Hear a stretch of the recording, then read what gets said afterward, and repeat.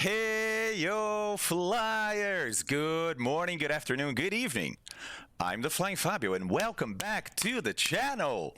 Hello, everybody. Hello, hello, hello. Tempera Mac. I can't decipher that. Hello, everybody. Hello, hello. Hey, how's the sound? I played a little bit with the mic, trying to make it sound a little bit better. I tried my Samsung. It wasn't as good as this, believe it or not. It is a desk-mounted one, looks nice, not so good. Not so good. By the way, Fort, 6 months at tier 2, buddy. Thank you very much, man. Just resubscribed for 4 months. Callie, let's go. Not enough Fabio bays. That's right, that's what I used to be called by a teacher in high school, Fabio. Hey, Fabio. Yeah, DC. Hey, man. One expenditure at a time. I need a new computer first. All right, sounds distant. Callie, I can make it sound a little bit closer like this. All right, Johnny, sounds good. Slarty, glad you got the internet back. That was me last night, man, right before I went to bed. I went to bed late last night. Yeah, the internet was out. It was like, oh, internet gods, let's go. Oh, Scub, okay. Oh, wait, okay, Callie. For once, Callie. For once, it's not me. Oh, DC, yeah, I haven't actually been a bit too busy for that, but yeah. What, this guy? Fort, no. This guy is my same Logitech, what, G Pro X something? Adventure, buenos. Letho, what's up, buddy? Hey, by chance, Certlo, are you here?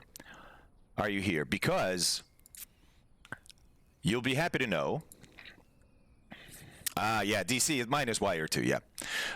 That I started uploading streams to YouTube. Just one for now. Hold on, it's not there yet. We're new to me.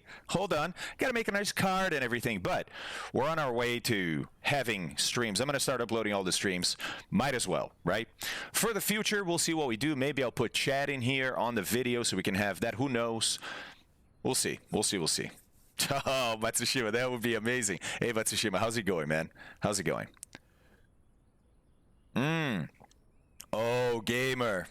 You bought the arrow. Well, it was nice to meet you, buddy. We'll see you in 3 years. Oh, they're arriving today with Track IR Fort. I'm so excited for that, man. I'm so excited for that. Oh, that could be. Scott. Yeah, I played that once or twice. I'm no hunter, but I figured, hey, you know, maybe doing digitally, I won't feel as bad. I still felt bad. So what are you gonna do? Tempera Mac, it has been great, but I will show you guys one thing that I wanted to talk to you about because I think it's still out there. We're not really sure. Hey, Ninja, how's it going, man? Today is Vou Observando Rodovias. Exactly. Isso aí, mano. É isso aí. Except we'll see if the weather. We're in Costa Rica right now. You guys can hit up Route on Nightbot. We'll see if the weather is gonna help. Well, or not. So, what I wanted to show you guys is since we've had issues, the frame rate bug, basically. One of the things going around is, hey, if you get rid of your cache, right, that can make things better. I'm talking about rolling cache, right? So I have my rolling cache now at 10 gigs. We'll see, because even after the hotfix, by the way, hotfix for me was great, right? Hey, Eugene, hit up exclamation route, or you'll see it up there. Actually, sorry, not route. You will see it in that flight plan. Hit up exclamation scenery. Hey, Booms, how's it going, man? I do have the ship mod. Ninja, but I haven't seen stuttering. What I do have is I still have the frame rate bug. Maybe that's what you mean by stuttering, right?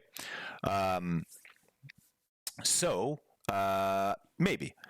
Point is, I had turned off my rolling cache. After the hot fix, it's on. It's at 10 gigs. We'll see what that does. But I still get the frame rate bug. It usually clears after a few seconds, maybe a minute, but I still get it. Callie, it is different. Hopefully it was a little cleaner. Hopefully a little cleaner. Too much like radio. Okay.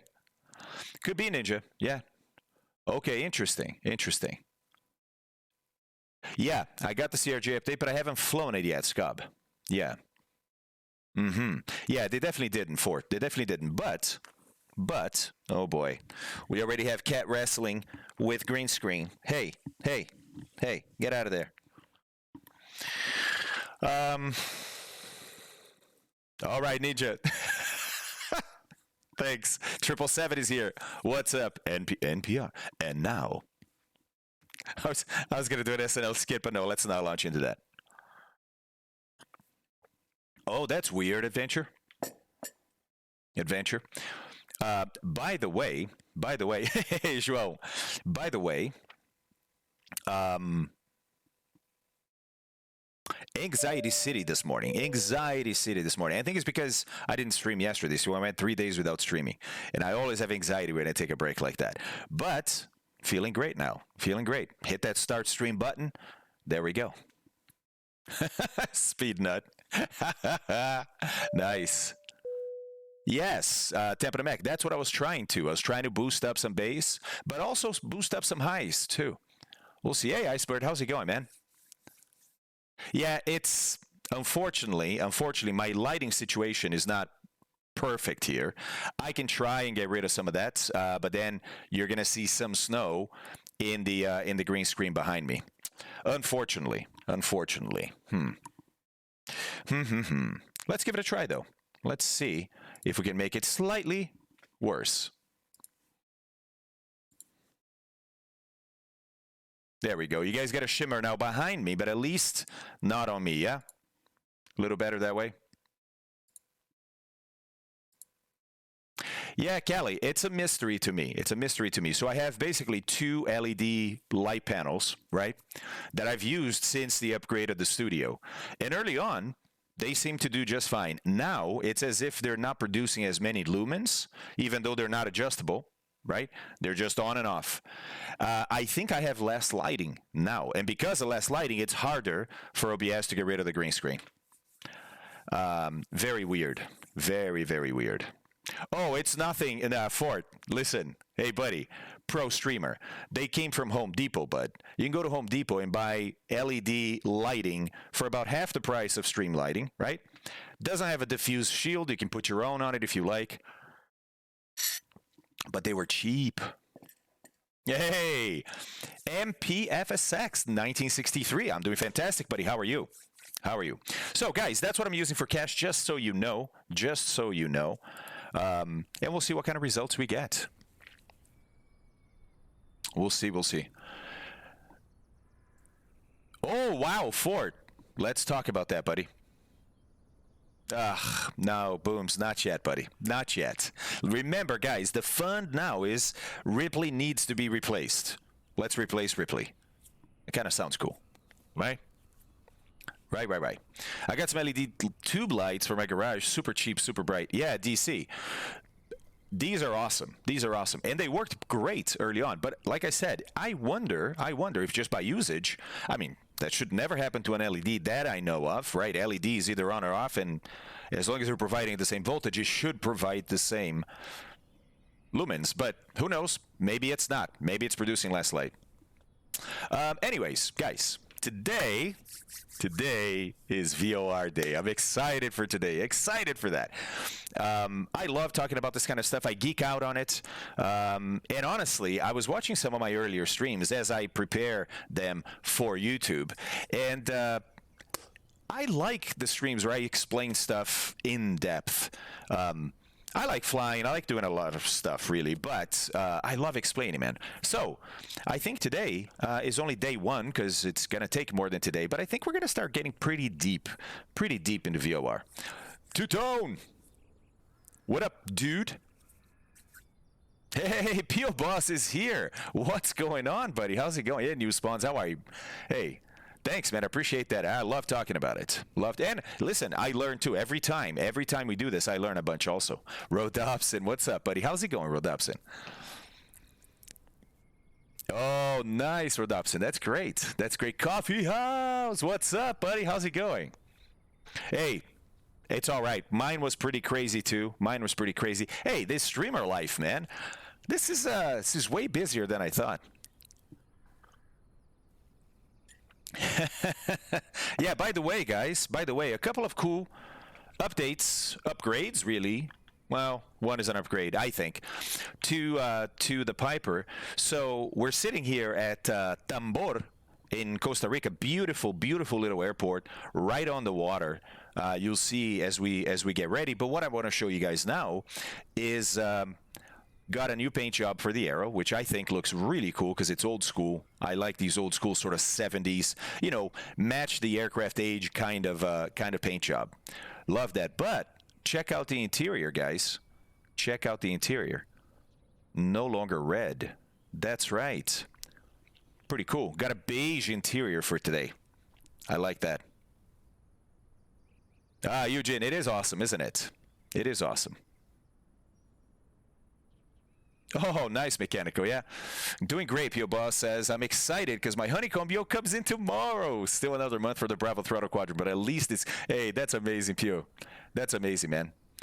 Having a streaming career is exhausting, not easy at all. You deserve being recognized, Matsushima. Thank you, buddy. Appreciate that. It is green, yes. Yes, it is, right? Coffee House, I love it, man. The paint job is what did it for me. I was like, oh, I got to have this. There's a couple other really cool ones on Flight Sim TO. There's actually quite a few. A couple I think are really, really cool. But I like this. I like this one. That's what we're doing today. So today, interesting day, right? We are a charter pilot here in Costa Rica. Oh, that Mooney looks like it needs some service on that nose gear, doesn't it? Oof, good thing we're not flying that today. Oh my God, Fibs, I have. Hey, Fibs, how's it going, buddy? Guten Morgen. Oh, dude. You know what, Fibs? It's funny you say that. I always thought I was going to be decent at that, right? Decent. But, man, then you watch these people play and you realize how good they are, and you're like, haha, yeah. Hey, Colchicks. I don't know if you're here. I showed the aircraft from the Aero Club the other day, man, starting up. Oh, it was awesome. It was awesome.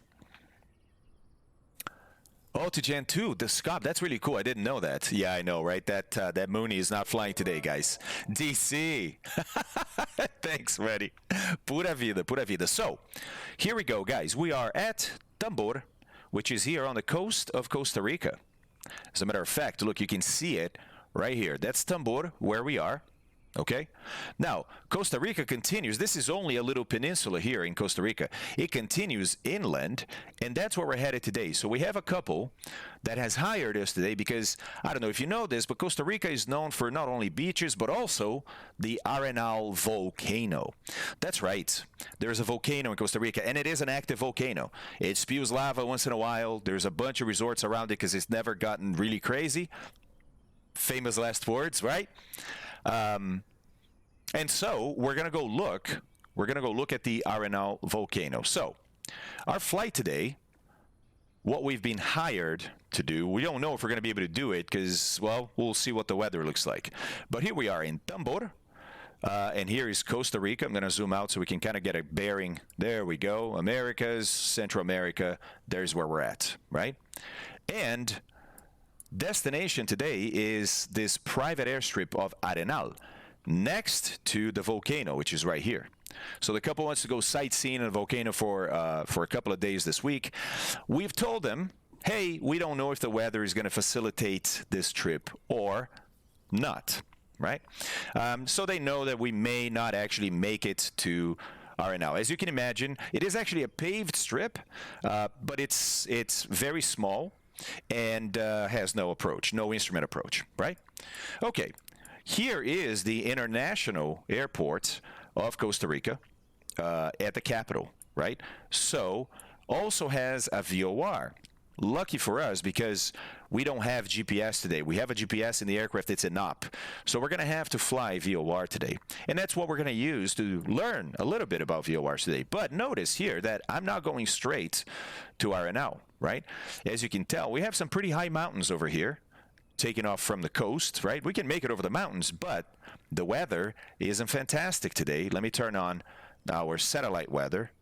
you can tell that as we get closer and closer to RNL, we have a big mass of weather here. And if we animate it, you see that it's not moving in the direction we want it to move. It's getting closer and closer to RNL. As a matter of fact, it looks as if it's already over RNL a little bit, right?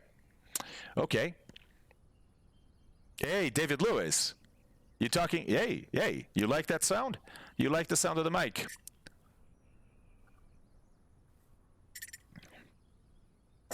Orange shag carpet, that's awesome. Maybe some dice hanging too. That'd be great. So, what we've told them is we said, listen, okay, we are going to attempt this trip. We're going to attempt this trip, but we're first going to fly directly over the international airport here, right? And then we're going to fly outbound to RNL. Why is that? Couldn't I fly direct there? Sure I could, but it's a bit harder, and I'd like to have a bit longer flight for us to explore VOR navigation. So we're the pilot in command anyways, right? We're not changing what they're going to pay for today, so we decided, hey, that's the routes. It's going to take a little bit longer than if we went straight, but we want that time, right?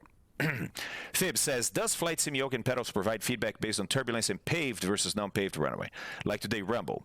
So Fibs, the short answer is not really. There are joysticks, controllers that can do that. The Xbox controller does that. It's called force feedback.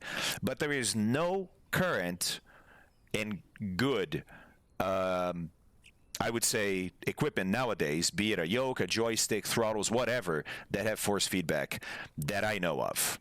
Chat can correct me if I'm wrong. Wait. Senor, did it take off? Are you serious? Oh, Eugene, it's an amazing airport. Amazing airport.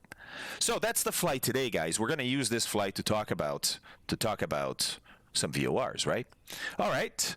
Let's have a quick look at this airport because it is a beauty. It's a beauty. Look at this. Look at this. So, welcome to Tambor in Costa Rica. You can see.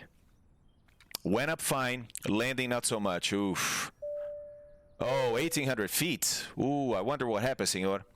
Experienced an anomaly. Oh, that sucks, guys. That sucks. I mean, hey, another lesson we probably needed to learn, but still, that does suck. Look at this place. Amazing. Amazing. There's a yoke that it itself is good, but the feedback doesn't feel right. Also, it's like $3,000. There you go. So I think there are exceptions. There are exceptions to what I said, right? There are no force feedback yokes or sticks. Maybe we'll get some. Maybe we'll get some. There used to exist fibs in bigger numbers. As a matter of fact, the one that a lot of people had was the Microsoft Sidewinder Pro FFB. That was a joystick. My father still has one that works. That was a joystick that introduced a lot of people to force feedback. But anyways, yeah. So it's a great idea. We're not there today. You know what industry is very advanced in that is the driving wheel industry for PCs, right? So nowadays, racing is a pretty popular pastime on PCs, very popular, I'd say. So there's a lot of wheels out there, and those wheels, because driving relies a lot, driving fast at least, relies a lot on feedback through the wheel. Those wheels have amazing force feedback. You can get, and there's a huge range. You can get cheap ones, you can get super expensive ones, but for flying, yeah, not so much. It would be great, not just for, you mentioned bumps and rumbles, turbulence. The biggest thing flight or force feedback can help with flight is trimming. Because in an aircraft, you always know exactly how much to trim by just feeling the force on the yoke, right? If you're pulling back on the yoke, meaning if you let go and the yoke wants to go forward, well, you got to trim up a bit, right? If it's the opposite, if you're having to push the yoke forward, and if you take your hands off, the yoke's going to hit you in the chest, right? That means you got to trim down. But that feel for up and down, you really just in real life get by just feeling if you're having to push or pull the yoke. Perfectly trimmed, you take your hands, the yoke stays exactly where it is. That is where force feedback would be huge for us in flying. A lot of people, I think, that have never flown in real life have trouble in the sim. They have trouble trimming because they don't have that feedback, you know? No, Icebird, I have not. I'm gonna wait. I'm gonna wait until Asobo properly supports the addition of helicopters. The aerodynamic side of helicopters right now is a hack, right? In the sim, the sim doesn't know how helicopters should fly just yet.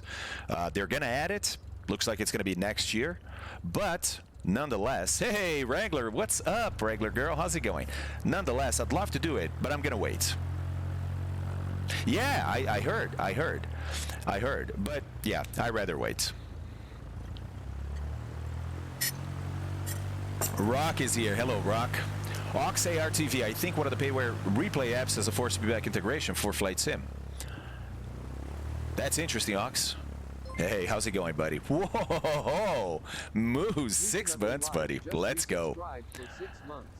Yeah, exactly, Johnny. By the way, Johnny, I saw you flying over England, I think it was. Yeah, I'm a stalker. Kyber, what's up, man? How's it going? Simple the neighbor. Hey, look, lots of people here, guys. It's so good to see everybody. So good to see you guys.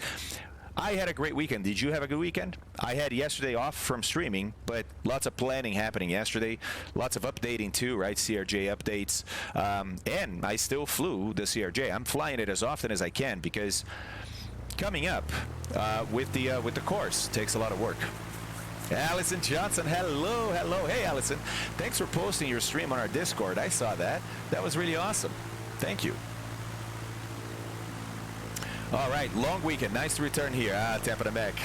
Awesome, man. Same here, actually. I can say the same. Ryan, thanks for the follow, buddy. Appreciate that. Wrangler Girl, I appreciate the follow, too. I didn't see that. Calypsia. There you go. It was just delayed. All right. Yes, DC. There we go. I already had a few sips, but you guys ready? I hope you have something delicious to share. Cheers. Guys, Captain A-Rash is here. Hello, Captain A-Rash. Gad. Ninja's already 2 cups in. Hey, Ambitiona. Seems to be strong compression on the voice. I wouldn't say strong. There is definitely compression on the voice. Definitely compression. Yeah, Max Drizzle. I'm learning a lot still. And after the update, listen. That's another thing you guys have to keep in mind. This happens to real aircraft too. What am I talking about? Well, you get an update and now the plane behaves a little bit different in some ways. You're like, what? Well, yeah, all modern aircraft, I mean, for the last 30 years, are very software dependent. And that software gets updates, of course, right? Sometimes it's to fix bugs. Sometimes it's to add capabilities that didn't exist before, or there was no regulatory support for it before. Now you can do it, right? So, it's not uncommon, right, for you to fly, for example, for an airline where you have a lot of the same model aircraft, and they start upgrading the fleet, and you end up flying some aircraft with the old software and some with the new software. And man, let me tell you, depending on the changes, sometimes it's a nightmare. It's a nightmare. No, it's like, which one am I in today? So that happens here in the sim too. But we have a third layer here in the sim that makes it even harder. So McStrizzle, this is what I was talking about, right? Oh my God, yeah, Matsushima, improving. Upgrade. Let's break everything that worked, but look at the new feature we added. Now the temperature turns green when it's good. Hey, let's talk. What's up, man? Okay, all right. We'll minimize that. So hey, anybody that's in the sim, if you want to cut your engine, that'd be great. If not, I can just lower the volume here. Doesn't matter to me. Whatever. So the third layer is in the sim. We don't really know what... Oh, thank you so much. We don't really know what has been simulated and what hasn't, and what has been simulated, but it's incorrectly simulated. So we have a lot of things to learn in the sim because of that, right? Because of that third layer too. And it creates a little bit of uncertainty because you're not really sure, is this a bug or is the aircraft actually like this? Trust me, that happens in real life too. Less than here, but it happens. Rock Frog. Hey, listen, Rock Frog, this is an airport, buddy. This is an airport. There's going to be traffic. That's how it works. You know. Exactly, Icebird. Exactly. Papa Joe, good morning. Hello, hello, hello, buddy. How are you? Good to see you, man. Y-Sub, hey, someone gave me a sub. Thanks, YI, sir. Didn't even realize. Well, Y-Sub, welcome to II's just insanity. II is an amazing, amazing guy who just likes to donate subs. So there you go, buddy. Yeah, absolutely agree, says Max Trizzle. It's the continual struggle we deal with. Yeah, it is, Max Trizzle. But I'll tell you what, it's nice to have a carrot always dangled in front of us, right? So it keeps us interested, keeps us curious, keeps us going. When you've learned everything and you fly and there's nothing different, oh man, let me tell you, it gets boring and you get complacent. Yes, yes. There we go. I just minimized airport sounds a little bit. Yeah, yeah. Okay. Hi. Is Zopra on Twitch. Not very different. Not very different. Yes, agreed.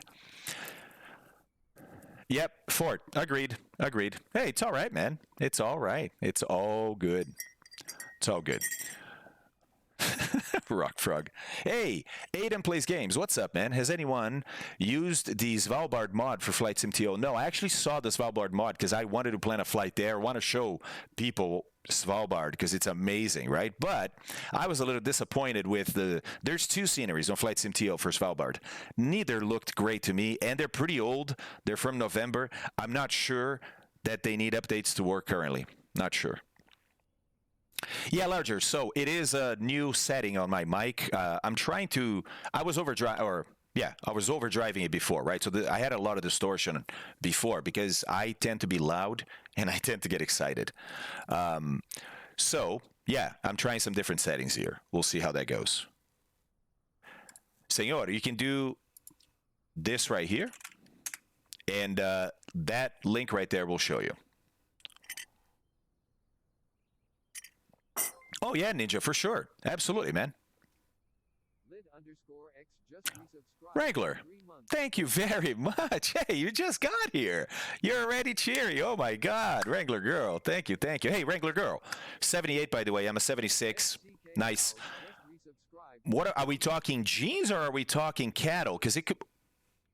Whoa. DC, all of it. DC, lots of follows. What's happening here? Lit. Jeez, guys. Jeez. Look at this. Exactly, Les. Exactly, dude. I'm too Latin. Okay, thanks, Ninja. Let's do that. Let's do both. Hold on. Okay, so I'm gonna be quiet. Oh, we're gonna get a bunch of alerts now. DC, thank you very much, man. 5 community subs. Somebody got paid, right? DC, buddy. One of the best supporters of the channel. Thank you, buddy. Fort with 500 bits. Citizen with 100 bits. We're already a level 3. Rocking a level 3 hype train. Officer Wolf, thanks for the follow, by the way. Wrangler Girl, yeah, we got your 100 bits. Steakhouse. Dude, 4 months already, Steak. Good to see you, man. Vamos lit. Vamos embora. Thank you very much, buddy. The Neon Tree, thanks for the follow there. Appreciate that. Roquefort. Bonjour. Jeez, guys. Hey, Chris, what's up, man? Thanks for the follow there, too. Soundstage is the word I was looking for. For some reason, SkyVector doesn't show the route with the link. Ooh. Okay, gamer, stand by. We can fix that. Hi, Sneaky. How's it going today? Coffee House. Hey, Regular Girl. There we go. Look at that. Your first sub to the channel. How about that? Oh, my God. Thank you, Coffee House. That's amazing, buddy.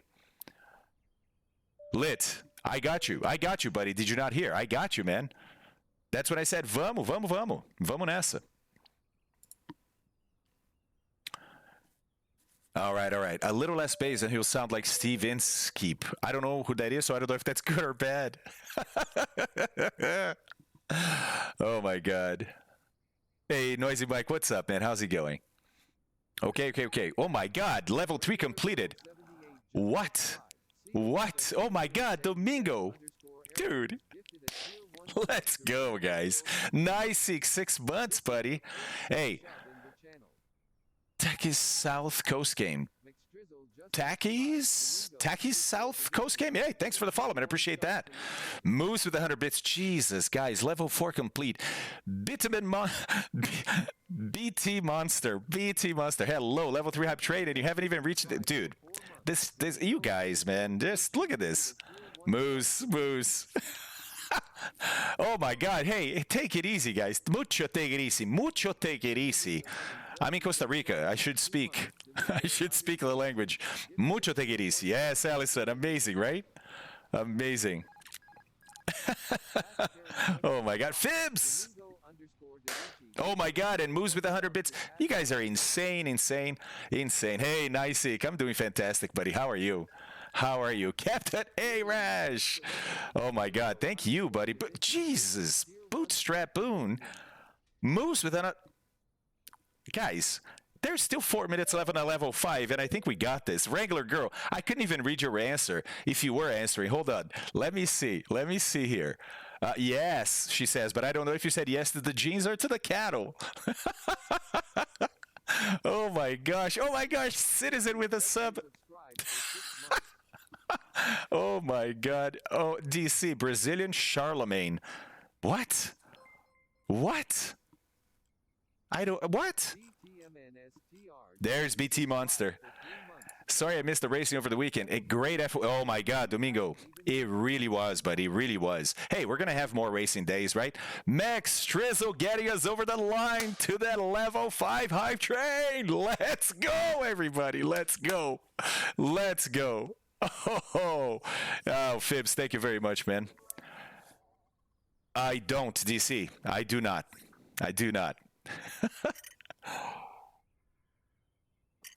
Fort, that's just ridiculous. Come on. Yeah, Pew, we're gonna have to up the ante here, guys. We're gonna have to go into the settings on Twitch and really boost up the hype train. Because honestly, yeah. Well, DC, that's it. Honestly, DC, to me, my personal opinion, a lot of you might disagree. It's like Facebook, right? It's like I'm not missing anything. You know? Fort, I know. Unbelievable. All right, Wrangler Girl, I'm still trying to decipher what kind of Wrangler we're talking about here. Pants or cattle? Give me a hint, but not an easy one. Okay. Let's listen to the two sounds. Old Mike. After start checks, yeah, it can easily be 20 minutes. We'll see. All right. We're loading in 26:15. Cool. So I hear distortion on the high end. By the way, Cadillac, lots. we get there, it's 59 miles. We get there basically going direct to a VOR and then direct to Cadillac. Our routing, though, for Traverse Cities down here, it is in night. So that's a lot of clipping distortion on the high end. Not clipping, distortion on the high end. They seem to do just fine. Now, that's the new one. It's as if they're not producing as many lumens, even though they're not adjustable, right? They're just on and off. I think I have less lighting now. I hear less distortion on the high end, guys. For OBS to get rid of the green screen. Hello Jackie just subscribed. Citizen 6 gifted a tier 1 sub to Hello Jackie. Jeep Wrangler. There is a third option, isn't there? There is a third option. Of course, it's the one I didn't think of. That's awesome, Wrangler Girl. Limit just resubscribed for 2 months. That's awesome. McStrizzle gifted a tier 1 sub. Now I wonder if the Jeep is a 78 or if you were a 78 model.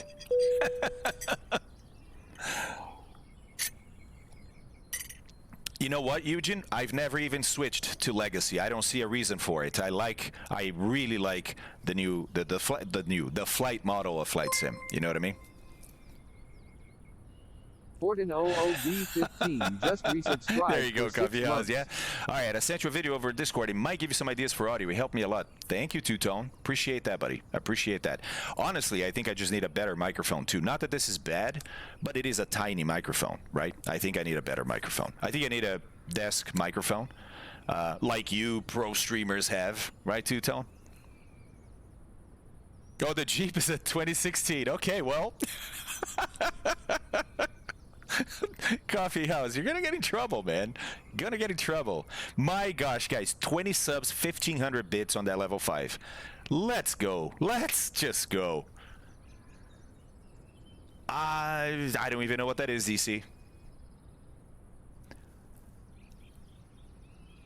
Oh, no way, senor. Are we talking microphone? Is that what's happening?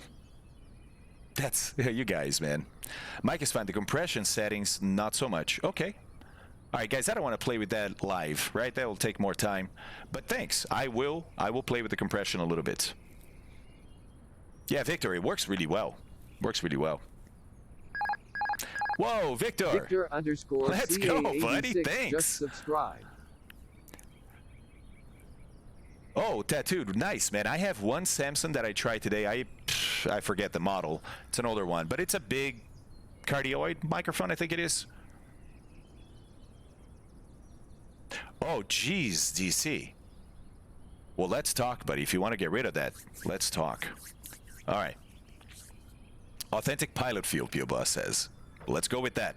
That's what I went. That's what I was going for. That's what I went for. I'm glad that Pio figured it out, right? You guys all didn't get it. But hey, listen, you don't win every one. It's okay. It's okay. There will be further quizzes. Okay, tattooed. Wow, man. Okay. Well, that's the thing, DC. That's the thing, right? Yeah, I'd love, but honestly, guys, for me, ultimately, it's more for you. But for me, the audio is good enough for now, and I can focus my money on getting a new machine, right? Lit. I think it's the usual. We're going to be here for another probably 3-4 hours. You know, 4 to 5 hour stream is what I try to do. Hi, Spurt. Appreciate that, buddy. Appreciate that. All right, Tattooed. You know what it is, Tattooed. It is different, right? And a lot of people have been here for a while, so they've been used to a different sound. So I think when you get change, it's always going to be a little bit of people like, man, I don't. You know where you see a lot of that? FMSs. When people move from one cockpit to a different cockpit that has a different FMS, it doesn't matter if that FMS has more capabilities, is easier to use, doesn't matter. Invariably, that pilot goes, this FMS sucks, man. I like my old FMS. It's not that. It's that you know the old FMS really well. You're used to it, right? You don't want to learn something new. You know, it looks foreign to you. It's humans. It's how we are. No, Will, just different settings. I wasn't happy with the last settings, right? I really disliked the distortion at the high end, and so I decided to try a new setting. Gabon Chulos. All right, Gabon Chulos, what's up? Thanks for the follow, man. I appreciate that. Yeah, Tattooed, exactly. Yeah, Dragon, that's very true. Hey, Dragon, what's up, buddy? What's up? Multimedia Will, good to see you too, man. Scooter likes a change. Okay. Where is your livery so you aren't a generic? Flight MTO. Nice, Fibs. Thanks, man. Appreciate that. Okay, guys. Let's start talking. Start talking about VORs. Okay. Oh, Gabon. Absolutely, buddy. Absolutely. So, oh, somebody getting towed over here. Let's talk a little bit about VORs, shall we? So, instead of me drawing and doing a bunch of stuff, honestly, I found what I believe to be a very nice sort of short and sweet, not intro, but what I want to talk about VORs. VORs can be, you can talk a lot about them, and this is a very nice sort of summary, right? Yeah, thank you, Will. Appreciate that. Wolf, what's up, man? How's it going? Good to see you, Wolf. It's the same old Fabio. Nice. Okay. Yep, there you go, gamer. There's a bunch of them there. It's pretty cool. So here's what I'm going to do, guys. I'm just going to lower the flight sim sound a bunch, and we're going to watch a little video. It's on YouTube. It's a great summary of what I think we need to do.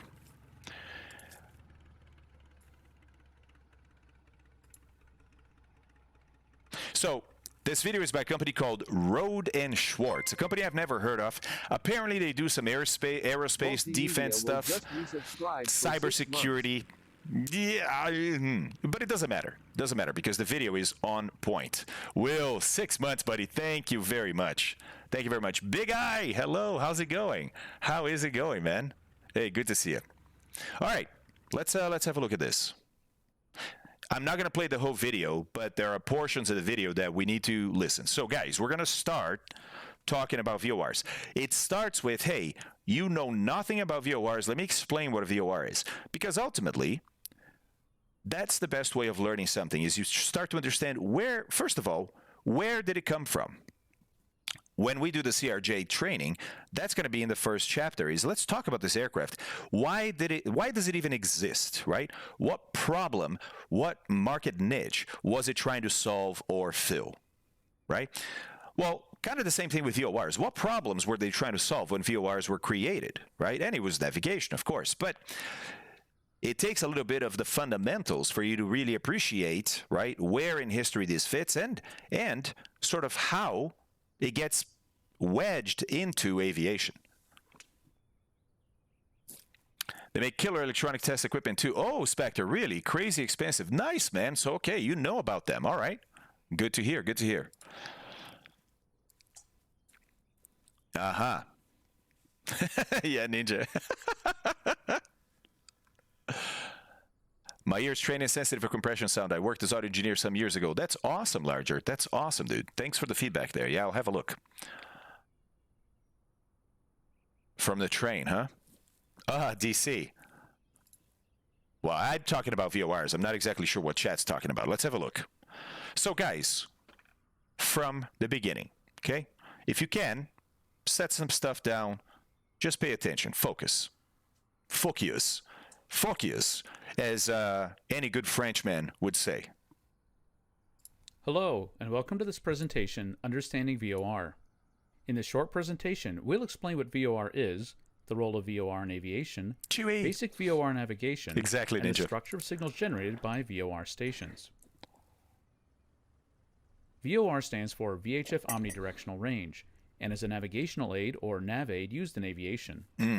VOR can be used for both en-route navigation, essentially flying between airports, and during approach and landing. Big Eye, kind of, In fact, the traditional system of low-altitude airways in the United States are called Victor Airways because they were defined using VOR. As the name implies, VOR stations operate at VHF frequencies from 108 to about 118 megahertz. These frequencies are also sometimes given as channel numbers as per ICAO, the International Civilian Aviation Organization. Ever see channel next to the frequency on a sectional? For example, 117.2 megahertz is ICAO channel 119. There are VOR stations throughout the United States, and a VOR may be located either on or off an airport facility. Additionally, VOR stations are also categorized by their range. A terminal VOR normally has a range of about 25 miles. Low and high altitude VOR. Let me go back first of all. Right there. So first off, it's a radio. It's a radio station. All right. It's a radio antenna. It doesn't look like a normal radio antenna. And you saw that in the beginning here. It looks like that, right? And there's a good reason why it looks like this. We're gonna find out more about it. But it's just a radio station. Just a radio station. So there we go. It is used for navigation. As a matter of fact, guys, does anybody here know what VORs replaced? How did we navigate before VORs? Because I'll tell you, we did. And it was using ground-based stations. NDBs, okay. Yes. Yes. Before NDBs, well, actually, no. Between NDBs and VORs, AN range, an A/N range. Before NDBs, yes, Bootstrap. And yes, DC, both of you. Yeah, he's Ren. Yeah, different mic setting, just trying it out. Right.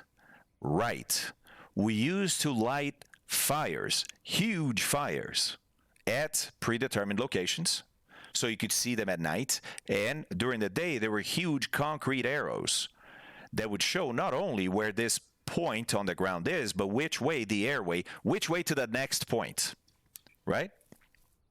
Yeah, gamer, pretty much, right?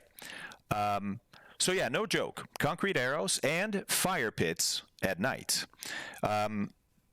Yeah, we've come a long way by the time VORs are here, right? So by the time the VOR hits, this is highly sophisticated navigation. We've never really seen anything that can do what VORs can do, right? Yeah, big guy, exactly. Hey, Carbuncle, what's up, man? Yeah, Vex, super crazy. Wolf, I'm 45. Yeah, Dragon, exactly. That's so. One of the pushes in aviation early on, especially for long-distance flying, was the delivery of mail, right? It was very clear to everybody because of... Hey, Frecklestack. Thanks, buddy. Appreciate that. Very clear to everybody. Oh, Pilot Master with the follow. Hey, appreciate that too, man. That planes can significantly shorten delivery times, right? You had trains that were the fastest thing until planes came along to deliver mail throughout the country. So, planes start to be used to deliver mail. And yeah, navigation now becomes a matter of national interest, right? Now it's not just the pilots. Now, lots of people on the ground that will never fly have an interest in, yeah, let's use some of our tax money to develop this infrastructure, because then I get my mail way faster, right? Hey, Fardret, what's up, man? How's it going? Appreciate the follow. Yes, nice weather there, Carbuncle. Excellent, because look, nice weather in Costa Rica, too, where we are right now. Well, nice weather here on the coast. Maybe not so inland. Okay.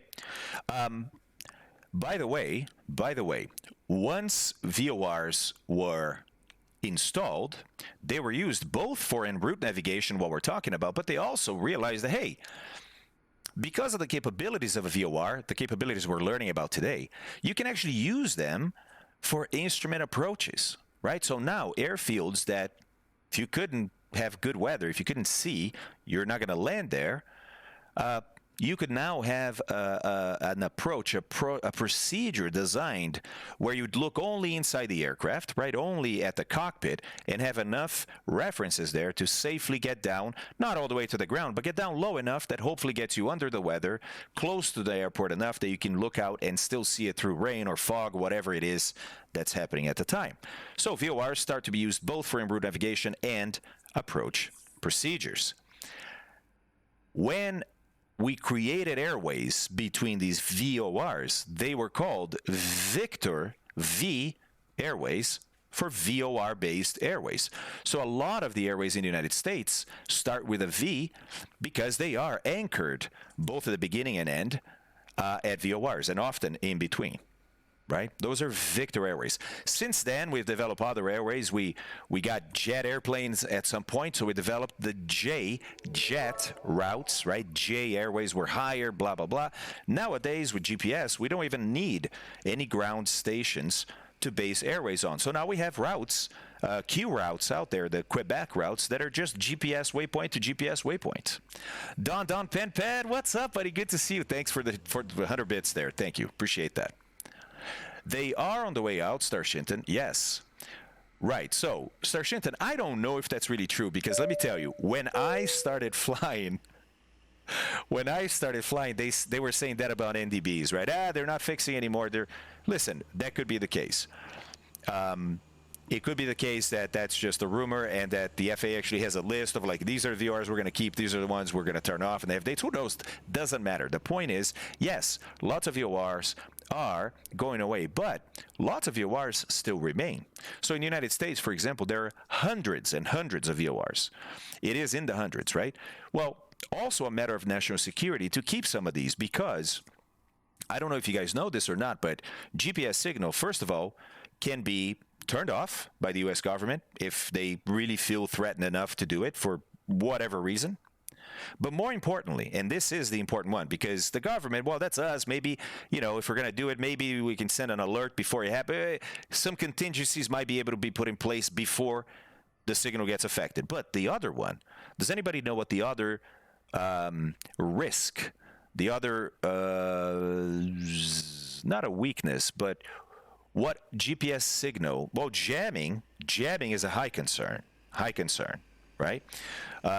Somebody, for whatever reason, wants to jam GPS signal around this area. Well, if you're flying around that area, yes, solar flares. Thank you, Strepzilla. Appreciate that. And Popper said the same thing too. Yep, that's right, Christopher. Solar flares, if they're strong enough, can completely disrupt the GPS signal, right? And you could be saying, okay, well, how long can that last? Guys, a solar flare can mess up with the magnetic field of the Earth and electromagnetic waves like radio signals, like GPS signal, for hours and hours on end. So, keeping some VORs on is probably a good idea. Right? The most recent versions of the satellites don't have selective availability. Don't know what you mean by that, DC. Are you talking about the most recent satellites can't be turned off? What's a myth, Lit?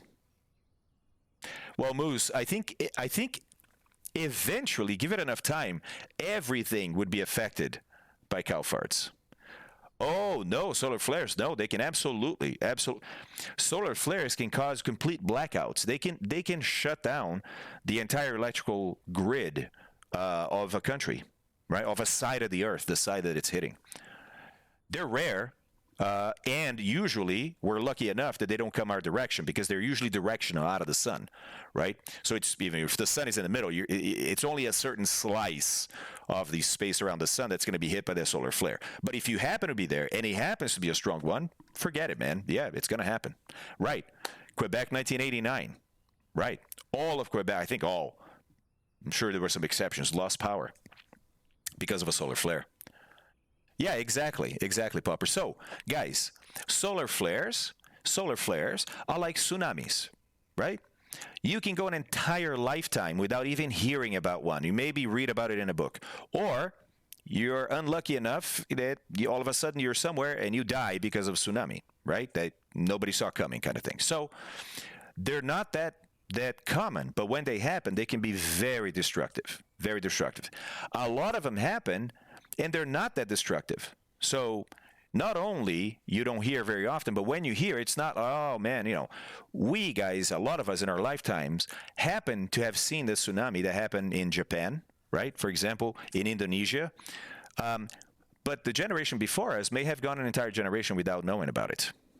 Yes, Dragon, they did, and unfortunately, they were trying to land it, and before they got down at 1,800 feet, it exploded. I don't know if they terminated it themselves, because there are explosives in the rocket that they can blow the rocket up if it goes off course, and if it's doing things they don't want it to do, it's a monster amount of fuel and oxygen and steel, so they have a terminating system. I don't know if they terminated themselves or if the rocket blew up by itself. Yeah, exactly. So unfortunate, but I'm sure lessons that we needed to learn, right? GPS can be pretty sketchy in northern latitudes when there's solar activity. Right, Matt, you're right about that. It is more prone to have issues at high latitudes. And that usually, guys, is where you need GPS the most because high latitudes, right, we're talking Arctic Circle, Antarctic Circle, places where you're not going to find a lot of VORs, if any. You really want GPS to work in those places. Well, yeah, that gets a little more iffy, right? Yeah, Dragon, okay. Elon tweeted, at least the crater is in the right place. You gotta love Elon, man. Gotta love Elon. All right, let me see if there's any other questions here. Okay.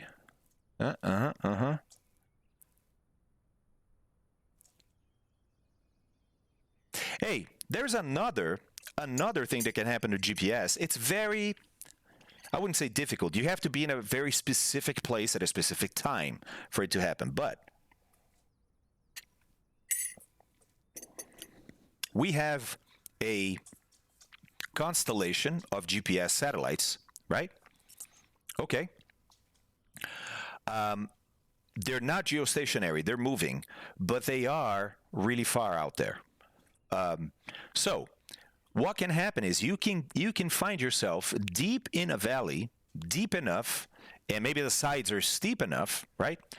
And the satellites are in a position that just so happen to not provide you with enough satellites being seen, because your GPS signal cannot travel through the ground. If there's terrain between you and that satellite, your GPS antenna will never receive that GPS signal, right? Now, if there's a satellite right above the valley, yeah, your GPS antenna can definitely receive that signal. But one GPS satellite isn't enough. Does anybody know how many GPS satellites you need for a good 3D position in space? Buildings too.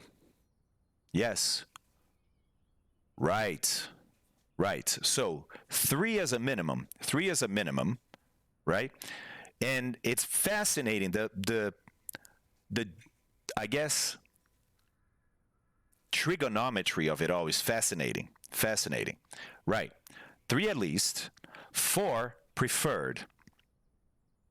So you could be in a situation where you're deep enough in the valley is tall enough and steep enough on the sides that you cannot get 3 satellites, right?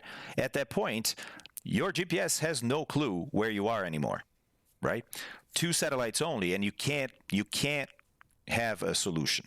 So, yes, there are several reasons why you may lose GPS signal. Here in the sim, we don't see a lot of those, right? The sim, as far as I know, does not simulate terrain blocking of any radio signal, as far as I know. Hey, Moet, yeah, we've had some requests for VOR, so we're going to talk about VOR and NDB. And it's not just today. Today, as you saw, is day 1. We'll see how long this goes. Well, Vex, and there's more to that. There's the trigonometry of the solution of these spheres, because keep in mind, when you receive a GPS signal, all that your GPS knows, all your GPS knows is how far you are from that satellite, because there's a timestamp on that signal. When that signal left the satellite, there's a timestamp, right? And when it gets to your GPS antenna, it's going to look at that timestamp, it's going to look at the current time, and it's going to say, oh, that's how long that signal took to get from up in the satellite to me, and I know the speed of light, because that's the speed of a radio signal. So with the speed and with the time, I can determine distance. Okay, I think most people can follow that. But a distance from a point in space, think about it. Where can you be if I give you 3D space and I tell you a point and I say, you are 1,433 miles from that point? Can you determine where you are in space? I told you we were going to get deep, guys, and it's not even VOR yet. But this kind of trigonometry helps with VOR too. Ah, Christopher, yes. Right. If all you have is distance to one point in 3D space, exactly, DC. You're on the surface of that sphere, but there's a lot that surface can cover. Okay, get a second satellite. Now, you get a different sphere because you have a different distance, and you get the interference of 2 spheres. Now, you have a circle because the interference of 2 spheres creates a circle, the point at which those 2 spheres touch. If you can imagine 2 balloons coming together, and when they touch, they actually keep on going past each other, right? They're special balloons. Well, when that happens, the point at which they're touching is a circle, right? So, at that point, yeah, if they're true spheres, it'll be a circle. If they're not spheres, it won't be a circle. So, now you're somewhere along that circle. Okay, still not great. You get a third satellite, and now you can intersect that circle with another sphere, which creates 2 points. Now you're down to, okay, I know I'm either here or here. Okay. You still don't know your position, but typically, with the geometry of our satellites and the Earth, that second point tends to be somewhere inside the Earth. And if that's the case, we can eliminate that point because we know you are not inside the Earth right now, right? So that's why you need 3 to get that point in space. But sometimes that second point in space is actually not inside the Earth either. And that's where you need a fourth satellite. So sometimes you can actually determine it with 3. Sometimes you need 4. It depends on the geometry of your position, the Earth, and the satellites. Balloons are fun. One time, I blew up a bunch of water balloons with air and put them in my swimsuit so I didn't have to put effort into swimming. Hey, Ben McClure, what's up, buddy? How's it going? Hey, good to see you, man. Welcome back. Well, Calypso, true. That is very true. Okay, guys, back to VORs. Man, that was a quick but interesting tangent about GPSs there. Yeah, Dennis, exactly. It's a bit of a challenge. Frequencies from 1080 to 117.95. Now, if you think about that and the spacing that you have to have between these frequencies, you realize that in a place like the United States, if you have hundreds of VORs, which you do, they can't all have individual frequencies. You're going to have to repeat frequencies. So you do the obvious, right? You don't put the same VORs with the same frequencies, or VORs with the same frequency, very close to each other. Put them apart, really far apart from each other, right? And you shouldn't have any problems. But then you start to realize that, well, if we're going to repeat frequencies, how do we know for sure which VOR you're tuned into, right?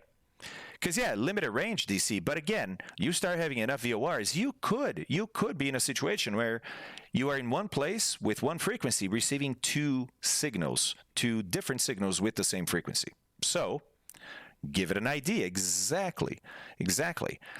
And that's what you see down here, right? That RDU is the identifier. It's a 3-letter identifier for the VOR. VORs always have 3-letter identifiers.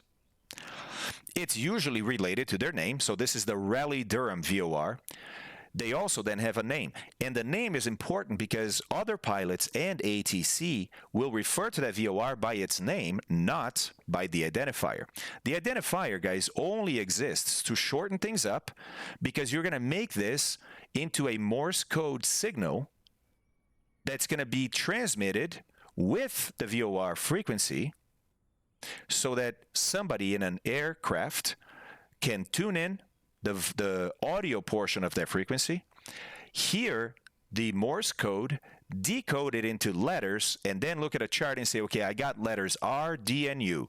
Yep, R, D, and U. Okay, now I know for sure I'm tuned to this VOR. Wait, what? I have to, yeah, right.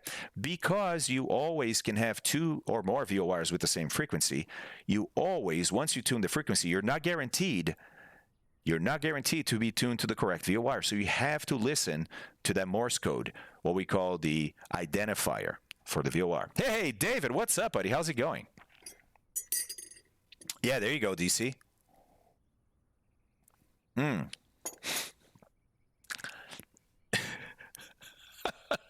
Good fixings. You like that best mod command?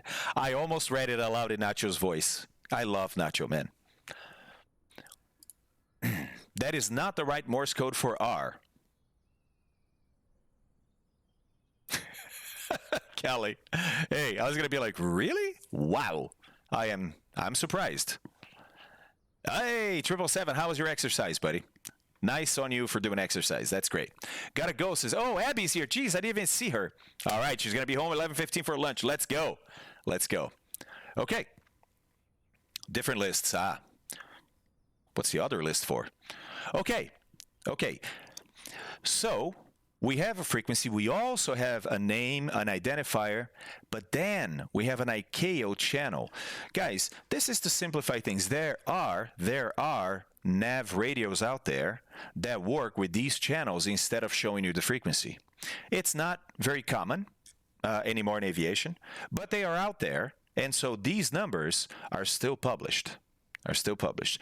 You can go find a table, an ICAO table that says, hey, for this channel, it's this frequency. For this channel, it's this frequency. That converts channel to frequency. But the equipment itself in some aircraft just has the channel. So when you see 119, you just dial in 119. Just like we, in our radio today, are going to dial in 117.2, the megahertz frequency. In that radio, you dial 119. Do the fancy Garmin receivers actually decode the Morse code ID or just guess based on GPS position? DC, they decode. They decode.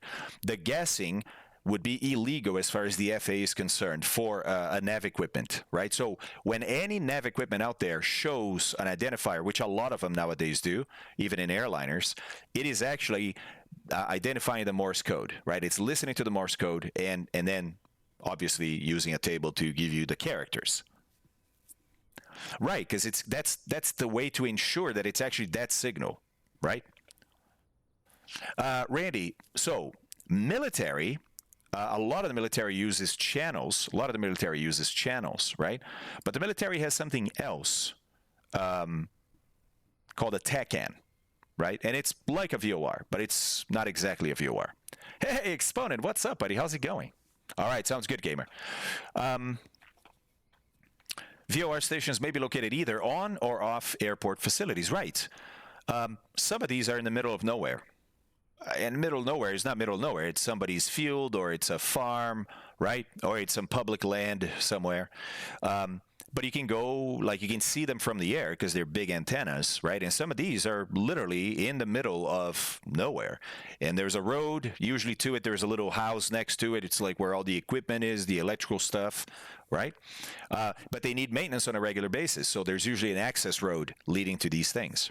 Some of them happen to be right on the airport itself, on airport property. Those are usually the VORs that are used for approach procedures more than an airway, right? Yes, co-located, no Pilius. You can have TACANs and VORs co-located. I think they're going to talk a little bit about it. So guys, quick intro then. If you had never heard of a VOR, if you don't really know what a VOR is, that's what it is, right? It's a radio station that sends out a radio signal that you can tune you can tune a radio to if you know the frequency. It has a name. It has a 3-letter identifier that's transmitted via Morse code on the audio signal, allowing the pilot to tune in that audio signal, listen to the Morse code, translate that into letters, and confirm that the radio signal being received is indeed being transmitted by the VOR that you think. All right.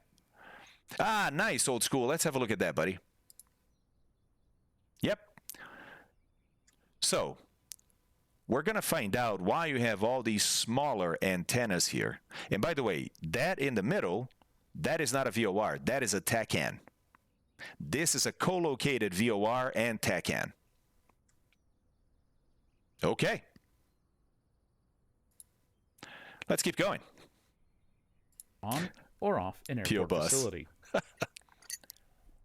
Additionally, VOR stations are also categorized by their range. This is just a VOR station, no TACAN here. But you still see those interesting antennas. They look a bit different, but you can tell that it's a bit of the same shape, isn't it? That's right, Moet. A terminal VOR normally has a range of about 25 miles. Low and high altitude VORs have typical ranges of 40 and 100 miles, respectively. It's also worth noting that the majority of VORs are paired, that is, physically co-located, with a DME station or a TACAN station, the latter being called a VORTAC. VOR type is usually indicated in the FAA chart supplement. See that age?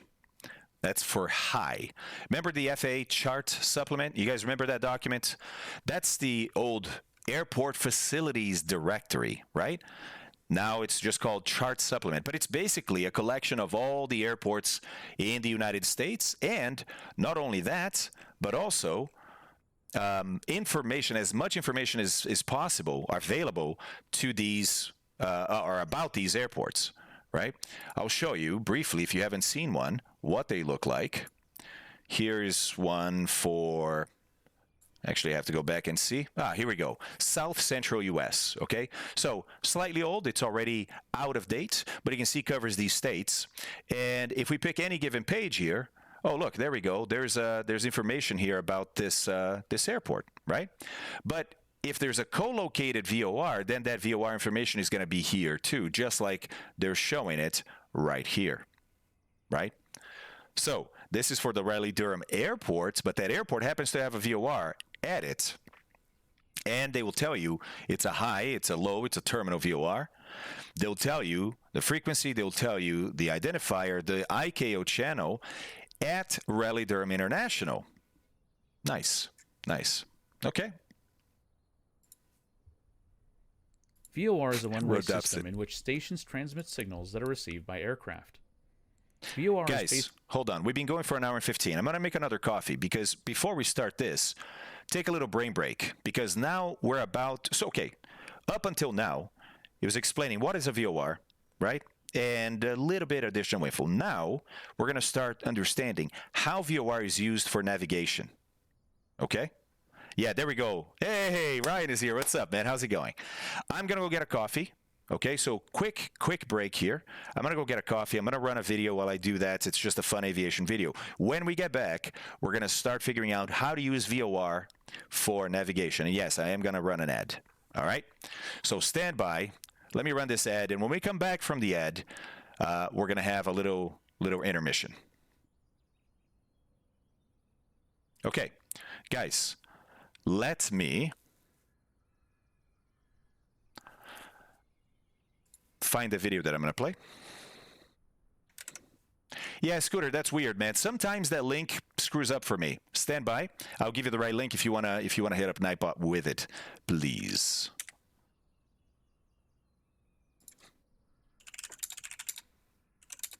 Yeah, David, it's weird. It's weird. I'm not exactly sure why. Weird.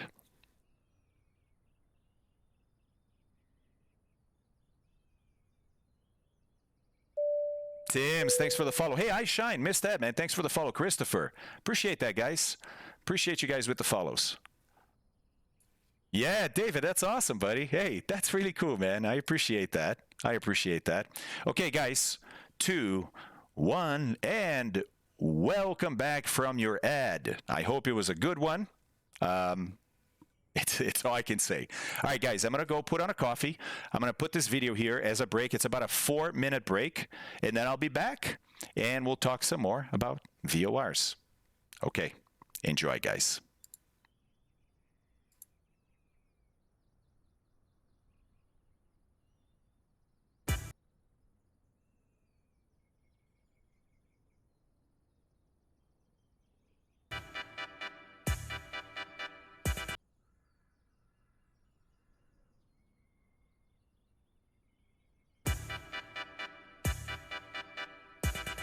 Hey, what's up guys, welcome back to another weekly dose of aviation. This is how cutting a plane wing in half looks.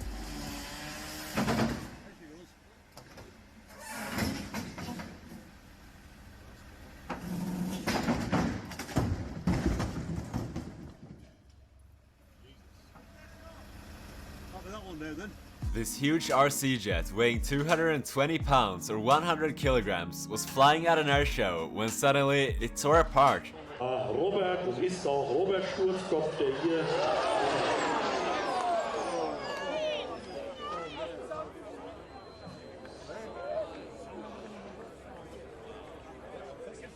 Luckily, no one was injured. This plane flying sideways really close to the ground.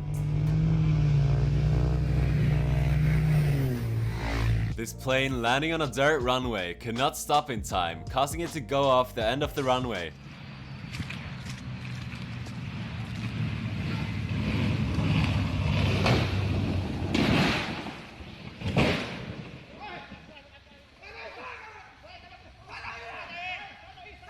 Luckily, no one was injured. This plane had a massive fuel leak while taxiing to take off and had to return to the gates.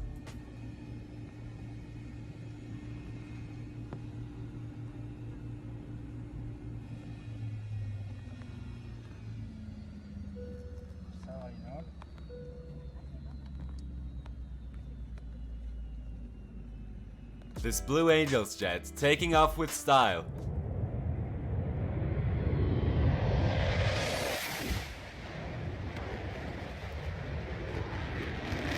This plane was taking off when the pilots noticed that the plane could not pull up and that something was wrong. They then aborted the takeoff, but the plane couldn't stop in time and overran the end of the runway, which also caused the landing gear to collapse.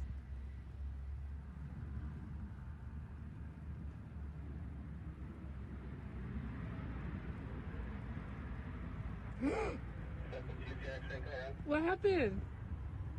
Luckily, no one was injured. The C-130 landing in the desert, creating a huge cloud of dust behind it.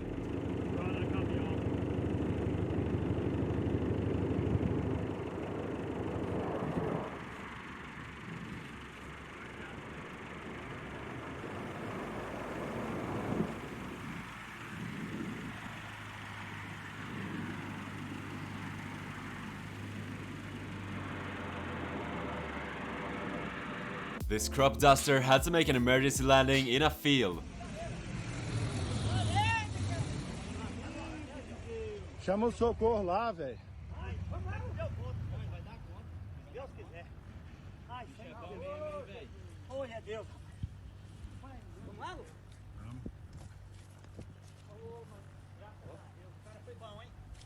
These kids in Congo got really excited watching this plane take off.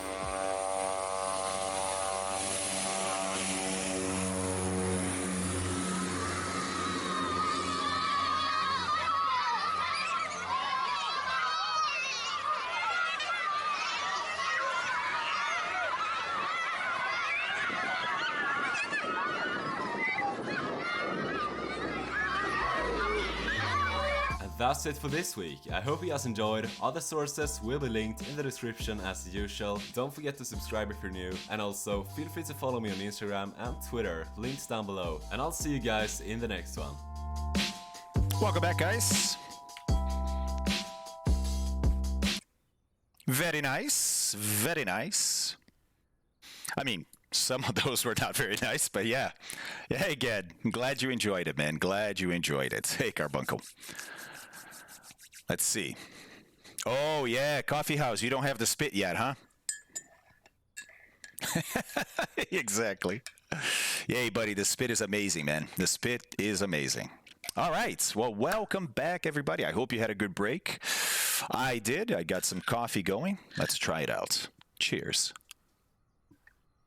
Oh, man. Perfect temperature. Nice. Callie. Hey. Callie, can you not get some coffee right now? Oh, no, you're talking spit. Got it. There you go, mechanical. Yeah, that's right. That's right. Ooh, tea. That's good. I like tea. I have some chamomile tea over here. Okay, guys, shall we continue our VOR education? Negatory two-tone. Negatory, man. Black. Black. I used to drink it with sugar. Used to drink it with milk, then dropped the milk for some reason. I still drink milk, but not with coffee anymore. Then dropping the sugar was tough, man. I tried 5 times. The 4 times I tried, just couldn't do it. And then the 5th time, for some reason, just took. Like I started, and one day I was like, that's not bad. So, there you go. I have a question. What is the difference now with a VOR and low and high? So, Carbuncle, this is what we're talking about here. VORs are categorized by their range, terminal low and high. I don't know if these apply all over the world. They definitely apply to the United States. I don't know that there's other countries that differentiate VORs like this. I'm sure there are some that do, but there's probably some that don't. You guys in Europe might be able to tell me a little bit better.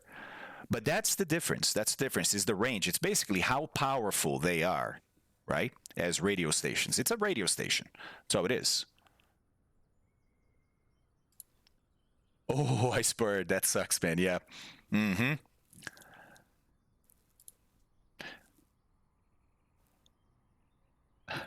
Mer was. That's an American way, isn't it? Of like, instead of saying like, that's good, you go, not bad. Yeah. Love me some coffee. Okay. All right, so let us now figure out how we use VORs for navigation. Remember, guys, I already did a stream like this, so some of you guys may already have heard some of these things. It's all right. Always good to hear it again. Maybe explain slightly differently, maybe better than I explained, for retention and for full understanding, right? There you go, Marwaz. That's it, Callie. That's it. Correct, lit. Correct. Nothing to do with how high the ground is, the elevation at which they're installed, right? So you may have a VOR on top of a mountain, but it's a terminal VOR because even though it's high up, power-wise, it's only sending out radio waves up to a certain distance because after that, it just doesn't have enough power to keep transmitting them. Does that make sense? Or better yet, the waves don't have enough power to propagate. Technically speaking, that's it. Hey, Space. Hey, bem-vindo, Space. Bem-vindo. All right, guys, let's keep on going. In the FAA chart supplement. All right, here we go. VOR is a one-way system in which stations transmit signals that are received by aircraft. VOR is based on the concept of radials, which are defined in all directions, hence the term omnidirectional. These are around the station from 0 to 359 degrees and are referenced to magnetic north. For example, the 290 radial is 290 degrees east of magnetic north. Using the signals from a VOR station, an aircraft can determine which of that station's radials that it's currently on. Note that this radial can be expressed in two ways, either as the bearing to or from the station. Important. In this example, the aircraft is on the 290 from radial, but this would also be expressed as the 70-degree to radial. The aircraft is at an angle of 290 degrees from the station, and the angle to the station from the aircraft is 70 degrees. Okay. There's got to be some questions based on what he just said here. Let's get through those. Hey, Randy. Absolutely, buddy. Yay. It's good for me too, man, because, yeah, I forget this stuff too. You know, you don't use it that often. Okay. Mechanical. So, Space, I think you missed the beginning. The beginning, we were explaining what a VOR is. It's just a radio station, but it's sending out actually two different signals. We'll see how it actually works, which I'd like to get into that stuff. It's not too deep. But because of those two signals, basically what they're saying is a VOR allows you to identify in what radio just being a line you draw from the VOR out. And then you put a compass on top, guys, like a magnetic compass, right? It's from 0 to 360 degrees, right? Has always been. Just put one on top, point it to magnetic north, right? And then that line, you can actually read and say, okay, this is looking at a map, right? I'm actually, this is a map right here. It's a white map with a VOR, and I just so happen to know that my position is there. Okay, cool. So this line here is called a radio because it radiates out from the VOR, right? Radiates out. That's how you remember. It's a radio because it radiates out. Nothing radiates in. The sun radiates energy out. It doesn't radiate in, right? Radiation means sending it out. You're radiant today. You're glowing, right? Okay. David, until we had GPS, that's all we used over land for navigation. And I mean, you would fly from the United States to Argentina using VORs all the way, because even though you cut through the Caribbean, there's VORs there too. So yeah, you could hop from VOR to VOR all over. The only times before GPS, right? The only times you couldn't use VOR for navigation was across large expanses of water, like the Atlantic Ocean, the Pacific Ocean. Then we needed different solutions for navigation. And listen, we can make, you know what we should do? We should do a stream just on the history of aerial navigation, because holy moly, man. Unbelievable. Yeah, Speed Nut. Well, before VORs, there were AN ranges. Before that, NDBs. Before that, there were concrete arrows and fire pits. Yes. Lazy Bear. Perfect, buddy. Perfect. Okay, you guys want the history of aerial navigation. Ooh, that's going to be an amazing stream, guys. So, we're going to see that today, Domingo. You and David are asking, right? Basically, it goes like this, guys. We got to go back and focus on learning VOR, but real quick. If you have GPS, you need nothing else. That's it. GPS will get you from point A to point B, wherever those points are on Earth, right? Without using anything on the ground. So, we have to remove GPS from the equation because that is how everyone navigates today, right? Remove that from the equation. Let's pretend GPS broke. GPS has been jammed. GPS was turned off. There is a solar flare. Doesn't matter. Can't use GPS, right? How do you navigate? Or better yet, before we had GPS, how did people navigate? Well, VOR was sort of one of the latest things that happened before the jump to GPS. Now, there was a lot of space between VOR and GPS, but you know what I mean. So, let's again imagine this is a map, right? And I know that, hey, there's a VOR station right here, right? And my aircraft, I am right here. Great. That allows me then to draw a line from here to my plane, right? That's as simple as it gets on a map. You have 2 points, you draw a line. Great. But if I put a magnetic compass, a compass card that goes from 0 to 359, like a compass, on top of the VOR, and I align north on that compass with the actual magnetic north, okay?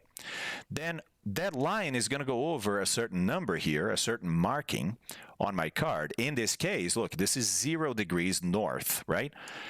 Every mark you see here, little mark is 5 degrees, big mark is 10. So this is north, 0 degrees. Then this is heading 005. Then this is heading 010, or 10 degrees, right? Then 015, then 020, 025, oh, 030. And at 030, there's a little arrow there just to show that, hey, every arrow is 30 degrees. Okay, that just makes it a bit easier for my eyes as they go around. If everything was just hash marks, gets a little more complicated, right? Yeah, more confusing, I should say. Okay, so I now know that's 30 degrees. So that means the next arrow is going to be 60. Yeah, 90. 90 is east. Is that, yeah, that's 90 degrees from north, pointing that way. Yeah, that makes sense, right? North, east. Okay, cool. Another 30, we get to 120, and you're like, no, that says 12. Yeah, guys, we omit the 0 here at the end. So look, 30 just said 3, right? Why do we do that? It just keeps things a little neater, right? And because most people on this earth know that a magnetic compass goes from 0 to 360, even if I didn't tell you that, it's very easy to look at this and deduce that, you know what, those are headings without the 0, without the last, or without the decimal digit? No, I can't say decimal digit. What would you call that, the first digit of a 3-digit number? Anyways. The units, no, because you can't say the tens or the hundreds. Anyways, so there's 90 for east, then 120, 150, 180 for south, opposite north. Makes perfect sense. 210, 240, 270. 270 is west, right? Numeral. Thank you, Lit. No, tenths, Gad, would be either after the decimal or 10s, 20s, 30s, 40s. That would be tenths. Significant figure, Captain Arash. Ones, yeah. Yeah, that's tough, man. That's tough. Yeah, Dutch, unfortunately. But lessons learned, man. Lessons learned. Wait, Citizen, thanks for that link to Jump Seat Radio in Discord. So cool. Just tuned to a local radio station from Punta Arenas, which is just across the bay here from Tambor, where we are. 18 nautical miles away from this airport. My immersion just got a boost. Citizen, I wish I could show that on stream. I can't because those songs are all copyrighted, but that would be amazing. There's an app out there, right? Just like there is for like Euro Truck Simulator and stuff like that, where you can listen to local radio stations being transmitted over the internet wherever you are in the sim. Different settings, Dutch.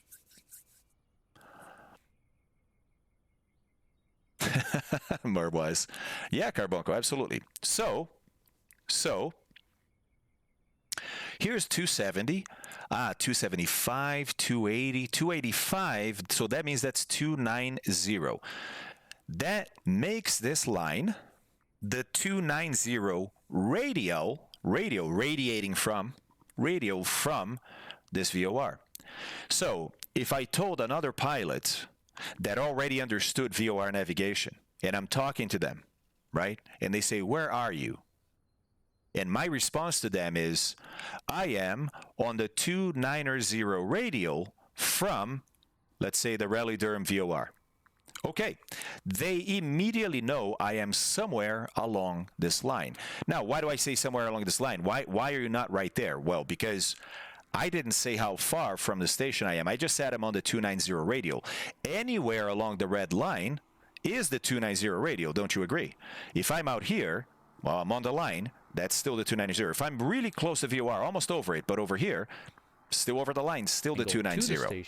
So that's not enough information for me to determine the exact point that I am. But I already know a lot, right? Out of everywhere I could be, I already know I'm somewhere along this line. Yeah, DC, almost. HMU Solenoid, what's going on, man? Thank you for the follow. Tim's, you too. Appreciate that, guys. Well, Gad, in this example right here, we are hovering in space, right? Or we're on the ground even. Gets tougher to receive signal on the ground, but if you're close enough, you can. So we're not moving yet. Right? We just currently, or just take it, this is a snapshot of time, in time, right? So there is no movement. Okay, we're somewhere on the 290, right? Yeah, basically, David, basically. Well, that's, yeah, DC. Yes. I was going to mention radians instead of degrees, but let's not go there. Okay. Now, here's another way for me to say where I am. I think, hey, everybody. Hey, Mystic, what's up, man? Does anybody have any questions or is confused so far? So, do you understand, right, that this is a VOR, that's a magnetic compass that we just drew on top, aligned it to north, drew a line, and that allowed us to know this, what we call a radial, what radial we're on from the VOR. Any questions on that? Yes, Christopher, every time. Every time. DC, you and me both, as always. Hey, Kingsman, what's up, buddy? Liverpool. Hey, I almost flew out of Liverpool yesterday. I flew out of Manchester instead. Yeah, in the sim. Yes, Coachix, we're going to get there. So, looks like nobody has questions. For what? For VORs, more was. I did not get how you got the 290. Okay, Lit. Thanks for the question, buddy. Yes, Dragon. Good question, too. So, Dragon's question first, right? Aligned it to magnetic north. Okay, why? Because in the cockpit, we fly magnetic headings, right? We have a magnetic compass, and that compass is literally just exposed to the magnetic field of the Earth, and it aligns itself with the magnetic field. So it points to the magnetic north of the magnetic field. Why do we keep saying magnetic, Fabio? Just say north. It points to north or south. I can't, because the geographic north pole of the Earth, look at the globe, right? And go to the very, very top. Put a pin, right? That's the North Pole.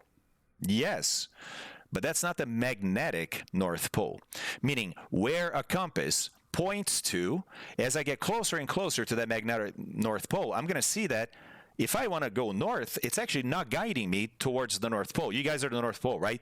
I start from the equator. I start da-da-da. The closer I get, the more this compass is going to change. And I realize that as I keep traveling towards this magnetic north that my magnetic compass is pointing, I'm getting actually further away from true north.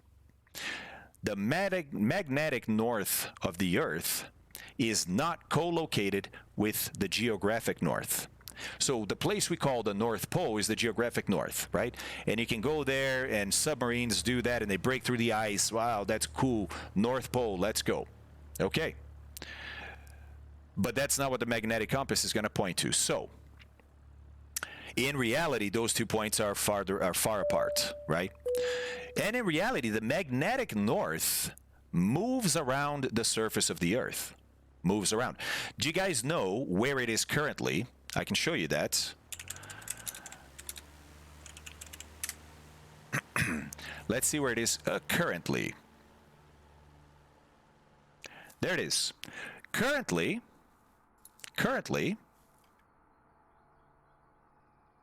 I wanted to show, yeah, there we go. That is the geographic north, right? Yeah, it is in Canada. You're right, Christopher. It is currently, and I say currently because it's moving, and it never stops moving.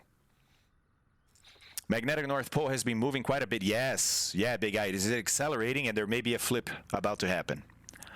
That's right, guys. That's right. The north and south poles of the Earth can flip, and they flip fast. And they've done it a number of times in history, and they will do again. Okay, so if we have a magnetic compass and I start flying right towards magnetic north, either from here or from here, or from the other side of the Earth over there, or from here, doesn't matter.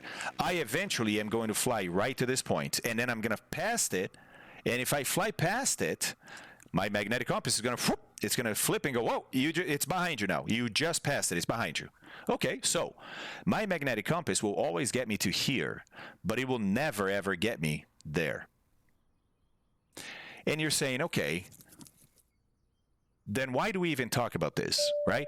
If in the cockpit I don't really have an indicator for this, and that's some exceptions, but let's say you don't, then why don't we just do everything in relation to this? Because that's my reference in the cockpit. That's what I want to fly, right? Yeah, except every map out there is referenced to this. Because this is the actual way we unpack the sphere of the Earth into a map, right? You don't start here, you start there. You start at the top of the sphere and the bottom of the sphere, right? And you can open this up, and there's different projections that you can use to make a sphere fit on a flat, right? But that's, again, other discussions that we don't need to have today. So that's why we do this, is because when you look at a map, like this, look, guys, see all this grid here? These latitude and longitude lines? Where do they lead? Do they lead to magnetic north? Negative. Negative Ghost Rider. They don't. Which, by the way, magnetic north, somewhere around here right now, right? True north up there. Okay. So, even if you are a bit confused by this conversation, what you need to take away, here's the meat of this whole conversation. Whenever we use either a map or a computer like an FMS, right? The map and the FMS use true north as a reference. We are the only people using magnetic north because in the cockpit we only have a magnetic compass.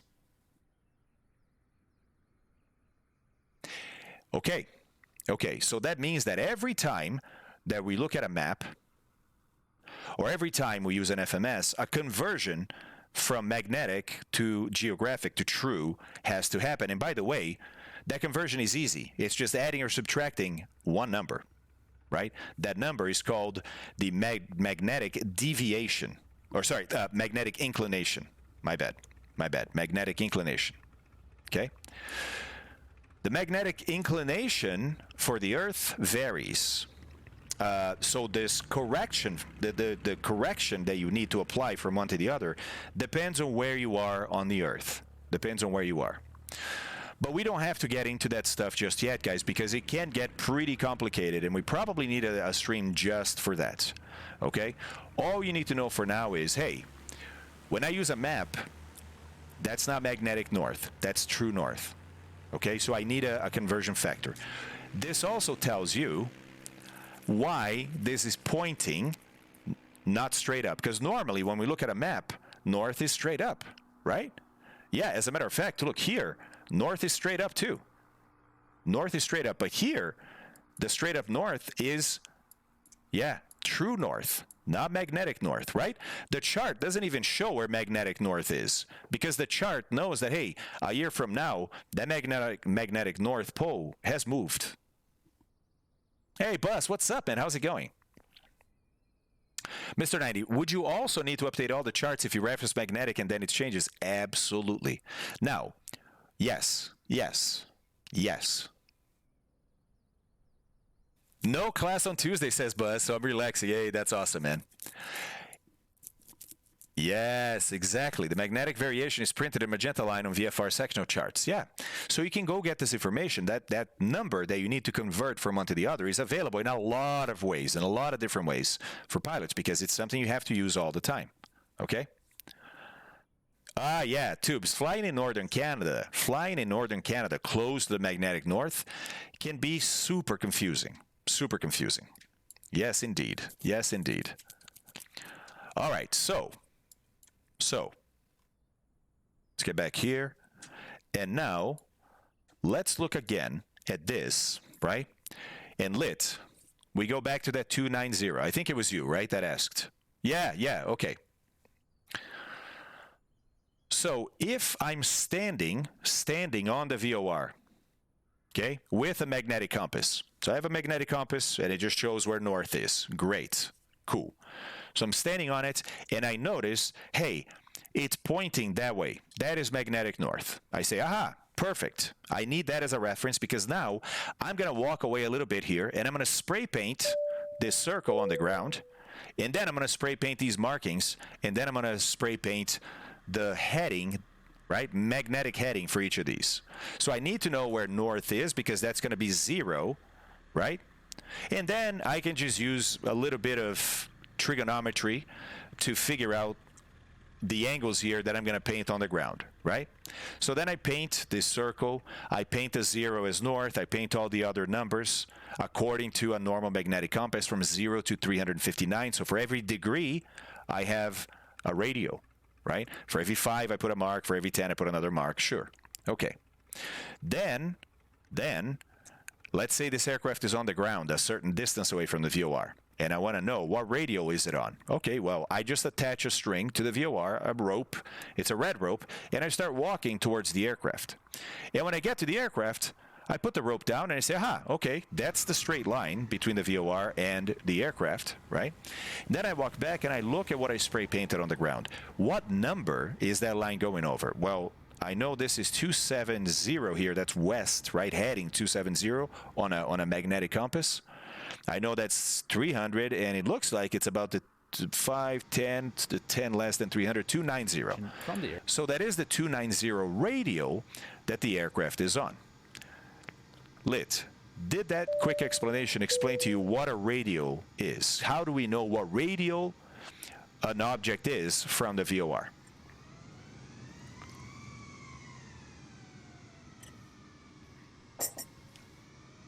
Ever think about going back to it, DC? I mean, the electronics technician. I mean, it's kind of what you're doing now, isn't it? So if magnetic north is located in northern Canada, is magnetic north then more accurate in, say, Russia or the Nordic countries, since it is then referring to a location over true north? Yes, Tickle Parts, yes. But the one thing you have to keep in mind is the magnetic field of the Earth is not composed of straight lines. So, like, take the magnetic north and take the magnetic south, right? You would think, like any good magnet, that it's just a bunch of straight lines connecting these two poles. It is not. These lines, as they leave one pole to the other, they actually leave the south pole and go to the north. As they do that, right, they curve because they're affected by the Earth itself. So you can never assume, right, that it's going to be a straight line. You see what I'm saying? Let's see, Gamer. Would you mind going over it again? I didn't quite catch it. Absolutely, buddy. Absolutely. Yes, magnetic fields can be incredibly complicated. Okay, I understand the radios, but if you are overcast or overhead, maybe, and also affected by the solar outputs, if I remember that correctly. Big Eye, that I don't know. Maybe. Yes, DC, there are. But again, it's never static, right? So maybe a week later, there's already enough of a difference. Ah, Gamer, you were... Okay, my bad, buddy. My bad.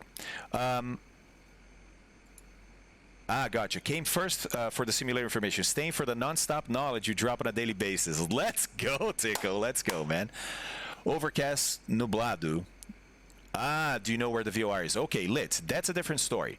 So Lit is understanding how this works, but he has an interesting question. He goes, yeah, but what if you're in a cloud? How do you know where you are? Because in my example here, not only I wasn't in a cloud, we were on the ground, and I walked with a rope, right? Now, if the plane is in the air, and even worse, it's moving, well, how are you going to tie a rope to the aircraft and the VOR? You can't do that anymore. So, Lit, exactly, you got it, buddy. Now, knowledge bombs, now, we're going to figure out in the cockpit, right?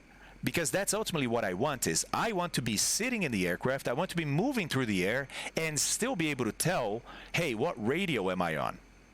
Right? So I have to have an instrument in the cockpit that can tell me some information about this. Cool. Cool. That's what we're going to look at. Hey, one thing to know. No, Lit, not at all. Not at all, buddy. By the way, astronomer photographer uses the true north for aligning their motorized telescopes in order to track celestial objects properly. That's right, Fog. That's cool, Fog. There are a lot of iron ore mineral mines of all sorts that affect the declinations in Canada. Yeah, Mo, exactly. Not to mention the actual part of the Earth that makes the magnetic field. Guys, the magnetic field of the Earth exists because the inside of the Earth is molten. It's as simple as that. Go to Mars. Go to Mars. Mars used to be molten inside just like the Earth, but it's already frozen, right? It cooled down enough that there's nothing molten inside Mars. There's nothing moving. Mars has no magnetic field. What? Yeah, you can't use a compass on Mars. So if we ever go to live on Mars one day, if we have a colony there, etc., for navigation, we're not going to be able to use a compass like we do on the Earth. Exactly, Dragon. The inside of the Earth is mainly molten iron. Molten iron. That iron is metallic and is therefore what produces the magnetic field. But that iron is moving around, man. It's molten, right? There's rivers and regions of flow inside the Earth. It's an amazing, amazing thing that's happening right underneath our feet. And when that moves, the magnetic field that it creates moves too. Yeah, yeah, exactly. Exactly. Yeah, we're going to need, Senor. We're definitely going to need GPS on Mars. Exactly, David. This magnetic field that we have on the Earth is what keeps a lot of the radiation from the sun away. That's right. On Mars, that radiation is a problem because you have no magnetic field to protect you. Let me see here. Hey, Kill Switch, what's up, man? How's it going, buddy? Hey, Sneaky, we go in any direction here, bud. Any direction. Hey, Flying Turtle, what's going on, man? How's it going? Let's see. Colonel Jakes. What's up, buddy? How's it going? How is it going? More knowledge? No, more like a knowledge fire hose, to be honest. Yeah, it tends to be, DC. Hopefully, you can keep a little bit. Knowledge, thermonuclear explosion devices. Hey, those are KTEDs. That's right, KTEDs.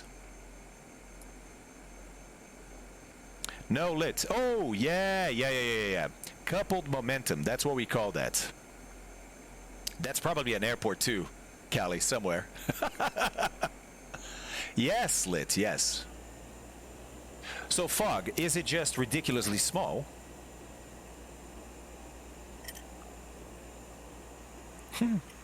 Nico does, what's up, buddy? Yes. It's a Rhodopsin. I love it, buddy. I love it. I love it. Got it, Fog. Okay. So, Fog, where does it come from? Do we know? Nico, there's not new mic, just new settings. New settings. Not an IK. Okay, well, there you go, Cali. That's going to be our airport when we have one. A home base, right? Yeah, Colonel Jakes, let's go, buddy. Hey, by the way, is that New Zealand? All right. One more thing. Remember how this is the 290 from the 290 radio. The radio that you're on is the 290, okay? But there's a different way you can say that position. You can say where you are. It's a very long answer. Fog, how about a link to an article? I'd love to read about it, please. Okay? I can also say, okay, do me a favor. Everything on a compass, every heading on a compass has what's called a reciprocal. Like if you walk all the way to the other side, what is the exact number on the other side if there was a straight line, right? So this is easy. If I'm south, what is the reciprocal of south? Well, it's north, right? If I'm east, my heading is east, what's the reciprocal? Well, it's west.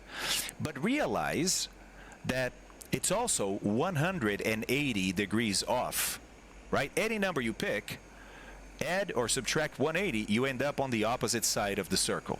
That's how a compass works. Right? That's right. That's right. So whenever you have a radio that you're at, okay, it's useful to know the opposite heading, because if you want to fly to the VOR, that's the heading you have to fly, isn't it? Think about it. I'm on the 290 radio. Okay, great. We all got that. But now let's fly 290. So I turn my aircraft to heading 290. Well, that's heading that way. So if I start flying the 290 heading, I'm flying out, right? Along that radio, but getting further and further from the VOR. Okay. So another way to say, yeah, Calypsia. There we go. Another way. Chiwi55 just subscribed. David Bird 01 gifted a tier 1 sub to Chiwi55.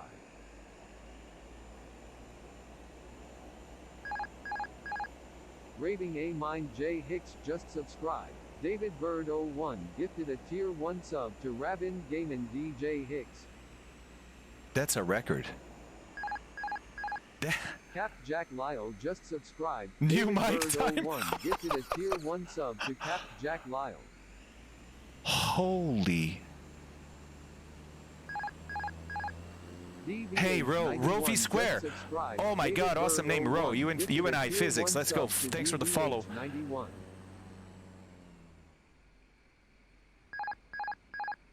Dutch 5,000. Speechless is, yes, Captain Arash. Holy, what do you say to that? What do you even say to that? 367. David. Sandro buddy. David Bird 01 gifted a tier 1 sub to pilot underscore Yeah, Sandro. Exponent. Oh my God. G. Schuler just subscribed. Yeah, Turbo Life. No joke, right? Gifted a tier 1 sub David, to G. buddy, Schuler. I don't even know what to say, man. Except for just thank you doesn't David feel Bird even close 01 to enough. gifted a tier 1 sub to My gosh. My gosh. David, what am I doing that's worth that, buddy? Holy moly. Gifted a tier 1 sub to Oh, Rocco, no joke, right? Jeez, man. Hippocrates 07 just subscribed. David Bird 01 gifted a tier 1 sub to Hippocrates 07. Oh, Lit, come on. Come on, leave it out. Leave it out. Listen. Just subscribed. David Bird 01 gifted a tier 1 sub to Christopher 11,789. Oh, gosh. Hold on. I'm totally stunned. I don't even know what I'm doing. Hang on. I'm trying to do something here. Where is it? Here we go. Here we go. It's but 3 rupees. Just subscribed. David Bird 01 gifted a tier 1 sub to It's but 3 rupees. What? What? No. Moonraker 19 just subscribed. David Bird 01 hey, mods. gifted a tier 1 sub to Moonraker Discord, 19. please.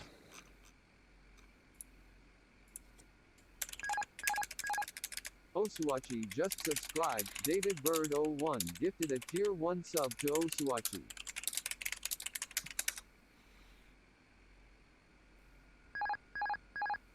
Graphical user interface just subscribed. David Bird 01 gifted a tier 1 sub to graphical user interface.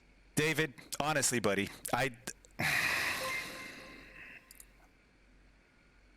Ambitiona just resubscribed for 2 months. David Bird 01 gifted a tier 1 sub to Ambitiona.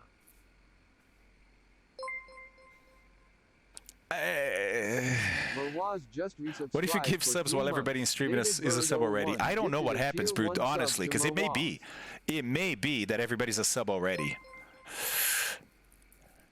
Hesden just resubscribed for 3 months. David Bird 01 gifted a tier 1 sub to Pedro. Oh, man.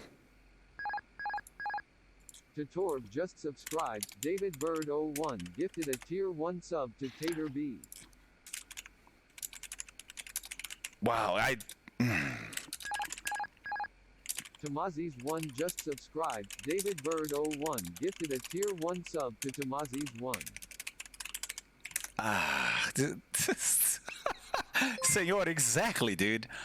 I don't even. Oh, there's David. Hold on. Might go to followers who aren't watching. David. David. You mad lad. You mad lad, sir. David Bird 01 gifted oh a my tier 1 gosh. sub to Pour Me a Dream. Yeah, Polar. People already answered you, but yeah. Wow. Motion Dick just subscribed. Sorry, guys. I wish I could stay more professional and engaged when stuff like this happens. It's just Supermoto Dave with 100 bits. Thank you very much, man. There you go, gamer. I just. What do you even say? One sub to UK Maxi. David, thank you, buddy. Thank you, thank you. Hey, Supermoto, thanks for saying that, man. I appreciate that. Holy moly, guys. Let's just go. Let's just go. Ricky Bobby, what's up, buddy? How's it going? Be Sunny. Yes, yes. Computer fun, guys. That's definitely going to help with the computer fun. David Bird 01 gifted a tier 1 sub. He is, Serge. He has said something above. Bitzer Maloney just nice. subscribed. David Bird oh, he's at 01 work. gifted a tier David, 1 sub to Bitzer sir. Maloney. Just amazing. Will Airways just subscribed. David Bird 01 gifted a tier 1 sub to Will Airways. All right. I don't even know how far we are into the alerts. I want to play the video, but the alerts keep on going. XX just subscribed. David Bird 01 gifted a tier 1 yeah, exactly, sub to Dragon. XX. Wow, David, thank you, buddy. I really, really appreciate that. Really appreciate that. Lids, pink hair, guys. No, David no. Bird 01 gifted a tier 1 sub to Netescape. Scooter. Good idea. Good idea. Yes, David, please. Please. Pilot Lodge just subscribed. David Bird 01 gifted a tier 1 sub. Oh to my Pilot God, Lodge. Serge, buddy. Thanks for saying that, man. Thanks for pink beard. Hey. Hey, Septic, what's up, man? How's it going? Jobs just Well, resubscribed for 2 months. David Bird 01 gifted a tier 1 sub to Yaw Ads. Christopher, buddy. My gosh. What is happening, guys? Just resubscribed for 5 months. David Bird 01 I gifted can't a stop tier smiling. 1 sub to Zerg 4 Oh, boy. K_Sparks just subscribed. David Bird 01 gifted a tier 1 sub to K_Sparks. Are we even flying today?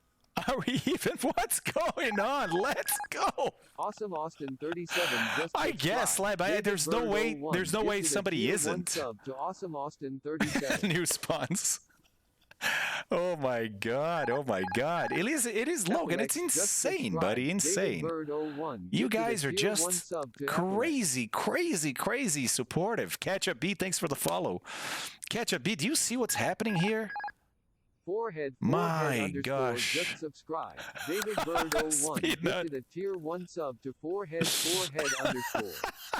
Exponent. Good question. Just chatting, Fibs. I know, right? Bemin just subscribed. Okay, David Serge, Bird honestly, I've been 01 browsing gifted a all of tier this kind 1 of sub stream, to but be come on. mint. We feel you're truly passionate. The content is really huge from VOR to IFR. Sometimes fun, sometimes serious, but always explained simply and on point. Wow, Serge. What a way to describe it, buddy. Thank you. Thank you, thank you. Yeah, Mr. 90, we're trying, buddy. I'm trying. Yes, Slab. Yes, let's go. Gifted a tier 1 sub to Rob Kill switch. My God, guys. My God. I don't want to silence alerts. That's not cool, but do you guys mind if I play the video while the alerts are going? Gifted a tier 1 sub to GT I don't know that I can only lower the alert sound. I don't think I can. My gosh. Full send. Christopher. Thank you, buddy. I appreciate that. Appreciate the subs. David. Yo, Mats, I know.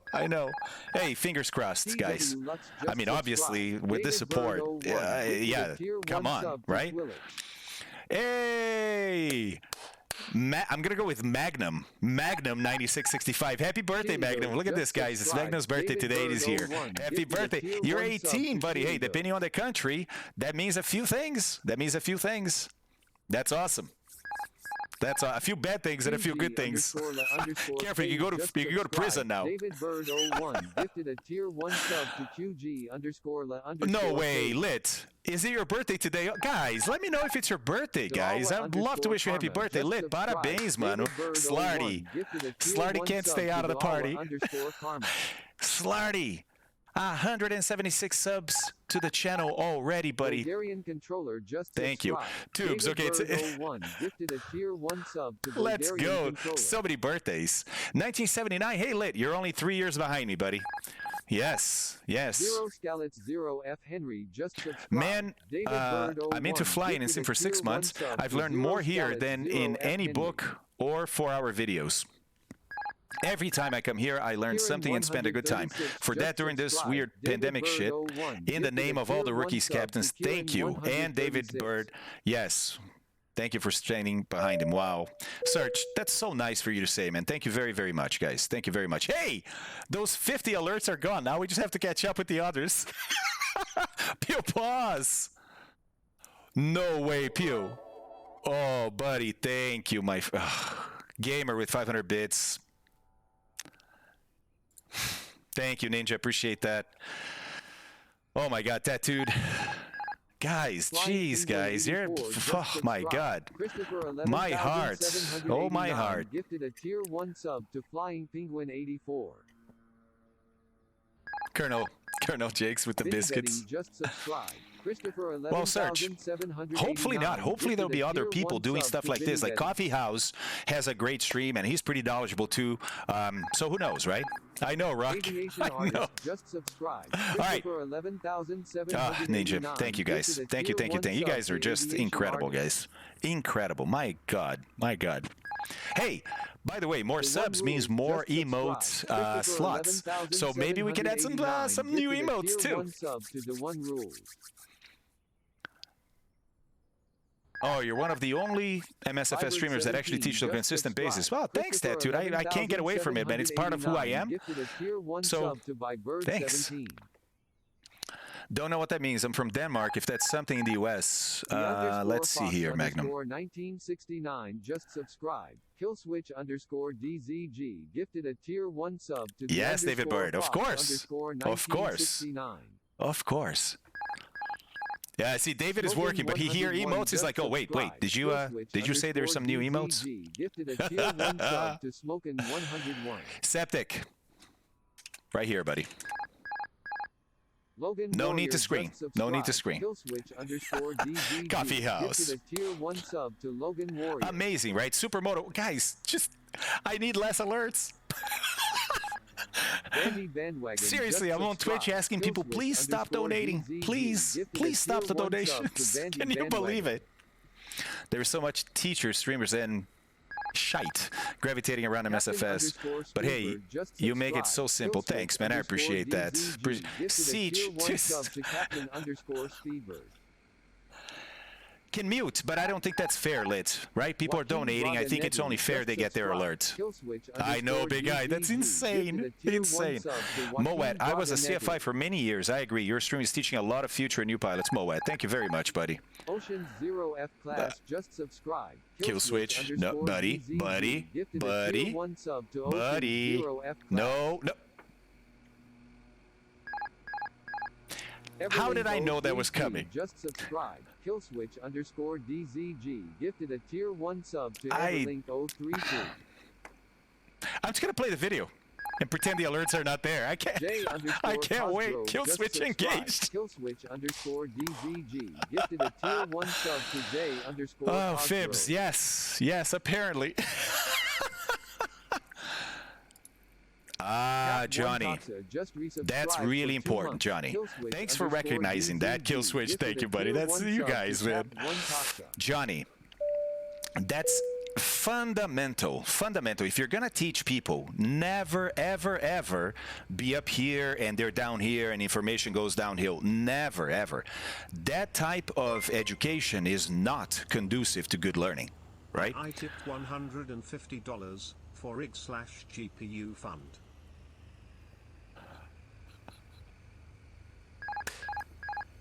Magan 9665 just subscribed. Marty_Bart gifted a tier 1 sub to Magan 9665. Oh, aye. They have given 176 gift subs in the channel.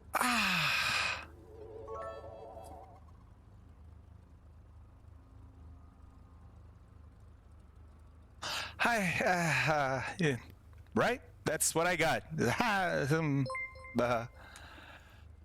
Holy moly. 98 just resubscribed for 4 months. I somehow didn't get a sub through all that. Oh my god, this P.O. Bus is alert just now. Here.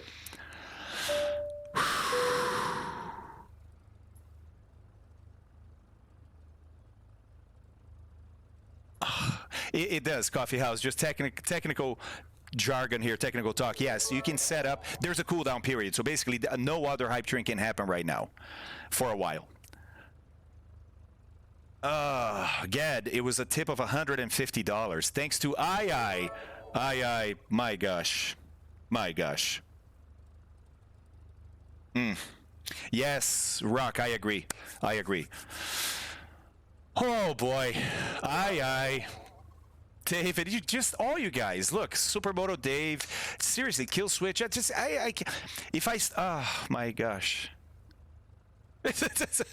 Exactly, big guy. Okay, guys, let's pretend none of this happened. Totally normal. This is a normal stream day, and we're just gonna go learn some more about VORs, because you know it's what's. Jeez, man. Moet. Siege 451 just oh my god. Nyam. 3 months. Thank you very much, man. Hey, Tarbridge, appreciate the follow. Kill Switch, of course. Just thank you, man. Siege you too. And I think I got Supermoto Dave. Oh, Supermoto. There was another 100 there that I missed. Thank you, guys. Just seriously. Is he doing it? Every time he hears I'm gonna go back. Kill Switch. What's going on? _DZG gifted a tier 1 sub to Lorthur. Moose, I haven't even. KMU16 just subscribed. Killswitch_DZG gifted a tier 1 sub to KMU16. Keep calm and carry on. New spawns, I'm trying, buddy. I am trying. Micebuster just subscribed. Killswitch_DZG search. What, tier guys? 1 sub to Micebuster. Oh my god, I know, Colchix, no, it's not. We got lots to go still. We got lots to learn. Yeah, Johnny, I just need to find a video card, buddy. They must be, Yeomans. They must be, right? My gosh. Wow, Kill Switch. Unbelievable. Thank you. Oh, dude. $15. Get that new PC. Let's go. Thank you for the 15 bucks. My gosh. Okay, guys, I'm just gonna play the video. Hey, Plato. Thanks, buddy. Thank you so much for the sub. Thank you for saying that. Oh, we're almost caught up. There's only 10 subs at A Platos to go. Yeah, there you go. Type 1 if you're not a sub. If you're here listening, lurking maybe, which is great, and 1 if you're not a sub. Oh, Oyger. Hey, man, I'll keep going. I'll go until Abby gets home. I'll keep going. You know me. I love being on stream, man. Live Acoustic just resubscribed for 3 months. Killswitch_DZ. I know, Scub. I know. Okay. Let's just go. We need to go, guys. We need to go. We need to talk. Okay. Oh, my God. There we go. Lit's not one. Senor's not one. Lazy Bear not one. Okay. Oh, Prize Wolf, Tarbridge, Rock. Search XX gifted a tier 1 sub to Panzer 8018. Callie, what are you guys talking about? Zaradan, thank you very much, man. Appreciate that. Okay. When Abby gets home, part 2. Guys, here we go. New spawns. Captain E-Dog, what's up, man? New spawns, thank you. Let's go. I'm just gonna go. Yeah, this is fine. Radio 290. Let's go the reciprocal heading, because if I know what the heading is, think about it. If I can fly the opposite heading, that can get me to the VOR, and maybe that's what I'm trying to do, right? Maybe not for my final destination, but maybe I can go to this VOR and then to another VOR and then to another, and that third one is my destination. So, knowing the reciprocal, which in this case is 290. Hey, anytime you want to do the reciprocal on a compass, take 180 degrees away or add, depends on which is easier, right? Sneaky. How can I be out of the party? Love this shadow, love the learning. Love the community, buddy. Thank you so much. Kill switch. Jeez, man, another subscribe. What's going on? No, I gotta go. Yeah, okay. So,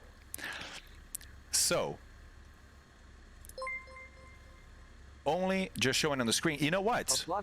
I can't. Larger. I cannot. The way I have this set up, guys, it's all one computer that I do my flying and streaming on. I can't. I only have desktop audio on or off. I can't split it between different sources. Yeah, Larger. I feel you, man. I feel you. My God. Oh, okay. Senhor_Gordo just subscribed. New spawns gifted a tier 1 sub to Senhor_Gordo. Only 3 more alerts. Only 3 more alerts. Home stretch. Okay, so what is the reciprocal then? What heading would I have to fly if I'm on the 290 radio? Take 180 degrees out. What heading would I have to fly to the VOR? 110. 110. That's 290 minus 180 over here. 110, right? So if I turn until my magnetic compass says 110, I'm going to be flying exactly on this radial towards the VOR. Love this channel. Yeah? Love the learnings. Love the community. You guys agree? Hey, Nave New, thanks for the follow, man. I appreciate that. Okay, yeah, Callie, okay. yeah. So, that 110 in this case, there's a very specific term for that. The radial that we're on is radial 290. 110 is our course to the station. You see how dramatic I made that feel, right? The little pauses and stuff, because this is fundamental for you to understand. Course is always to a station. Radial is always from. Yeah?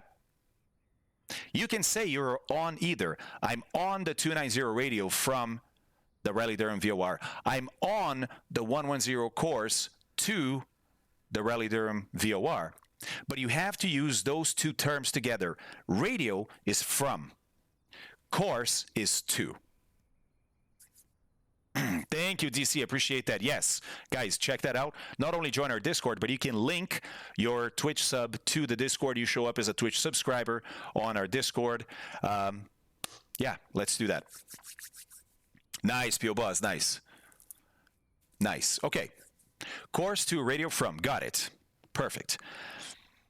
That is one of the most things, well, one of the things that early pilots, new pilots get wrong the most is confusing that terminology. That course is to, radio is from, right?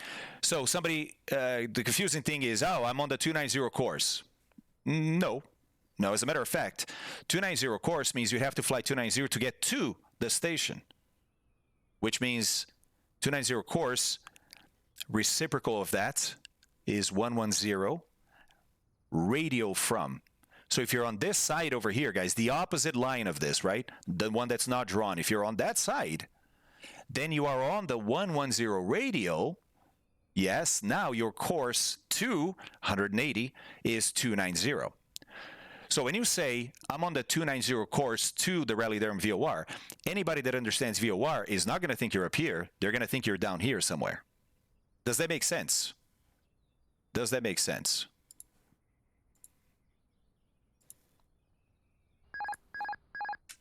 Jay Winokur just subscribed. Colonel Force 85 gifted a tier 1 sub to Jay Winokur. Thank you, buddy. They have given 7 gift subs in the channel.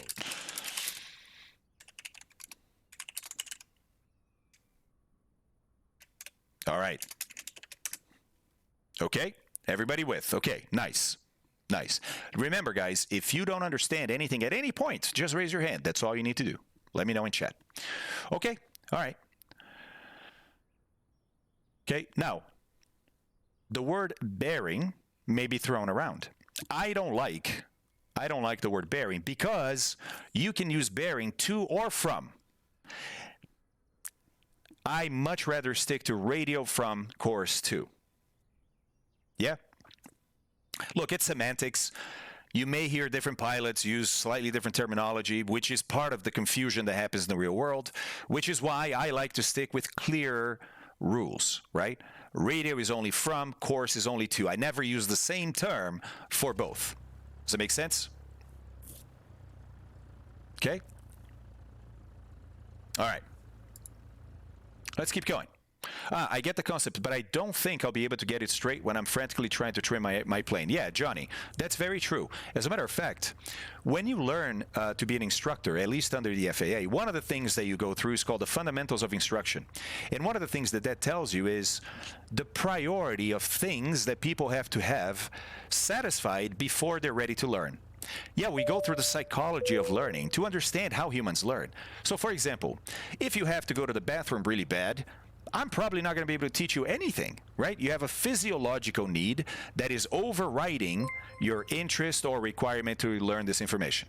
Booms underscore Make sense? SYS just Booms, let's go, 5 buddy. months. 5 months. Thank you, man. Dream Dusker, what's up? Thanks for the follow, man. Appreciate that. Yeah? So, there are some needs, like if you're super hungry, yeah, you're probably not going to be able to pay attention much in class either, right? If your mom is in the hospital and you're waiting for a phone call, every time your phone buzzes, you're looking at it, you're not ready to learn. So there's a lot of needs that need to be satisfied. And one of them, in this case, Johnny, is you have to be able to fly the aircraft without the aircraft upsetting you, not upsetting being, upsetting the stability, etc. Meaning that stuff has to just happen so that you can focus your brain on the VOR that you're trying to learn, that you're trying to use for navigation, right? So until you can fly an aircraft in a stable way, I'd say don't worry too much about the VOR. Learn about the basics of flight first. Now, I know we're not talking just basics of flights. This is more of a sim issue with the trimming. My recommendation for you right now, Johnny, is just don't trim as much as you've been trimming. Trim a little bit less and just wait and see what happens. Well, hello. How's it going? Fantastico. Abby's here, guys. Yeah? Hey, have a seat, say hi to everybody, and then I'll tell you what happened on stream. Everything okay? Oh, everything is okay. Have a seat.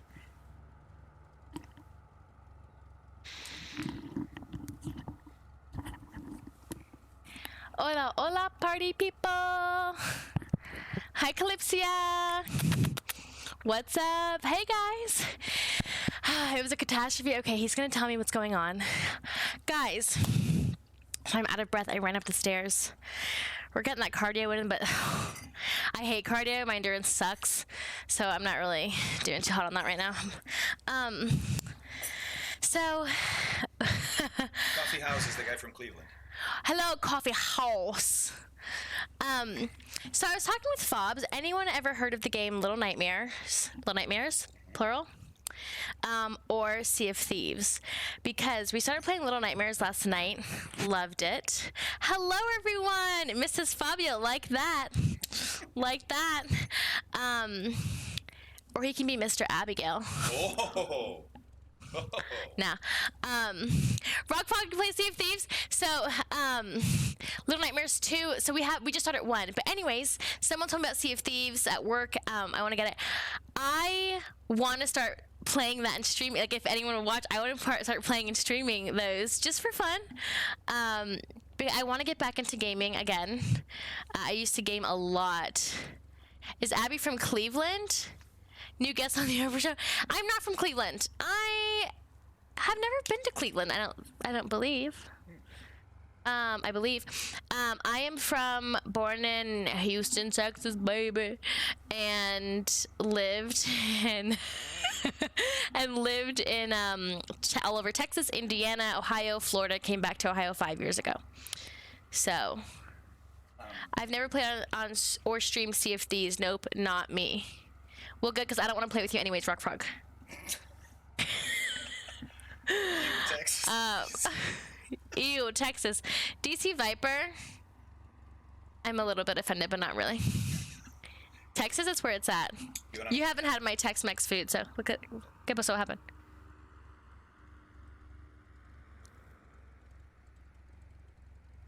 Holy guacamole. Then. No, I meant hold on, guys. Oh, Texas is the best state. Ohio rocks. I mean, good people everywhere, you know? Then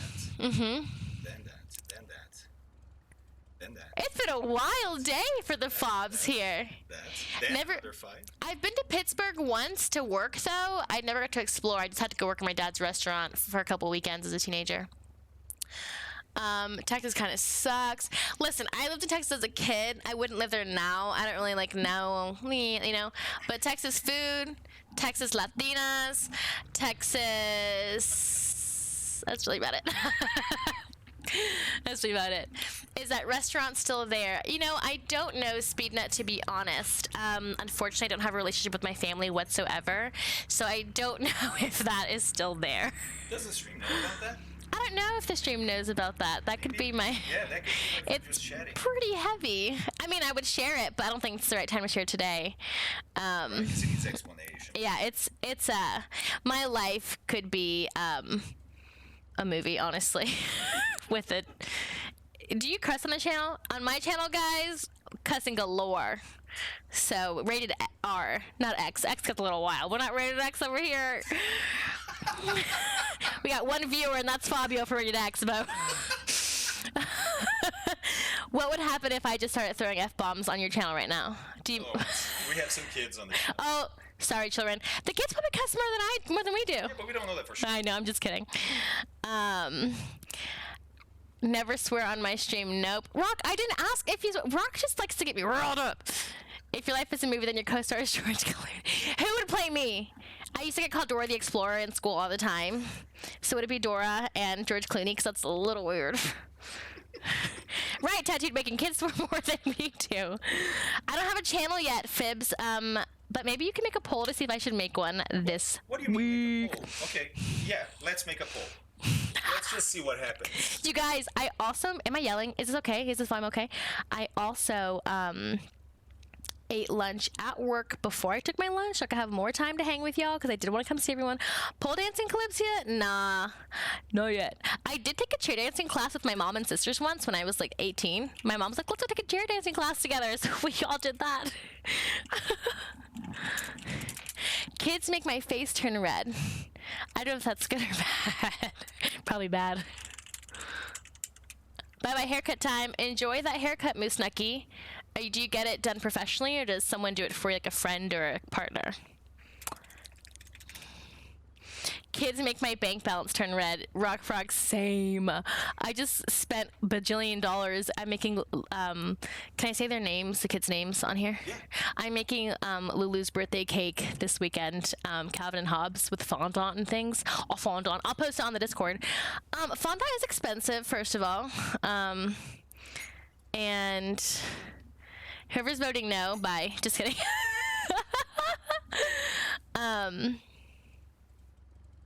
Lulu is my stepdaughter. It's Fabio's daughter, Lulu. She's going to be 11. She's 11 yesterday, actually. We have her tomorrow, so I got to start baking that cake today. Yep, Calvin Hobbs. I'll post it for you guys. She introduced me to it, actually. All right. Let's finish this up, and I got to get going because there's a lot to cover. Okay, I gotta go. Fabio's kicking me out, so I guess if you want to see more of me, I'll start a channel. If you don't want to see... It's only 4 to 45. If you don't want it, the 5 of you who don't want to see more of me, you'll see me later anyways. So... Bye. Oh, happy early birthday to your son, Dragon Skull. I don't have my glasses on. Dragon Skullin. I think that's what it is. Happy early birthday to your son, 11. Okay, pasta lasagna, guys. Bye. Am I knocked down the Grimms cheese?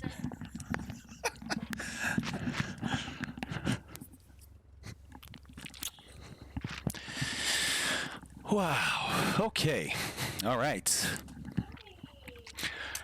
What a whirlwind Abby is. All right, guys. Yeah, looks like nobody wants an Abby channel. Okay. What's the vote on it? It's 90% say no. It's 90% yes. Yeah, of course.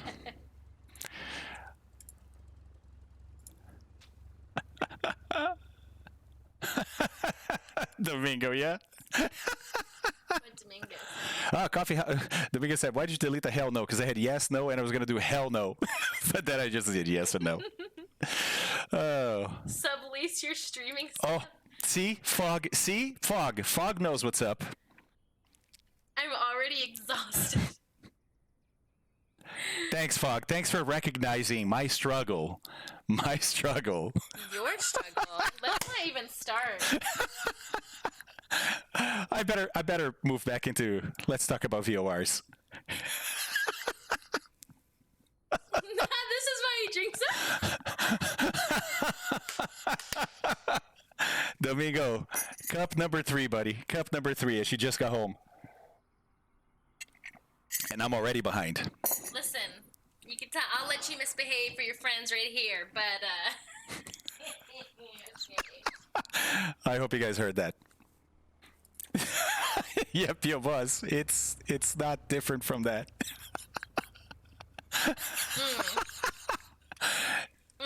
Yeah, she agrees. She agrees. Barley. Oh my God. Okay. All right. Well, that was a nice little break, little intermission. I think we all needed that. Thank you very much, honey. Appreciate that. Back to VORs, indeed. Indeed. Ah, nice, Callie. That's good. That's good. Hey, Simple the Neighbor. Good, man. Good, good, good. Well, thank you, guys. Thank you very much. She does keep me in check, David. I need that. I definitely need that. Yeah, she keeps me in check. In the best of ways. We can hear quiet sounds well, but the sound is overmodulated. Too much gain. Actually, Zasran, yeah, maybe. I turned down the gain a bit, but I can try again. I can play around. Hey, anybody, if you can help me, if you want to help me, like Two-Tone reached out through Discord, that's a great way to get a hold of me privately. If you want to tell me, hey, go watch this, or maybe try this, that'd be awesome. David Bird, there we go, man. There we go. Okay, guys. So, I think we got the whole radio is from, course is to, right? The reciprocal there is 180 degrees. We got that. And we also got that if I tell somebody the radio I'm on, it doesn't really matter what heading I'm on, right? I could be facing anyway. Doesn't matter. It just means I'm somewhere on that line. Don't know how far, but at least I'm on that line. Okay. No, not yet, Brood.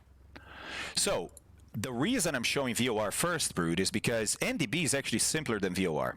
But I decided to start with VOR because once we get VOR, NDB is going to be a breeze. Normally, I think people get taught, well, actually, it depends on the school, but a lot of people get taught NDB before VOR. I actually think it's easier if you can get the VOR concept across first to then cover VOR or NDB after that. Yeah. You're welcome, man.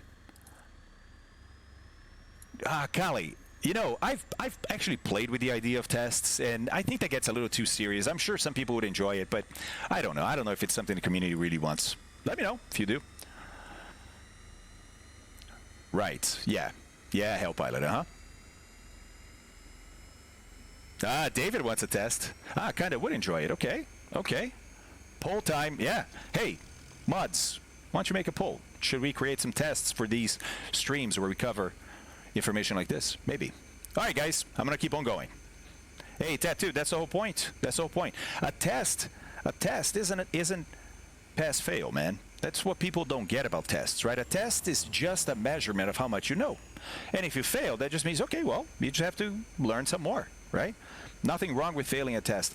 Our whole education system is wrong. That's not how you incentivize people to learn, right?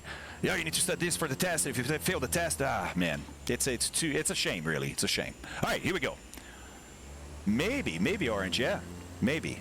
Guys, this might actually evolve into an interesting conversation. Should we have tests? Not. Maybe it's quizzes during the stream. Maybe we need to talk about this on Discord. It's fine to talk about it here. I'm just saying, if some of you guys want to take it to the Discord so we can evolve that conversation beyond the stream time, that'd be amazing too. All right. Aircraft is 70 degrees. Here we go. On aeronautical charts, a VOR is surrounded by a compass rose that shows the radials. Remember that the radials of a VOR are oriented towards magnetic north. Notice, what's the difference between these two charts? well, this is VFR, this is IFR. But even on an IFR chart, you get that compass. You don't get the numbers like you do here. But I mean, come on, right? You know that's north. So let's see, is this 5 or 10? Let's say it's 5. 5, 10, 15. That doesn't look like 15. Let's keep going. 20, 25, 30, 35, 40, 45. Oh, no, that's 90, right? Ah, okay, so each of these is 10. 10, 20, 30. Ah, so every 30, they put a little longer mark. Okay, 30, 60, 90. Ah, and 90 has a little arrow, so does south, so does west. 180, 270. So it's still there, and it points to magnetic north. There you go. There you go. Not geographic north. Oh, I like so where that conversation is going. Usually not be pointing exactly straight up. Aha! Aha! This is fundamental for you to understand. When you look at a chart, often, the VOR rose, we call that a compass rose, that circle, isn't pointing straight up. But north is straight up on the chart. So if you don't understand the difference between magnetic north and true north, this can be very confusing. Now here, it's not off by a whole lot, is it? It's off by, I don't know, 5 degrees, maybe not even that. Maybe not even that. But, well, let's go different places. Let's go to different places. Maybe what's down here? Oh, wow, that's off a little more than, yeah, this is actually about 10 degrees here. Okay, let's go northern Canada, see what happens there, huh? There's a VOR here. Oh, not a VOR. That a VOR? Yep. Ah, okay, but now it's pointing a little east of north. The other one was west of north. Is there stuff further north? Yeah. Yeah, let's look. Oh, how about this guy? Is there a VOR? Oh, wow. Wow, look at that. Look at that. So, now, you just understood, hopefully, if you didn't, let me know, why, when you look at a map, that big line, which indicates north, can be all over the place, right? Because it's pointing to magnetic north, not true north. Remember we said magnetic north is somewhere in northern Canada. Well, it's definitely not north of here. It's east, so it's somewhere around here. Pretty cool, huh? What about Alaska? Does Alaska have VORs? Yeah, here's a VOR. Yep, still got a little bit there. So basically you can go anywhere on the charts, right, and look and get an idea for what the deviation is around that area. Let's see, not that many VORs over here. Here's one. Ah, this one is west of, no, yeah, interesting. Okay. Ah, hold on, Hard Days, we'll get there. We'll get there. And by the way, right, if you had this map in paper format, you could actually measure the distance, or sorry, the angular distance between, if you go straight up, right? So you get a ruler that can go parallel to this longitude line here, and you go straight up, and you can see where it crosses here. And some of those rulers even have a I never remember the name of that tool, the tool that measures angles. It's either 180 degrees or 360. I always remember in Portuguese, transferidor. What is it? A protractor. Transferidor, transferer in Portuguese. Thank you. So you can, some of those even have a protractor, and then you can measure the degree angle, the distance between true north and magnetic. You can do that, right? But then you need to have sort of paper chart and that protractor. Or you can find it because it is stated on the chart also. And we'll see that, okay? Yeah, you can, DC. All right, so I think I've sort of proven my point, right? Not that it needed proving necessarily, but yeah, every VOR out there on a chart is probably not going to point straight up. Okay, cool. I'm cool with that. I get it now, right? I get it now. So here, look, it's almost straight north. Not much declination here. Okay, interesting. By the way, guys, let me try and let's see. I'm going to paste that link here on chat. Hey, Shaq, what's up, buddy? How's it going? If anybody, any mod can get this to Nightbot, that would be awesome. Thank you, guys. All right. The radios of a VOR are oriented towards magnetic north, not geographic north. I think we got that, right? Santi, what's up, man? Yeah, she's always listening. Huh? Guess not. Oh, nope, she is. Nice, nice, nice. Nice. Okay, okay. All right. One important thing to remember is that VOR indicates the radial that the aircraft is on, not the aircraft's current heading. This red line represents the 9.5 radial from this VOR. Although each of these aircraft have different headings, they are all on the same radial and will have identical VOR indicators. Lit, we're about to talk about the instrument in the cockpit, right? That you can use to figure out what radio you're on. That's what you want to know, is what radio am I on from this VOR. So we're going to figure out that instrument there that's going to show you. But the point here is not the instrument. The point is it doesn't matter your heading. Heading is completely isolated from being on the radio or not, right? Thank you, Scooter. Appreciate that, buddy. Let's see, BT Monster. Let's see what Mr. Knight. Maybe them question. If magnetic north is in Canada, should VORs in Alaska not point east towards magnetic north? Right. So, Mr. 90. Actually, that's not just, well, here. I'll just show it because I think it's easier to understand it that way.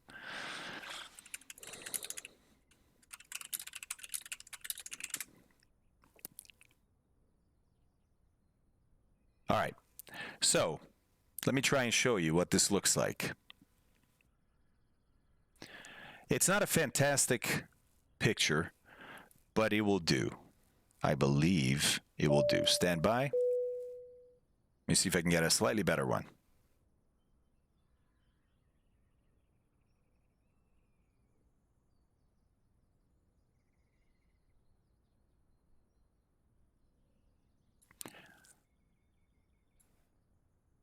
Okay, I think this is a decent. So it's not great, but it's decent. Look at this. This is a declination map. Obviously, it's a map of the Earth. You see that. But what the red and blue indicate here, and you can see, hey, all the lines converging here. Can't see up here because the map doesn't go north enough, but you can kind of see that, look, all these lines are converging over there too. So magnetic north somewhere up here, magnetic south, right? Now, look at these lines. Do they connect straight? No, as a matter of fact, again, these are not magnetic lines, they are the declination. But it's to show you that the magnetic field, Mr. 90, the magnetic field that we are used, I am used at least, magnet, you may have seen a picture like this. There we go. May have seen a picture like this. Here's a magnet with north and south, or north and south, right? And these are iron shavings, iron filings, tiny pieces of iron, right? And you just kind of throw this dust, this iron dust on top of the magnet on a table, and all of those little particles of iron will align themselves with the magnetic fields. It allows you to visualize how the North Pole and the South Pole are connected magnetically. Okay? Yeah. Orange, 1 second with that question, buddy. So, parking lot, that if you can, remind me in a little bit, and I'll try to remember, right? The thing is, when you have a big, giant magnet like the Earth, and when you have what generates the magnetic field, meaning the molten core, not the core, mantle, the molten mantle of the Earth moving around, this field is going to be distorted, right? So, Mr. 90, what this means is there is not one straight line that connects the South Pole to the North Pole. And you say, well, there's no straight line here either. Right. But these are sort of standard curves, right? What I mean is, when you look at the Earth, a line like this, instead of just leaving this pole and kind of gracefully arching towards the other pole, it's going to go out here, it's going to do some funky things, it's going to come back. It never rolls on itself, but it can definitely deviate, and then it gets to the other pole, which means somewhere along that line, a magnetic compass is not going to even point to that pole. It's going to point to where the line is pointing. So back to this map. I know this gets a little complicated, right? Oh, hey, Colonel Fork, that's awesome, man. Thank you, appreciate that.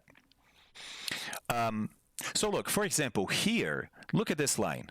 This line is, yeah, pretty much straight up to the North Pole, right? But then look at this line here. It starts off sort of in the direction of the North Pole. Oh, but then it actually curves away. Ah, okay. So, yes, Captain E-Dog, it is. So, the point that I'm trying to make is the magnetic field of the Earth is messy. And it's not straight lines. So somewhere along that line, you may have part of that line actually pointing to or close to the geographic North Pole, true north, right? And so you look at your compass, and you look at the declination for the area, and you go, oh, it's almost perfect here. The magnetic compass points to the North Pole. There are places where that exists. Okay.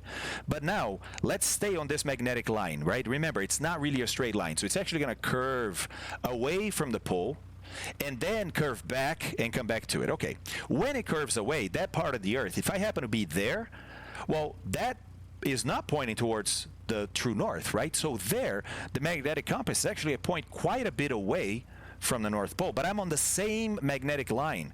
It just so happens that at different points along this line, the deviation is different, right? So there are parts of the Earth where you say, well, magnetic north is straight east out of here. How is this VOR only pointing 10 or 20 degrees, away from north? Because that line right here is doing that. Then it's going to curve, and who knows what else it's going to do before it gets to the pole. Does that make a little more sense, Mr. 90?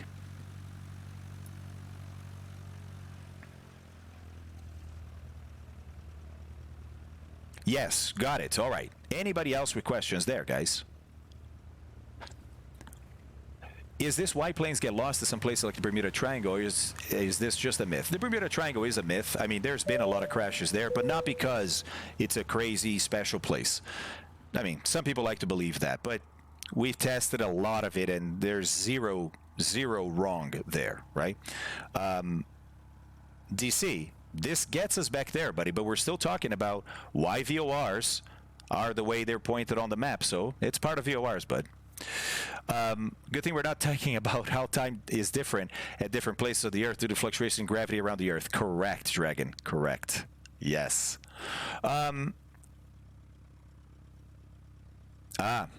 Does it seem like an obvious answer when you say it? I see. Hold on. Let me see heli pilot's answer. Bit of both, but mainly it's weather in the triangle. Yeah, right. So, is there a magnetic deviation in the Bermuda Triangle? Yes. Are there magnetic deviations in other places of the Earth? Yeah, most of them. There is very little special about it. And by the way, nowadays that we have communication, we have information, I don't know if you've realized, we have no more crashes in the Bermuda Triangle than in other places. Gotta go. Bye-bye. Love you. Love you, baby. You gotta say bye to chat.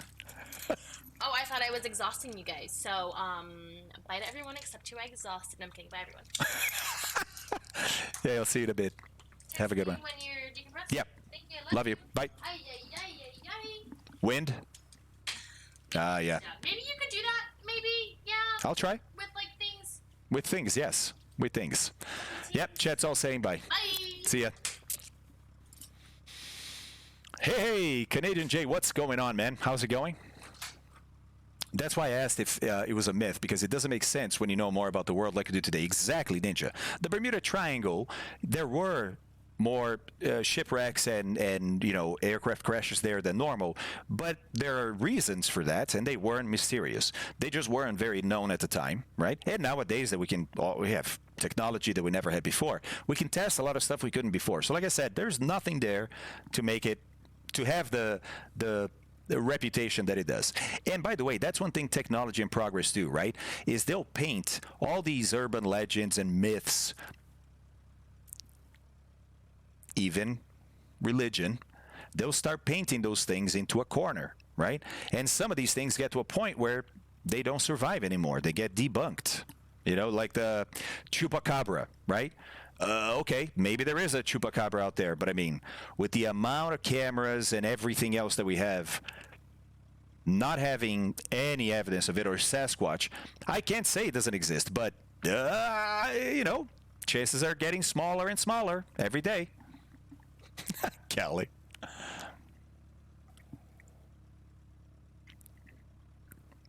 There you go, smoking. Exactly. Exactly. Santa Claus, yeah, that one is still out there. That's right, David. That is correct. All right. All right. So we now have an appreciation of why those lines are not pointing straight up, but we're back to discussing radio versus heading, right? Which, again, not related. You can have any heading you want, but all these aircraft with different headings are on the same radio. Different distances, doesn't matter. We're just saying the same radio. They're all on the 095. Yeah, Pure Buzz, you got it. Since many approach procedures and airways were originally designed around VOR radials, one of the most basic ways a VOR is used is intercepting and flying along a certain radial of a given VOR.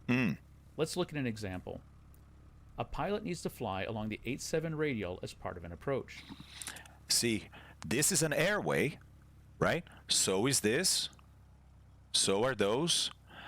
Because the image is cut off, I don't see the names of those airways, but this one is actually two different airways. It's Victor 194, but also Victor 310. So two airways can be co-located, but they have different names. That's Victor 66 or Victor 615, two different airways. And that is then the radial coming off of that VOR that defines that airway. And it makes sense, doesn't it? Because look, that's 020, yeah, close to north. This is 351, just a little bit before north, right, west of north, makes sense. 063, yeah, if that's north, 063 sounds about right. This is about 90 degrees, so 087, I get that. Okay, so that is the radial defining, let's see. Yes, Colonel, I do. I'll post that after we're done. Okay? Yeomans, maybe we'll talk about that in the history of navigation. The pilot first tunes the frequency of the on-field VOR. There we go. And audibly confirms the VOR's identity. Right. Tune the frequency, 117.2, or maybe you have a channel radio, and then confirm via Morse tones here the identifier RDU. Via Morse or voice ID. Voice ID? What? Yes, some VORs have voice capability. Some VORs, you can actually transmit and receive voice on that frequency. What? Yeah, there's some reasons to do that, and it mainly has to do with weather and checking weather, something we don't do as often nowadays because of the internet and things like that. But there are VORs out there that have voice capability. Those VORs with voice capability, instead of putting a Morse code, if they can do voice, why not just spell it out, right? So you may get a voice saying RDU instead of the tones. Ibanez, oh, sorry. Thanks, buddy. Yeah, Colonel, you're very welcome. Ah, there we go. You got the link, guys. Nice. Thank you. We're transmit only, but you had to talk to flight service at a different frequency. There's two types, DC. Two types. Okay, so due to fluctuation in the magnetic field of the Earth, does the magnetic north on these charts change or gets updated? Yes, all the time. All the time, Ibanez. Look, the magnetic north movement varies. Sometimes it moves faster, other times it moves slower. We update when we feel like we have to. Now, a lot of these charts have scheduled updates, right? Some charts get updated once a year. Some charts every 6 months. Some charts whenever there's an update. It depends on the chart, what they're used for, but it doesn't matter, right? When a new magnetic declination table is issued, then typically all the charts affected by that get updated, right? How often that surveying is done depends on the country, etc., etc. But it's typically once a year. It can be faster. People actually in aviation are starting to think about doing faster updates now because the pole is starting to move faster and faster, right? So it's getting to the point where it's moving too much for the chart that is current. So yes, all these charts have to be updated. Pretty cool, huh? Let me see. Yoman's had a good question. For another time. Yes, right. Right. So, Moose, I think we're going to do a stream on the history of aviation navigation because it's fascinating, and maybe we'll talk about that then, yeah? Yeah, Moose. Sorry, I'm going to keep you guys guessing for now. In America, VFR sectional charts are updated about every 90 days. There you go. Yeah. Not just because of magnetic declination, right? For other reasons. There's a lot of these frequencies that get updated, stuff gets fixed, turned off, turned on, blah, blah, blah, blah, blah. Things change, right? So yeah, those charts get updated about every 90 months. And it says about, right? Because it's not a mandatory update. All right. Let's keep on going. Bad boil. Yeah, if you're going to use the chart to actually figure out heading. A lot of times you're not using these charts for that. The pilot then sets the VOR receiver to 87, looks at the needle, and adjusts his or her course until the desired radial has been intercepted. We're going to see how to do that. To fly along that radial, Kitty, the pilot you're simply blocking all ensures the that lights, the VOR sweetie. needle stays centered. We can also determine our current position using two different VORs. Let's look at how this works. At this location, the aircraft is receiving signals from two different VOR stations, VOR1 and VOR2. The VOR1 indicator shows the plane is exactly south of the station, or on the 180-degree radial. Okay. The VOR2 and again, don't worry about this. We'll figure out how to read that. Exactly west of the station, or on the 270-degree radial. Since our chart shows the VOR locations, we can easily determine our current position. Now let's take a look at VOR signals and how they can be used to determine which radial we're on. All VOR stations transmit a carrier. Okay, so now we're going to actually talk about what I think is really interesting is how does a VOR actually do this with radio signals? How can you determine what radio you're on tuned into just one frequency, right?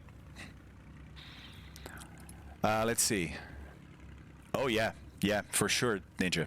I have FOR and still carry sections in my flight bag and plan my flight on a paper sectional. Yeah, Dragon, I know what you mean, man. Dobson. Yes, Chihuahua. Hey, babe. Triangulation, that's correct. Let's see here. Hey. No, you can't be up there either. Now it's Shadow's turn.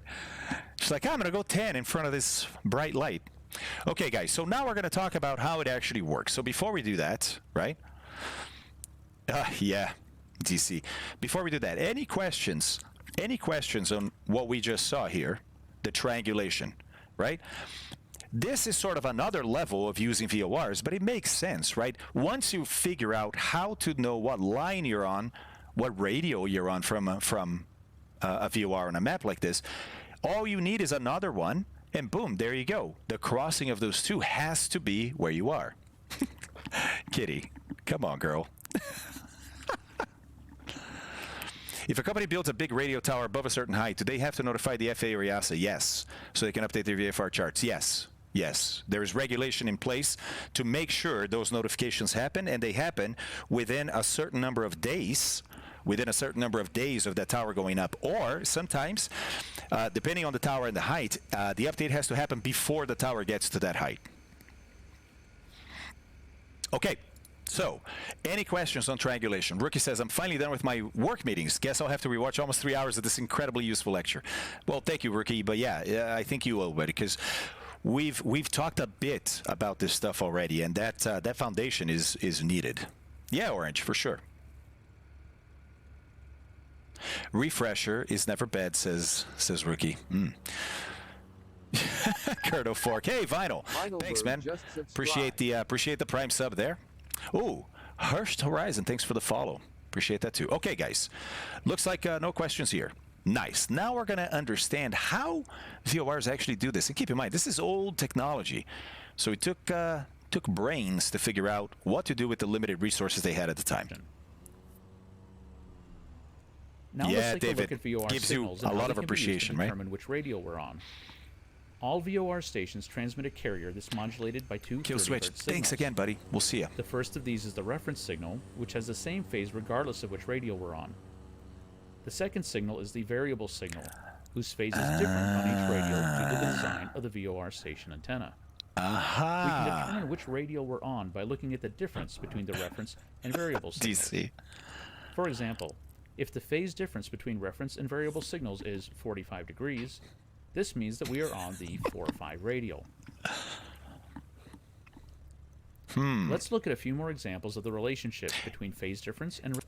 You don't have to understand this in depth, okay? This is just for the people that are curious, and it won't take that long. It's just for the people that are curious about how the signals actually work to determine how many degrees off of north you are. Radial. Yeah, David, On the 0 exactly. degree radial, the phase difference between the reference and variable signals will be 0 degrees. If you don't understand any of this, no worries. You won't need this for VOR navigation. This is just for those that are curious. On the 90 radial, the phase difference between these signals is 90 degrees. Conveniently. Similarly, on the 180 radial, we will see a 180 degree phase difference between the reference and variable signals. And on the 270 radial, we see, unsurprisingly, a phase difference of 270 degrees. Let's take a closer look at the VOR signal in the frequency domain. The variable signal is AM modulated and centered on the nominal VOR frequency. Yeah, it's getting a little too deep now. The reference signal is FM modulated and can be found 9.9 kilohertz above and below this frequency. There's also a COM ID signal that appears twice in spectrum. There we go. At 1020 hertz above and 1020 hertz below the center frequency F sub 0. So basically, these are actually different frequencies, right? Slightly different frequencies. But they're different enough that your nav radio can receive these signals. Even though you tuned one frequency in there, it's smart enough to know that, hey, that frequency you tuned, yeah, I need to go 1020 hertz offset plus and minus. That's going to be where the ID is being transmitted, right? Paul Flies, hey, buddy, good to see you, man. Hey, appreciate that.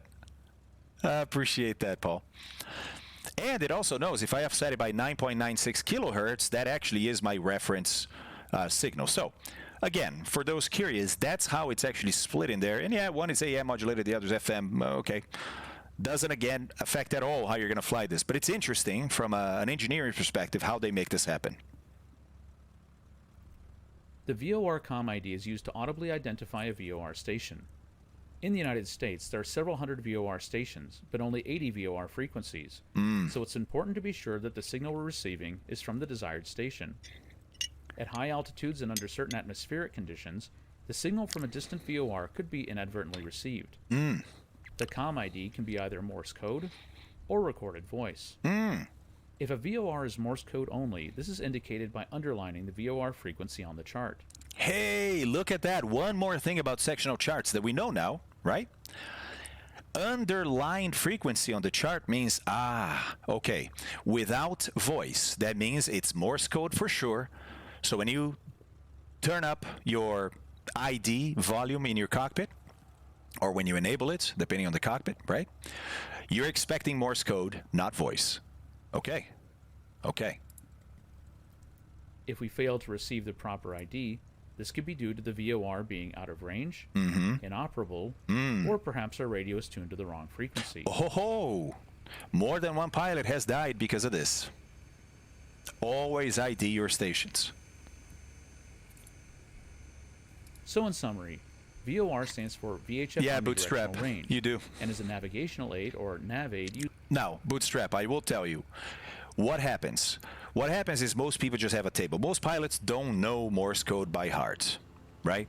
You have tables in lots of references in aviation, so you can always just pull up a table and see what that code is. But when you're going through training, some flight schools and some examiners will want you to know that. Most, I think, are okay with having to look at a table. Some can be picky. It's, you know. Oh, Ninja is at an island right now. Hey, what were the helicopters, buddy? Yes, Pastor, for sure. University of Fabio. Yeah, DC. Hey, there's a lot of outdated stuff in aviation, but it's also stuff that works, and it's simple, so it stays. Okay, so here's the summary, guys. VOR stands for VHF, right? Because that's the frequency, very high frequency. That's the frequency range we're using. Omnidirectional, it works in any direction. Range. And this is actually not range as in distance. We used to call radios ranges, and there's other reasons for that, but don't have to get into it. Used in aviation. VOR allows aircraft to determine which radial of a VOR station they're on. Colonel Forks, just have to be here, buddy. Bearing to the VOR from the aircraft or vice versa. A VOR signal has three components: a reference signal, a variable signal, and the COM ID signal. And the COM signal, yeah. Radial is determined by looking at the phase difference between the reference and variable signals. That's for the techies? And the COM ID is used to positively identify that's for a everyone. VOR station. Okay. This there you go. concludes our presentation, Understanding VOR. Thanks for watching. You're very welcome. Thanks for creating it. Now, we have not talked about how to use this just yet. That's when we're going to hop in the aircraft now and figure that out, right? But before we do that, hey, Barbate Brandon, thanks for the follow too. Any other questions? Or do you feel like you understand how a VOR works, how we use radials to either know what radio we're on, or maybe two radials to determine our position? Any questions on that? If I tune in a VOR on G1000 and the identifier pops up next to it, do I still have to identify it? No. Good question. Good question, humans. So even in a check ride here in the United States, right, if you're using avionics that can auto-identify a navigational signal, you can just use that. You do not have to listen to it in Morse code or voice, because the avionics did exactly that. Yeah, gamer, for sure, man. Right, because next, hey, Silver Dragon, what's up, man? We are gonna go flying next, so yeah, I think it is a good time for a little potty break, right? I know, Callie, I know, but here's the thing: technology, when we take it a little too far, starts to make us complacent, right? You start not checking stuff as much because it's like, come on, man, the computer does it. When it doesn't, when it's not happy, it's going to throw a caution message or a warning message. That's a dangerous attitude to have in a cockpit, right? That's why I love this foundational stuff. That's why I think everybody should know a little bit of this. You don't have to be, you don't have to be an ace at it, but you should understand some of the basics. Oh, nice, Scooter. That's awesome, buddy. Hey, Amri Tom is here, guys. Hey, tomorrow, remember, tomorrow, if you guys haven't looked at the schedule yet, then you're not living, first of all, right? Secondo, have a look. Guys, it is 4 days of a lot of fun. So today is our VOR NDB Navigation Day 1. We're going to have more on it, right? Tomorrow, back in the CRJ, first time since the hotfix and the update to the aircraft itself. So really excited for this, but also VetSim Group Flight. That's right. Amritam here is a VetSim controller out of Kathmandu, Nepal. And Amritam, if I'm right, you live in Kathmandu, correct? And he had the idea because on this day, tomorrow, on Wednesday, there's going to be four different VetSim events that we can hit in one flight, meaning we might have ATC all the way there, right? Yes, Amritam is in Kathmandu. How cool is that, guys? So, could you make a list of third-party software you're using? Pastor, we're working on that. We are working on that. Mods, that is one of the items in our to-do list, yeah? So, guys, anybody that wants to fly with us, this is a VetSim flight, but we're going to have quite a few people, I believe, join us, and we're taking off from Gatwick and flying to Bratislava in Slovakia. We have a whole guide for this, by the way. If you go into organizing flights over here, that's where we talk about these things. Let's see, right here. I posted the Explore Slovakia. Amritam created this guide. It's great. It's got, I would say, most, if not all, the information you need for this flight.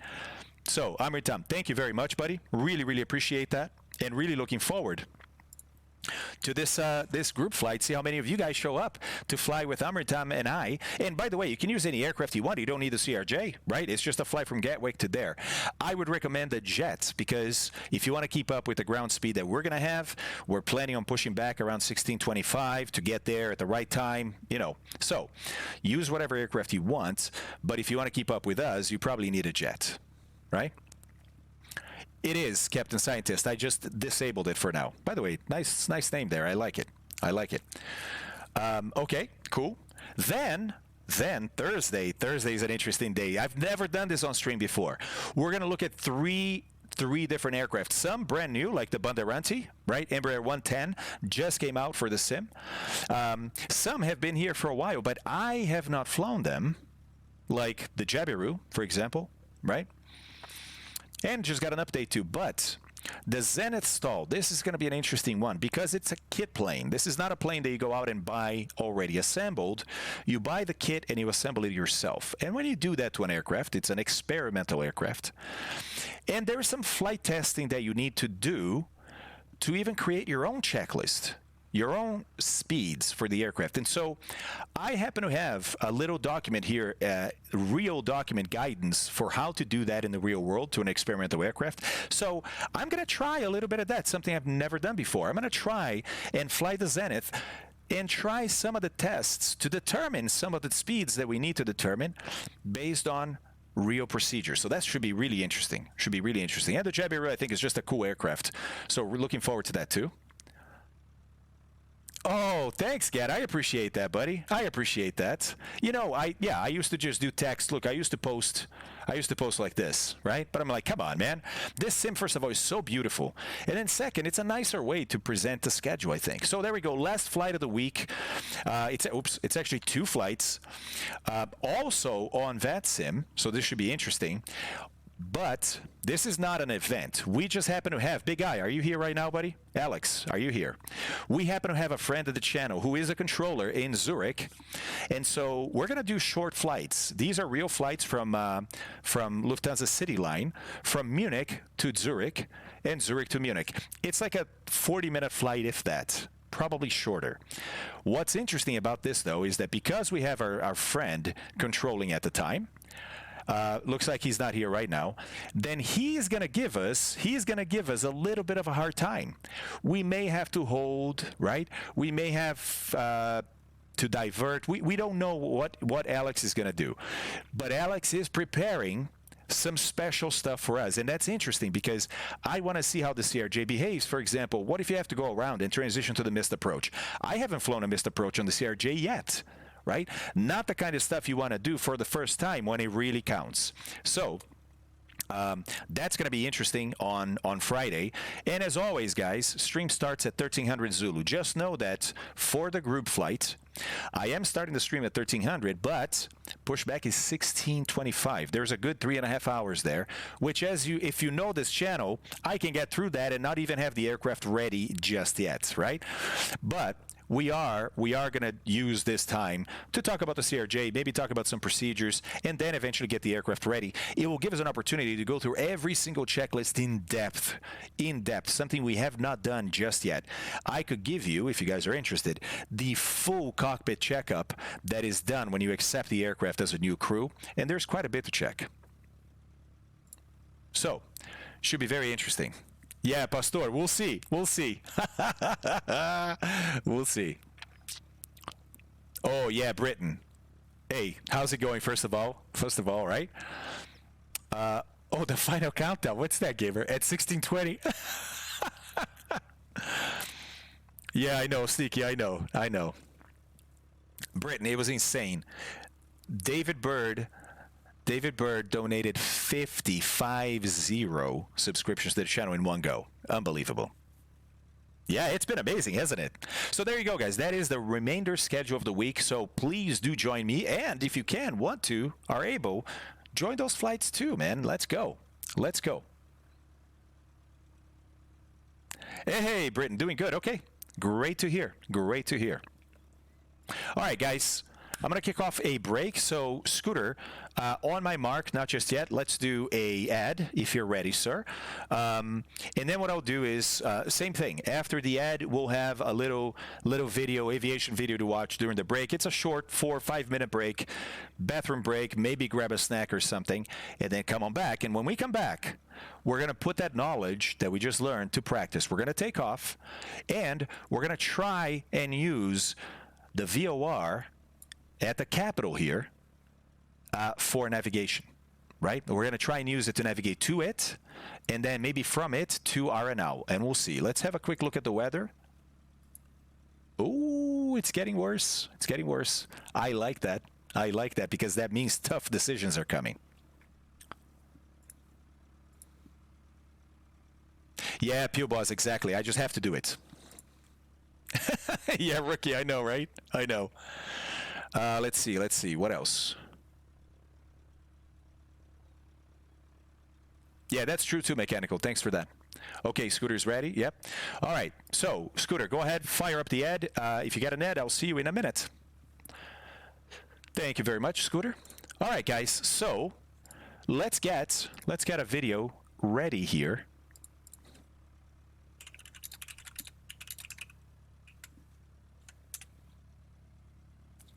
I don't know. Not on my manager, not on my stream manager. But I don't know. I don't know if it would, Scooter.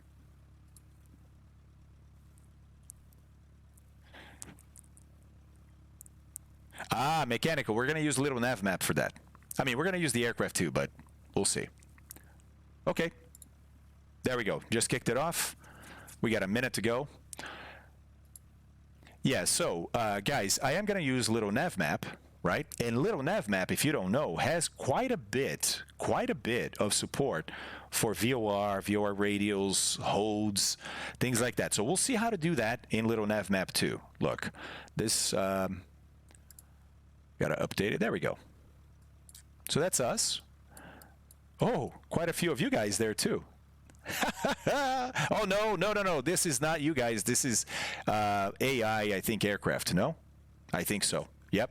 Anyways, point is, here's the VOR that we're going to use. Okay?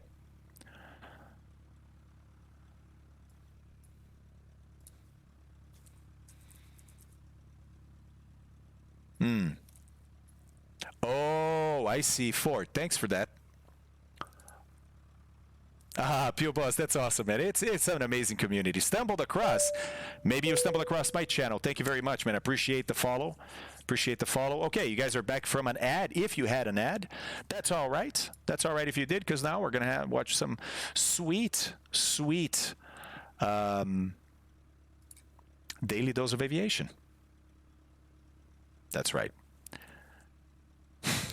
That's a good one right there. Okay. Oh, DC, it is indeed, man.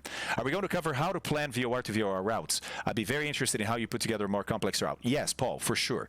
Probably not today, Paul. Today is going to be more about intercepting radials, reading the instrument, understanding what it means, right? Getting off the radio, how do you get back? So we got quite a bit to go before we use VOR to VOR, because by the time we're doing that, we have to know down pat, right? How to intercept radios, what the instrument read, you know what I mean? Oh, yeah, Orange, we're going to do approaches. Right, that's why I called today day one, guys, because there's quite a bit to talk about, and you see that because I get in depth, because we get off on tangents, it takes a while to talk about this stuff, right? So, yes. Okay, all right, here we go, guys. I'm going to run a video then, and we'll be back after that. Enjoy your break. Here we go.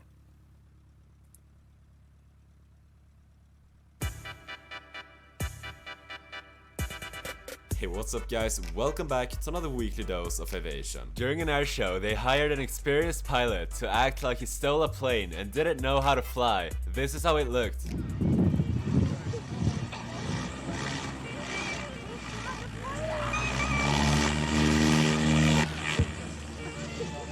What did you do?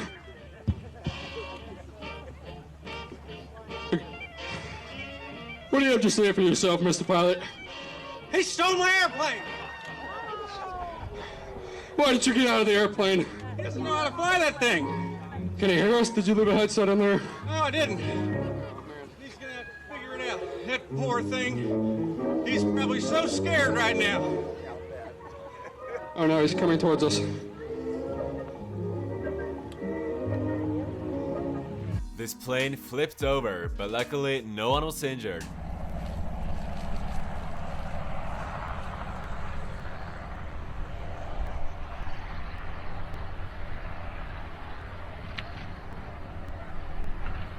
This plane was taking off, but then the pilots heard a loud bang and had to abort the takeoff.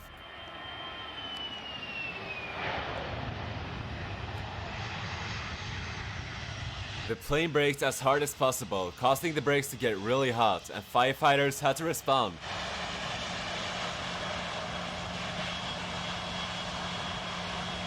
They then taxied back to the gate and found damage to one of the tires. This pilot flying really close to the water in a small plane.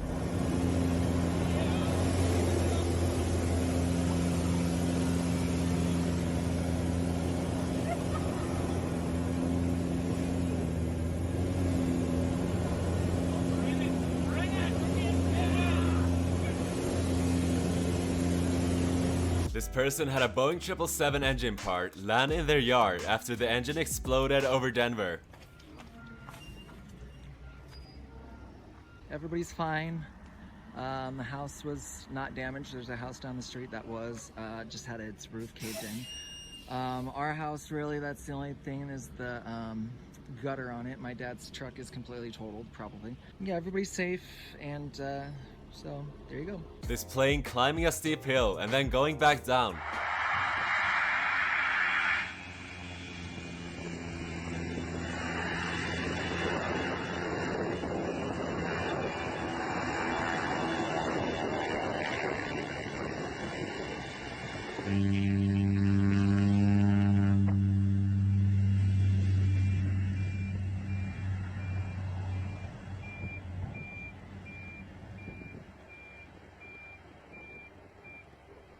This Boeing 747 has 5 engines.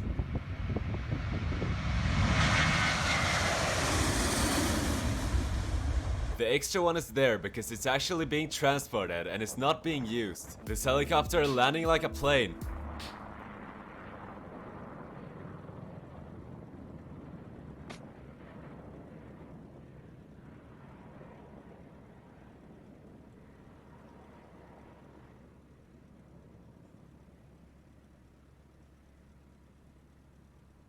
This is how landing a glider in rain looks.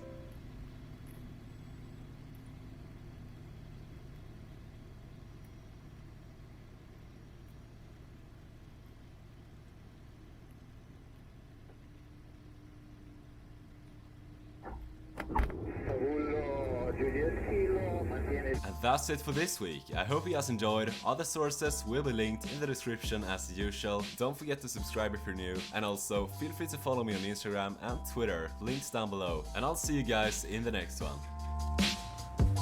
Moist, indeed, that was just moist. But that is the best part of that video is not what they showed. The best part is the roll up on the Italian town of Pavullo, where he is flying. That's where he's gonna land. All right, Scooter, thanks, buddy. Hey, Neo, how's it going, buddy? The airplane is staying over the airfield for aerobatic program and looking out for you. You can tell it's Italian ATC. The airfield and have the other plane inside. You can tell he's not Italian. Yes, we can see you. You're going straight into downwind. Ninja, I know, right? I know. I really do. You already said that, and I still haven't. Runway 20, gear down and lock. This is the cool part right here. Over the town, low altitude, but high energy, right? A glider, guys, very hard to slow down. It is incredibly slippy through the air. And yes, I said slippy for you, my British friends. Here in the US, we'd say slippery.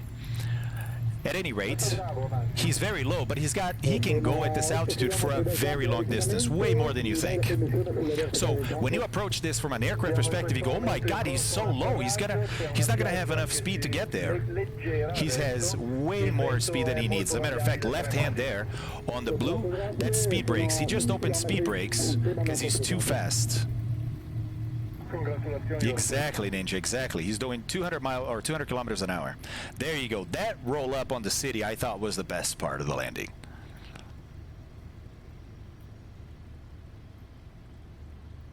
And it's a beautiful touchdown too. Wait, Ibanez. No. I've heard this over and over. People from the UK saying slippy for slippery. Yeah, Ninja, I haven't done it at the sim yet. Have you done it right in Pavullo? Yes? With the discus? That's amazing. Ah, you say both. I did not know that. Did not know that. Okay. Good to know.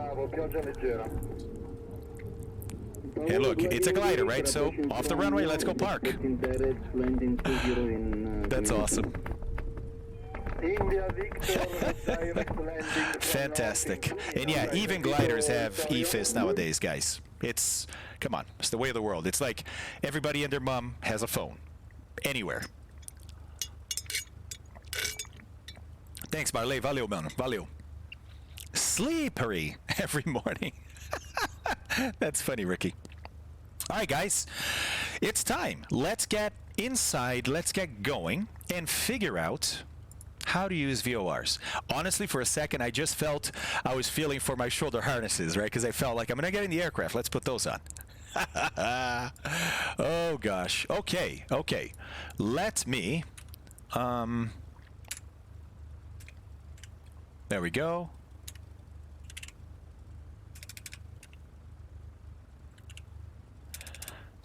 Trying to remember. Hold on. I don't remember the ICAO for the second one. MRAN for Arenal Airport or La Fortuna. La Fortuna. Okay. Let's update that. Boom. Look at that. Now Fly Live even knows where we are and where we're going. Well, what we're going to try and go. Let's see how that weather is going to do for us. Yes. Finally, time to fly. Let's go. Hey, Paul, it's the only way, man. It's the only way. You know what? I may do it, dude. I may do it. I miss those. I'm the guy. Because listen, I take risks with my life in some ways that people are like, dude, are you stupid? But then I'm conservative in other ways that people are like, wow, that's really conservative. One of the things I was conservative on is clear air turbulence, right? You can hit clear air turbulence out of the blue, literally. And so I always kept my shoulder harnesses on in the seat, right? Most pilots take them off. They keep the lap belt stays, right? Seatbelt's on when you're sitting down, but that's what stays. They take their shoulder harnesses off. I don't, right? I like when I'm in a car, in an airplane, when I'm in a machine, I like to be one with the machine. So I like to be like fully strapped down, tight, so there's no wiggle, there's no difference between me and the machine. You know what I mean?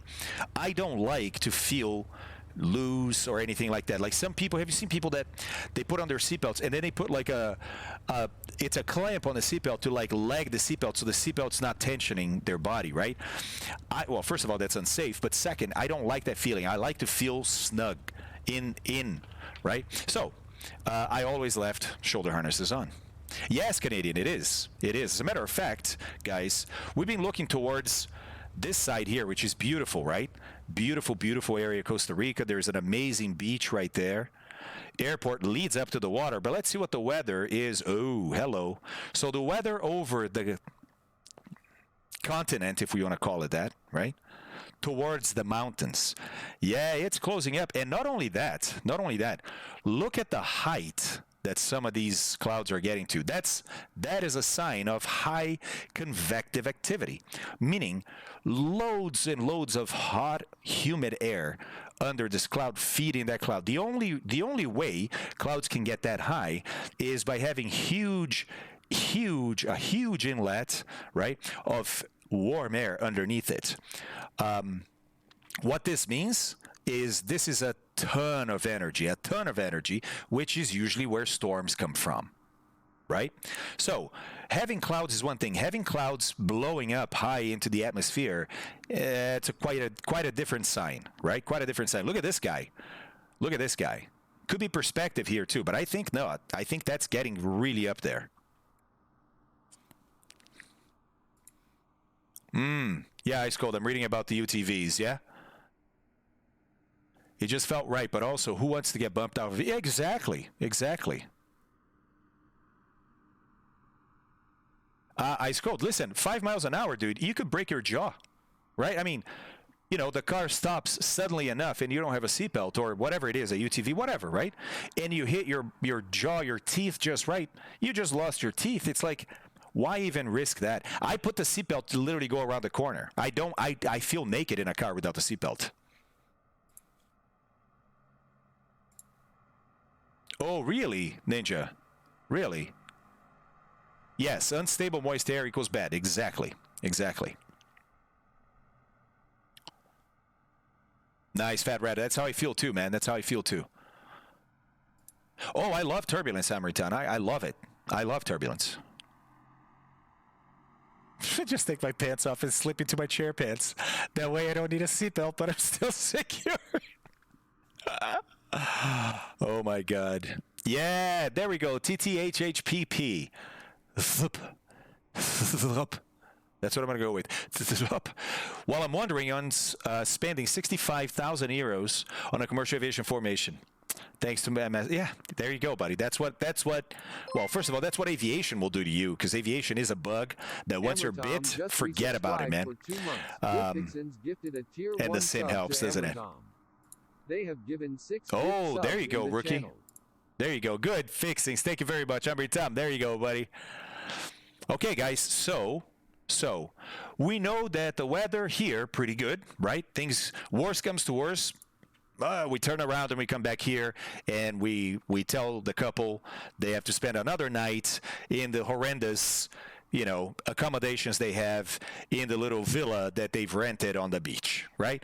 That's worst case scenario. And we'll try again tomorrow, kind of thing. Now, this being Central America, South America, anywhere that gets really hot and is humid, any flight like this you want to do early in the day. Early in the day, right? Late in the day, this is very common. This is very common. Basically, Central America is a little strip of land. There's water on both sides till the eye can't see anymore, right? And it's very hot. Okay, well, that coupled with the amount of vegetation that's also evaporating water during the day, forget it. You're going to get storms almost every single day, right? So taking off now from Costa Rica to go inland towards those storms, not a great idea. But they're paying. I already told them I don't think I can get there. They said, let's give it a crack anyways. I guess they had a couple of martinis. They're feeling good, right? So here we go. Let's try. Let's try. Oh, Amritam, buddy, listen, don't worry about that. Your gift to me, every one of you guys, your gift to me is your presence, yeah? If you help financially, that's just the it's not even the cherry on top. That's just not necessary, right? There's enough people donating. But, okay, all right. I'll be honest. Financially, I'm not there yet. The channel still needs to grow. But we're getting there, right? We're on our way. Please don't feel bad if you can't contribute to the channel. Please, please, please. Your contribution is you being here, is you interacting in chat, is you asking questions, right? Is you calling me out when I forget the fuel pump. All that stuff is invaluable, invaluable. So thank you very much, Amritam and everybody else for being here. All right. All right. I see a few of you guys here with the Archer. Nice. It's getting a little crowded here. But boys, obviously takeoff is runway 12, right? We do not take off that way. And when we get in the air, though, we have to have an idea of what we're going to do. So let's have a quick look again at Sky Factory. Remind ourselves, what is the heading that we're going to fly? What does this actually look like? Oh, yeah, Canadian. Yeah, Paul, I know, right? Unbelievable. Let's see. My contribution is laughing when we run out of gas again and again and again. There you go, Rock. Hey, that's contribution too, buddy. I appreciate it. Thank you. All right, here we go. We're down at tambor, which means drum in Spanish, by the way. And it looks like if we're going to go straight over the capital, which I want to do, right? It looks like it's a heading of 074. Now, there's probably going to be wind at whatever altitude we decide to go, right? That's also up for discussion.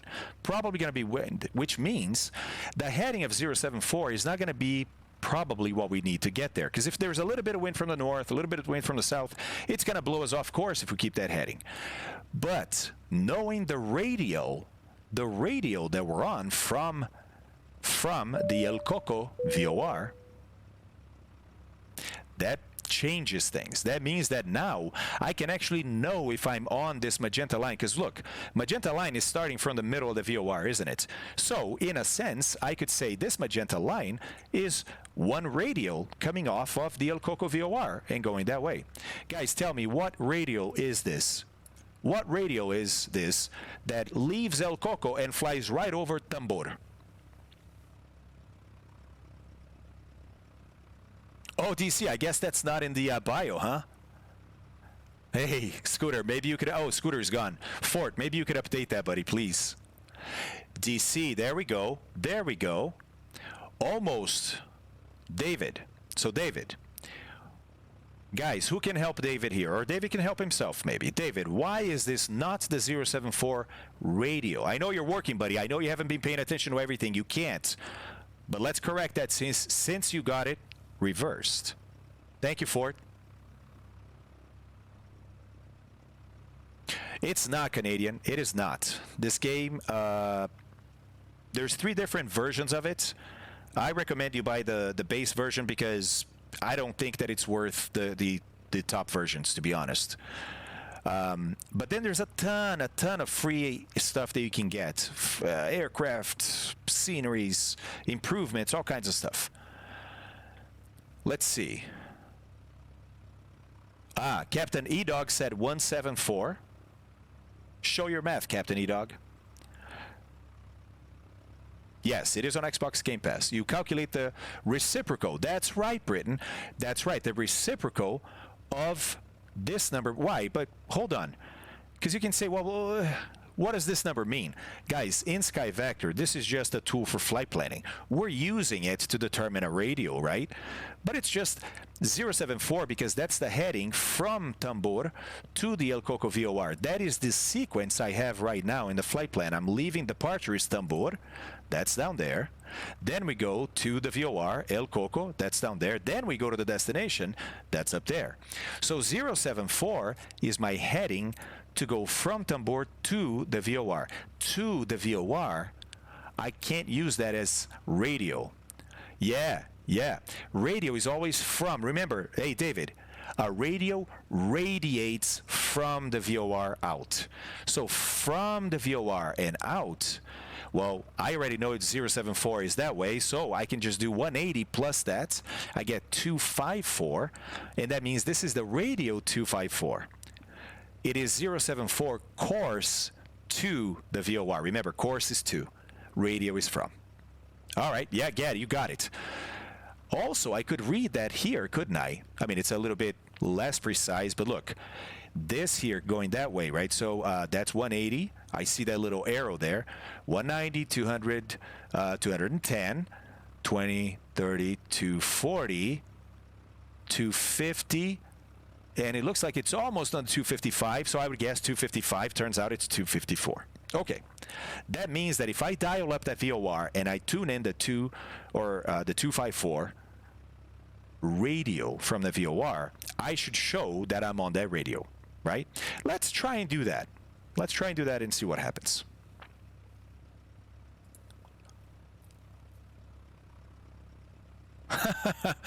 Speed nut. I like it. I like that. That's pretty cool.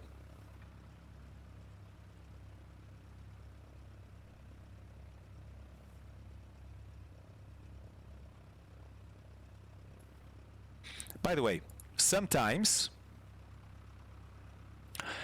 you're trying to do the reciprocal of, like, say 330. Give me the reciprocal. If you add 180, well, that gets a little bit complicated, right? Because you have to go past north where it's going to go to 0 again. So you can't do it. If it's 330 and I want the reciprocal, I have to add 180. Well, 330, 340, 350, 360. That's 30. So 30 gets me to north. Okay. I still have 150 of the 180, right? I have to go 180. I just went 30. I have 150. So that means that from north, if I keep going 150, I'm going to get there. Oh, okay, so it's the 150. You can do that. I feel it's easier, I feel, to subtract, right? So when you're past 180, any radio past 180, from 180 to north, I subtract 180 instead of adding, just so I don't have to deal with the north reset of 360 to 0, right? That's just me. That's just me. Okay. All right. So let's get the aircraft started, tune in the 254 radio, and see if indeed we are where we think we are. Cool. Let's get going. Here we go, guys. Back in the Aero. By the way, Aero 0.3.0, right? Second update to the Aero, and now we have some additional stuff that's working, which is nice. Let's hear the outside a little bit. Okay, so no checklist today. No checklist. So I'm definitely going to forget stuff, right? But let's go battery. Let me check my fuel. Fuel is on the left. Oh, I have no battery. It's showing 12 volts. Is it just me, or are we out of fuel? Maybe we're out of fuel. Yeah, battery is working. Yes, we are out of fuel. Okay. All right. Well, the flight today is not going to be that long. If we fly over the capital and then keep going, it is a total distance of 83 miles, 48 minutes. We're going to have enough fuel for about 4 hours of flight, which should be plenty of fuel for us to do this trip safely today and either have to alternate somewhere or maybe make the destination. We find a hole in the clouds. We'll see. But we should have plenty of fuel, right?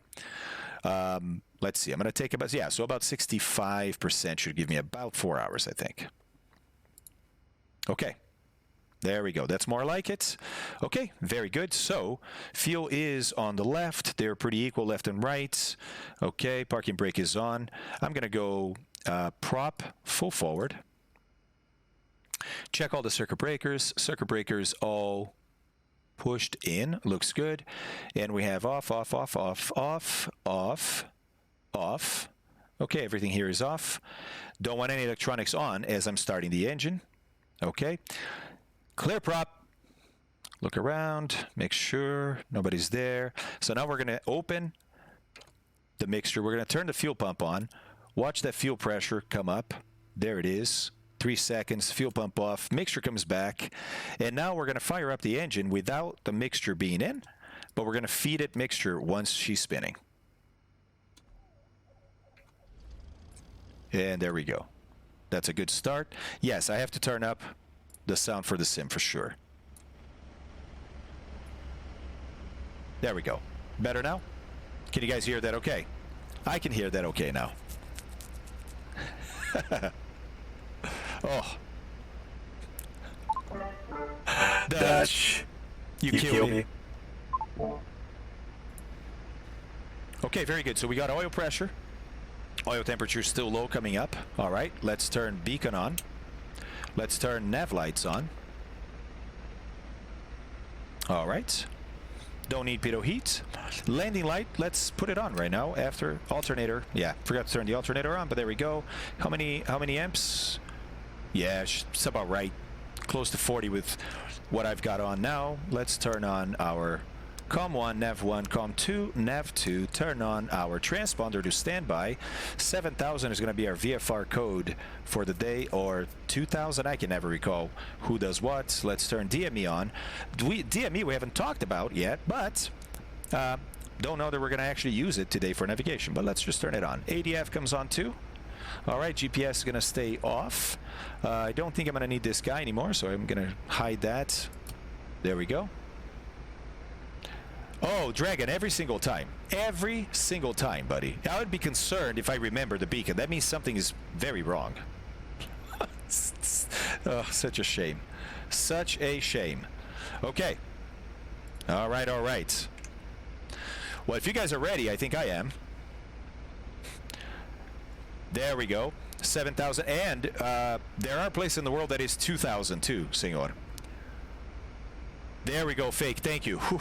Oh, I feel better now, buddy. Thank you. Thank you. Hey, Mike, welcome back. No Pilias. Not only she idles lower, she idles too low. She idles too low. That's a little too low. You want the engine to be above 600 RPMs. So not the end of the world, but yeah, a little too low. But it is a nice fix because she was idling at 1,000 before, or even like 1,050, right? Well, okay, guys, look, we've got the aircraft up. She's producing electrical power, right? The engine looks healthy, which allows us now time to play around with the electronics a little bit. So let's see what we can get here. So first off, it's already on. Let's tune in that El Coco VOR. Right? It's frequency. Oh, it's hidden. Let me move this out of the way. There we go. 115.7. 1157. Okay. So in here we go 1. Oh, okay. 115. And we go 7. There we go.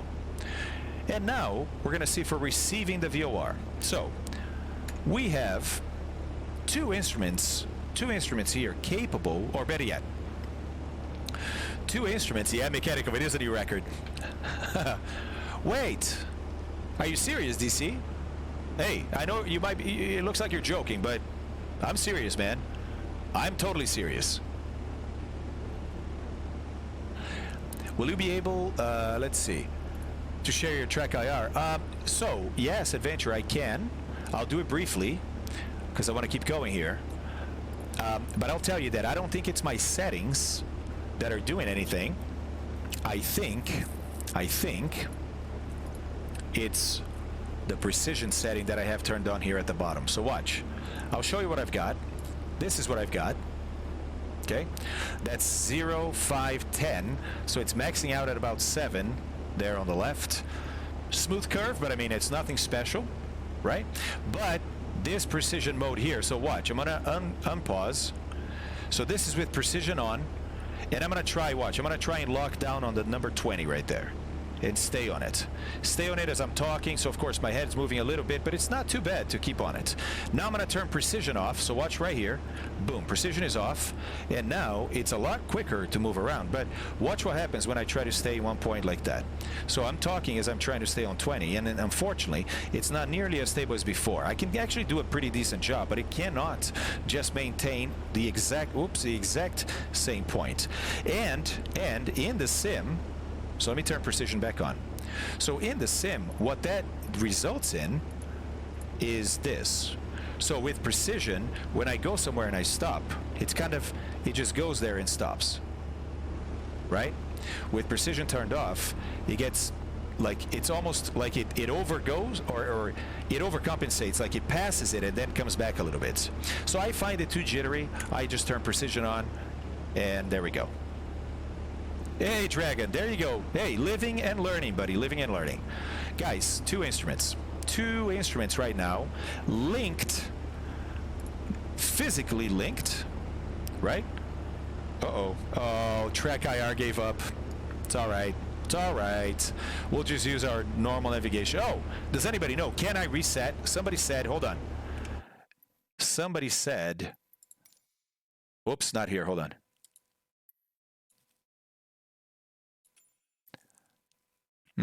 Is it in general that if you turn track IR off and then back on? Oh, wait. It's here. It's here. If you turn it off and then back on, it can actually do it. Nope. No, my track IR actually stopped seeing the track clip. It's not working at all. It doesn't see the track clip at all. Oh, and now it's back. What in the world, guys?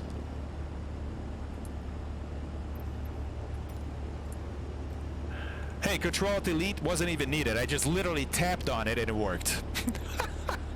Does anybody out there have the same problem? Does anybody have the same problem? All right, let's talk about the instruments.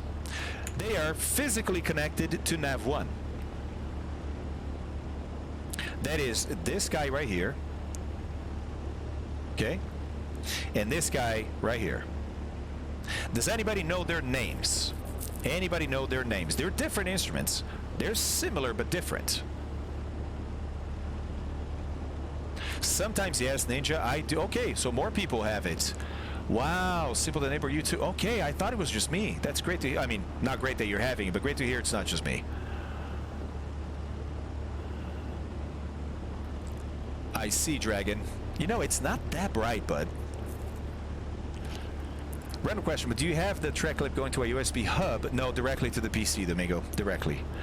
Okay, so which one is the HSI? I think you guys know. It's this one here, right? What's the name of the other one?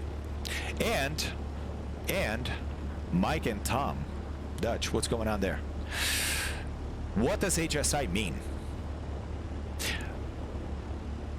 Well, there is a CDI inside the HSI.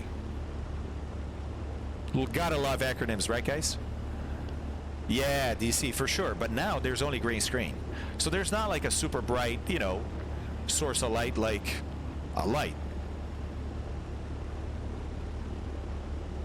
Oh, I see, Dragon. Okay, didn't know that. Horizontal situation indicator. That's right. That's this guy right here, guys. This guy right here, you see in a lot of different aircraft. Even old jets had this, right? Before we had EFIS, before we had computer screens, we called them EFIS, Electronic Flight Information System. Before you had a computer screen, you had this, the HSI, Horizontal Situation Indicator, and it has a few things in it here.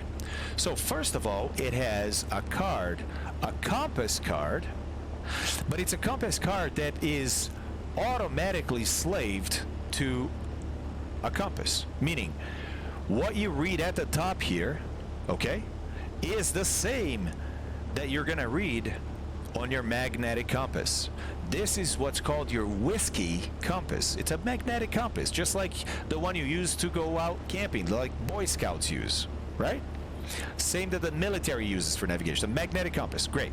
Well, when you look at your HSI, that card is also a magnetic compass, okay? It's not really, it's electronically being turned based on a magnetic signal. But you can look at it and assume, right, that it's your heading. Always cross-check with this guy, because you can have precession, because this is slave to a compass, but can have errors in it. And it's not precession errors, just errors. So always check to make sure your HSI actually agrees with your magnetic compass. But when it does, then yes, your heading can be read at the top. That's fantastic. I don't even have to use VORs, and that's already useful, right? Just flying along. Look down here. Oh, that's my heading. My heading right now is about 100. Okay, great. Great. Ah, right. This one does too, Dragon. This one does too. Yes, but there are different types. This one has glide slope also.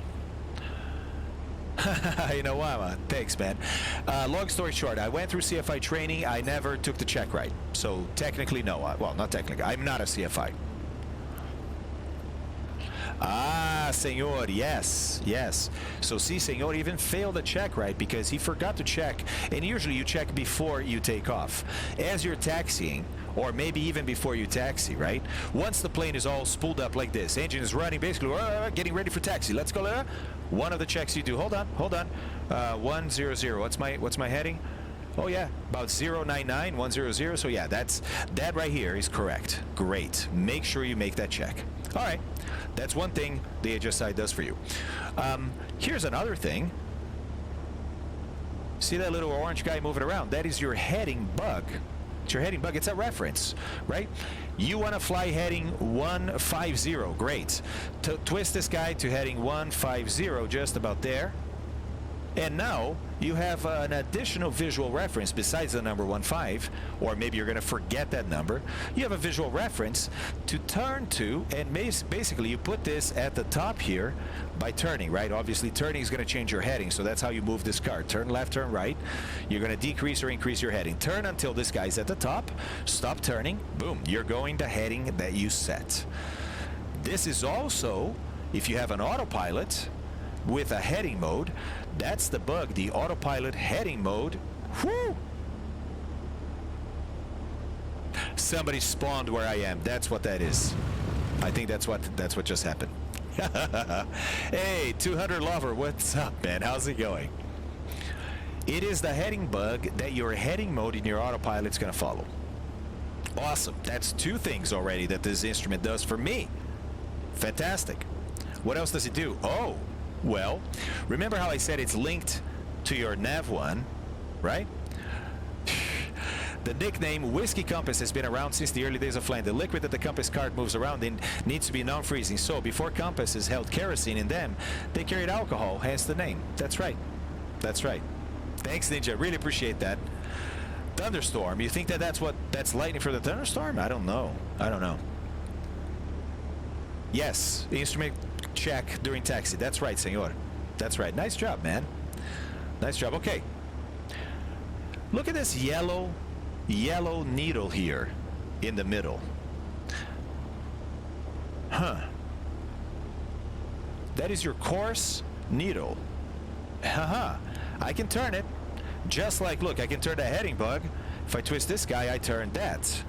Okay, cool. Cool. What does it do, though? This needle is special.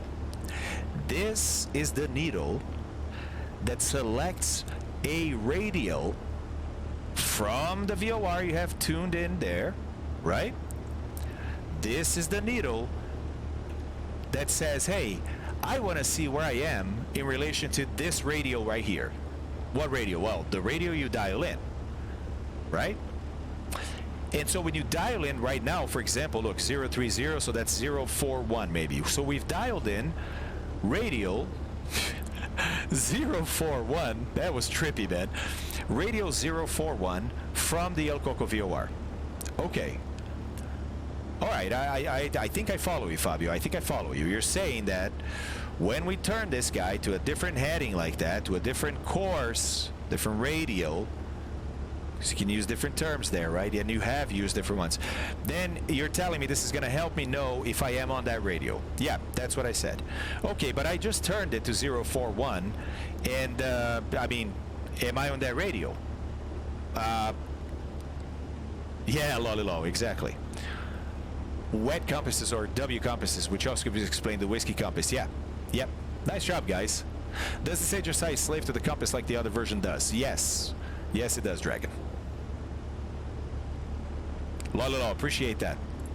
Appreciate that. It's my pronunciation. It's me being a foreigner, man. It's what happens. All right. So, how do I know then if I'm on that 040041 radio, right? I just can't tell exactly which one it is. Well, that's where the rest of the instrument here is going to help you. So, there's another yellow piece here. It's actually not connected to this arrow, right? But it looks like it kind of goes with it because it's yellow, and it's about the size of the missing yellow portion here. Yeah, as a matter of fact, guys, you see that little black, see that black line? That's actually a cutout. That's a channel, because that needle is physically connected to the inside of this instrument, because it can swing all the way to this side and all the way to that side. So it's basically like a wiper that wipes left and right. It can move left and right. When it's centered over your course radio needle here, the yellow one, then it means you're on that radio or course. I keep saying radio or course because it can be either. I'll show you how to know which one it is, right? Oh, nice, Dutch. That's cool. That's cool. Hey, Fat Rat.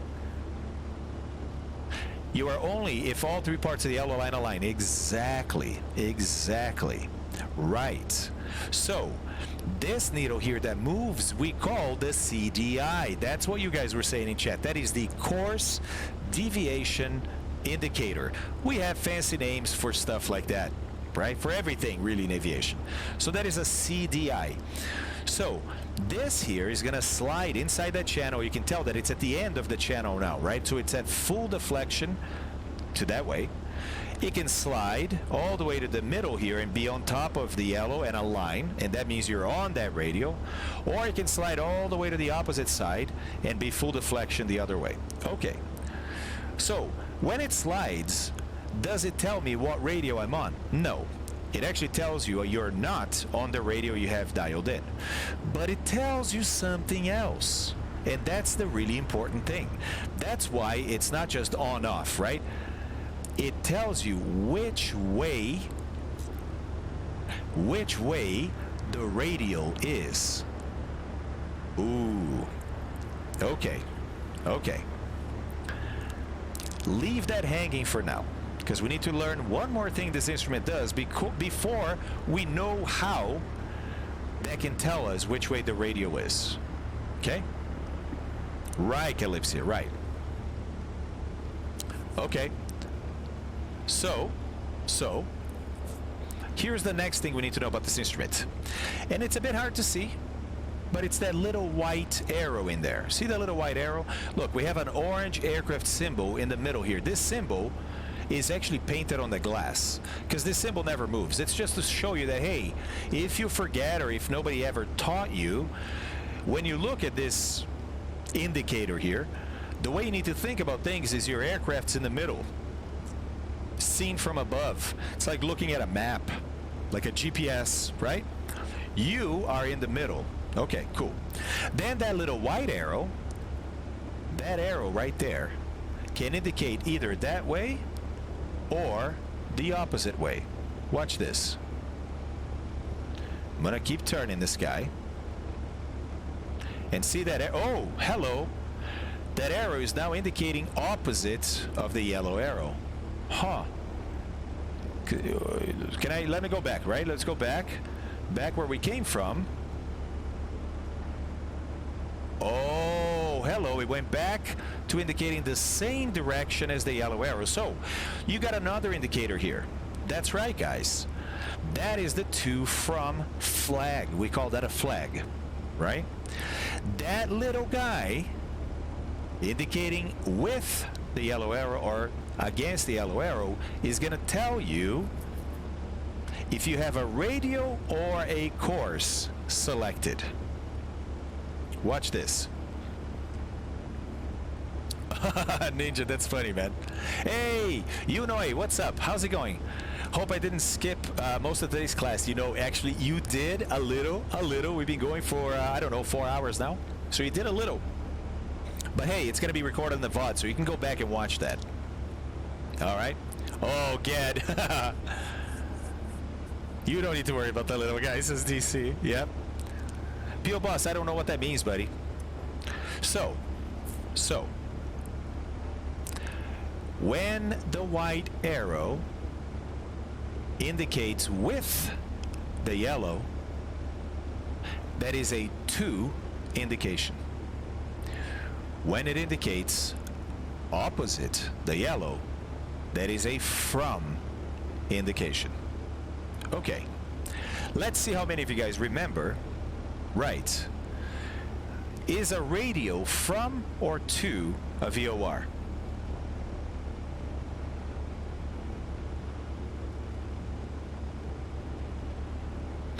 Radio is from. Radio is from. That's right. That's right. Remember, it radiates from. You can't radiate to, right? Something radiates something. So that something radiates something out of it. The VOR radiates the radios out. That's right. So the radios are from the VOR. They're coming out. They're from the VOR. Their origin is the VOR. Their destination, who knows, right? Atmosphere. Atmosphere absorption. Okay. So, if this arrow, when opposite the yellow, is from, that's the arrow you need to tell what radio you are on. Because we're talking radials, you can't have a to indication. A to indication has nothing to do with radials. Nothing to do with radials. Does that make sense, guys? If you, and you kind of just have to memorize this, right? You can also use common sense and logic to deduce this based on what you already learned about VORs. But if you just want to remember, hey, a radio is from, so I need a from indication if I'm going to be able to read the radio that I'm on. That's step number one. Okay, so we got it. We got it on the from side. What else? Because that's still not the radio we're on, right? Well, but I got the from in there. You said the from. Yeah, the from needs to be there. But now you also need to center that CDI. Remember, I said only when that CDI is aligned with the arrow will it show the radio you're on. So let's keep spinning this, because I know that, look, if I go the other direction, how do I know which way to spin? Well, if I go the other direction, guys, what's going to happen? Oh, hey, that just went to 2. I don't want to be in the 2 field. That's not radials. Okay, so first find where that from begins. Aha, there we go. And now just keep turning that same way. Hey, Coffee House, thanks for the 100 bits, buddy. Appreciate that. Hey, EKAC, bud. Let's go with that. Hey, thanks for the follow. It's your boy with the follow. Appreciate that. Appreciate that, guys. Hey, day honor rules. I agree. I think you do. Salah with the follow. Appreciate all the follows, guys. All right, so let me keep spinning this, and let's see what happens, because right now nothing's happening. Fabio, why are you doing this? Look, I know, I found that, yeah, okay, I know it's not 2, but when I got to from, I did it. I did it. Look, it's opposite, that, great, from, but I keep spinning, nothing happens. Patience, Keep on going. Keep on going. Click, click, click. Click, click, click. Ah, still nothing, dude. Patience, grasshopper. Keep on clicking. We'll keep on clicking or twisting. Oh. Oh. Oh. Oh.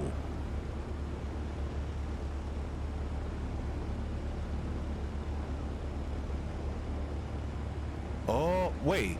If I keep on clicking, now it's going the other way. Oh, shoot. Now it's all the way on the other side.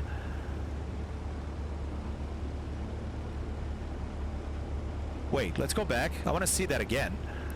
Click, click. Oh, oh, look. Look. Okay. And if I keep clicking, yep, it goes. Okay, so it is what I thought. It is what I thought.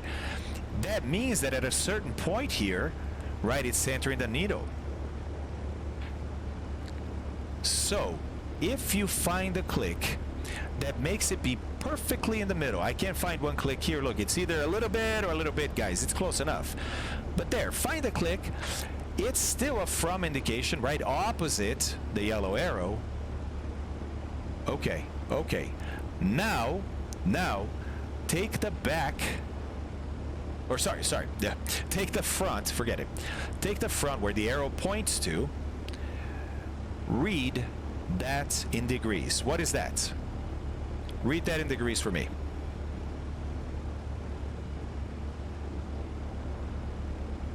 Well, I would say it's more like, look, so this is 240, 245, 250, 255, 257 maybe?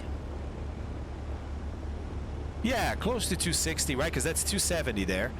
So this is 260, right? 270, 265, 260, 255. Yeah, between 255 and 260, somewhere in there. Okay, what were we expecting? The opposite of that, right? 254. Wow, okay, so it's not exactly there, but it's pretty close, isn't it? Pretty close. Pretty close. Okay, so there you go. That's how you read a radio. You put it in the from indicator and then just twist the CDI knob here until it centers. Read the top of the arrow and it will tell you your radio. Ninja. All right, who has questions? Who didn't follow this? Who doesn't understand how that works? I know, Rookie. Odd. And I wonder if that's a setting in the iPad, but I don't think it is. All right, Calypso got it. Yeah, but they shouldn't be DC. I don't believe they would be in the aircraft. Okay, Canadian got it too. Nice. Question from Gad. When on the ground, is there any limitation to receiving these signals versus the air? I know it's a sim, so we won't simulate radio interference cause of terrain. Right, Gad. First of all, I don't know that it doesn't simulate terrain interference. I know, for example, other sims like DCS, Digital Combat Simulator. It's a military sim, but it's open. Anybody can buy it. That sim simulates the attenuation and reflection of radio signals by terrain. I don't know if this sim does or not. Hey guys, thanks for all the follows. Appreciate that. I don't know if this sim does that or not. But even if it doesn't, what it does do is, even without terrain, when you're really far from a VOR on the ground, even at the same level as a VOR, you're not going to be receiving that signal, right? That signal from the VOR is never parallel to the ground. It sort of angles slightly up as it leaves the VOR, and it just keeps on going up. So the further out you are, the higher you have to be to get that ramp, right? To be on that ramp or into it. Does that make sense? The real challenge is the old school VOR needle on the right for Nav 2. Yeah, we'll get there. We'll get there. Raisins in your toast. By the way, hello, man. How's it going? Okay, guys. So, well, Ninja, no. I mean, maybe. But here's the thing. We are receiving it on the ground right now. And I have been in the sim enough to know that sometimes you receive it on the ground, sometimes you don't. So there is some sort of simulation of that radio signal being attenuated or something else, right? By distance, by terrain, I don't know. But there's definitely that some simulation in the sim. Here, we're probably close enough that it's still able to receive. And, of course, we are receiving it. It doesn't have to, DC. What do you mean? What doesn't have to? Hey, Boo, what's up, man? Even in FSX mountains and terrain could put radio signals in shade, I think. I don't know, Boo. I don't know for sure. I think so too, Dragon. I think so too. Plus, it's up in the mountains. It's up in the mountains. Look at the elevation here, guys. 3,287 feet. It's up. I mean, okay, maybe not mountains, but it's not sea level. Yeah, raise it, exactly. That's right. Well, actually, no, this is not the cone of confusion. The cone of confusion is in the center. This is actually on the bottom. Oh, DC, no worries. Ah, yeah. Okay, all right. So, this is not, though, how we fly to the VOR. Why? Well, let's use this. Let's try and fly to the VOR, because look, I centered it, right?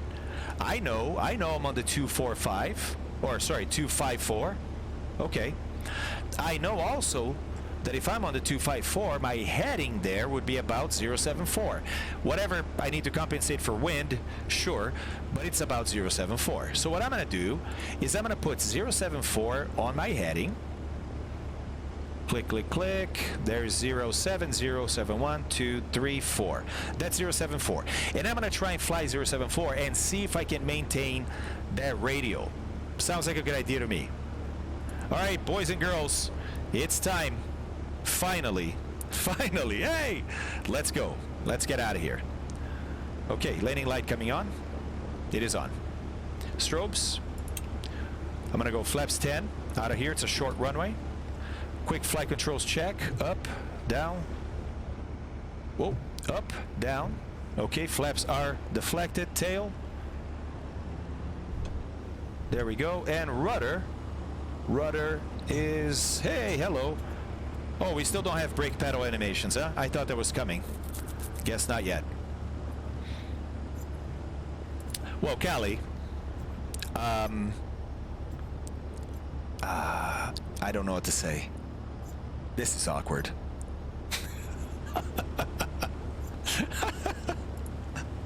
All right, let us go.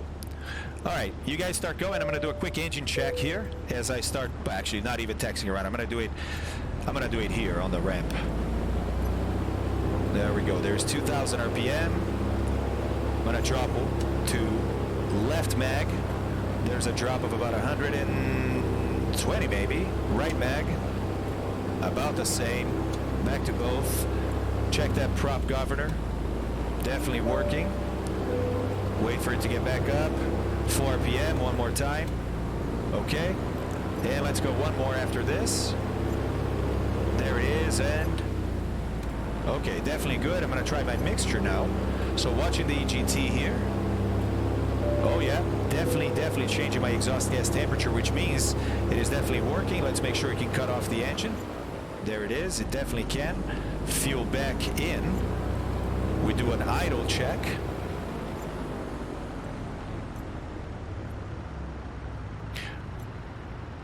Let's make sure she can idle and not die in idle, right? Pastor, yeah, buddy. Yep. All right, she's idling. There we go. It's 600.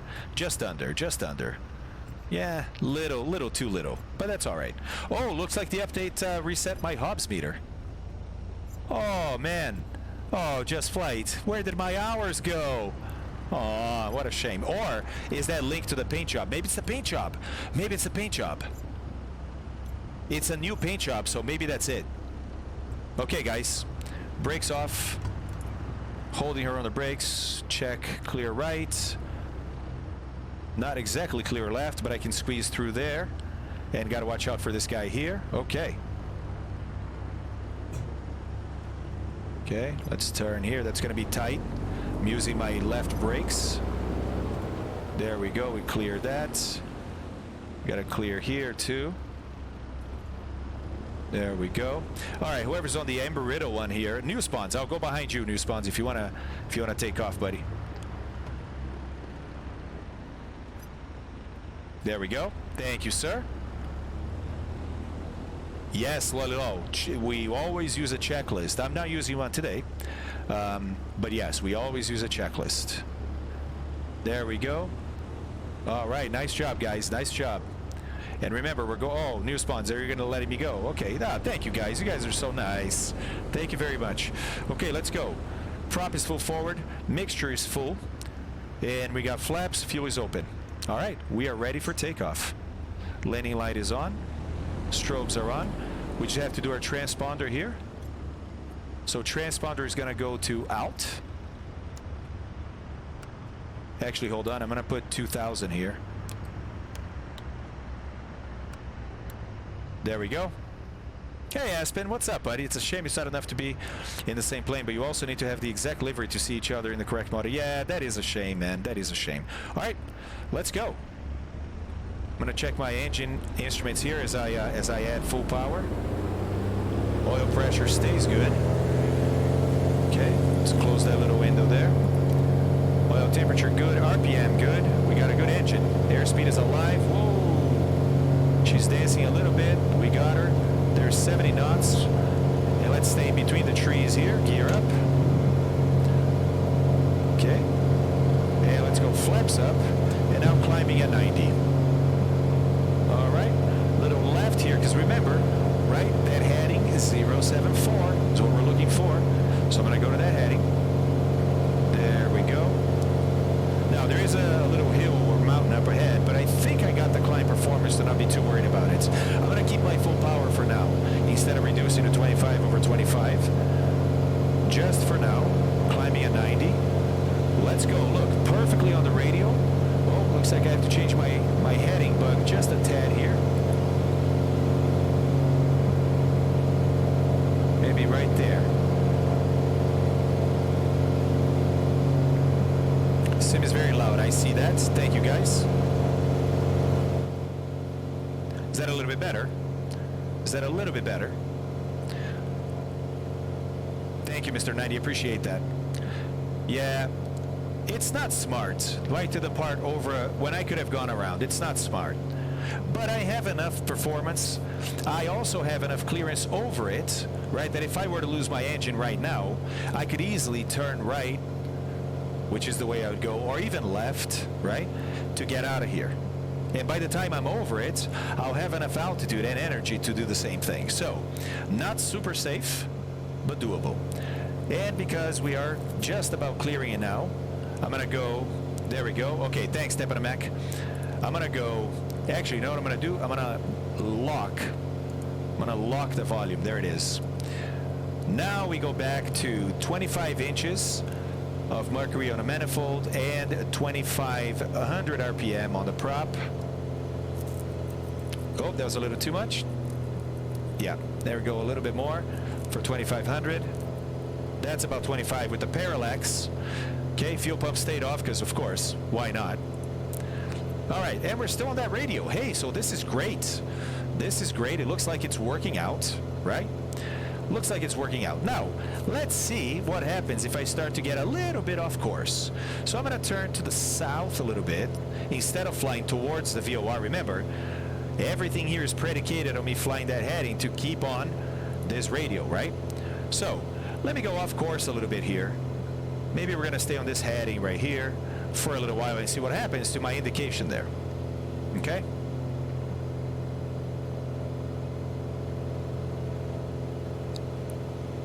There's 90 knots on the climb out. No autopilot just yet. No autopilot just yet. Do I need a little bit? Yeah, I need a little bit of right rudder. So you turn this way. It's opposite to what you think. Oh, they fixed it. I guess it's no longer opposite. 1, 2, 3, 1. Let's see. Let's see if this did it. I think they fixed it, guys, because it was reversed before. Go back to a heading of 120. I'm working and trying to learn this, but missed it. Where did you put the radio frequency? Ah, here we, right here, buddy. Right here. This is nav 1, and you want 115.7 in there. Okay? All right, let me see. I think that rudder trim is... still need a couple clicks. Okay?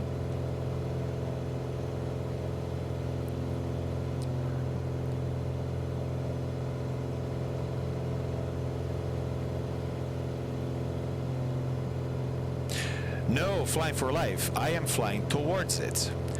Look, another way you can think about it is this. You see that white indicator? Remember I said that, look, when that indicator is opposite the yellow arrow, that means from, right? When that indicator is on the same side, pointing the same direction as the yellow arrow, then it means to. Okay, another way to think about it is this. This is pointing to where the VOR is. So the VOR right now is up ahead and to the left a little bit, right? See what I'm saying?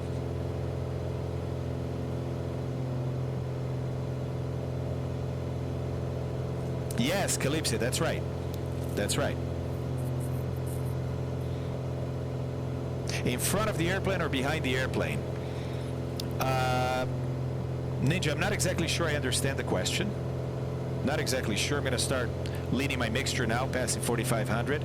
So stand by. Let's look at our EGT here and use that guy. Let's find the peak. Oh, there it is. Mark that peak right there. And now we're going to go 50 degrees, 2 hash marks, rich of that peak. Okay.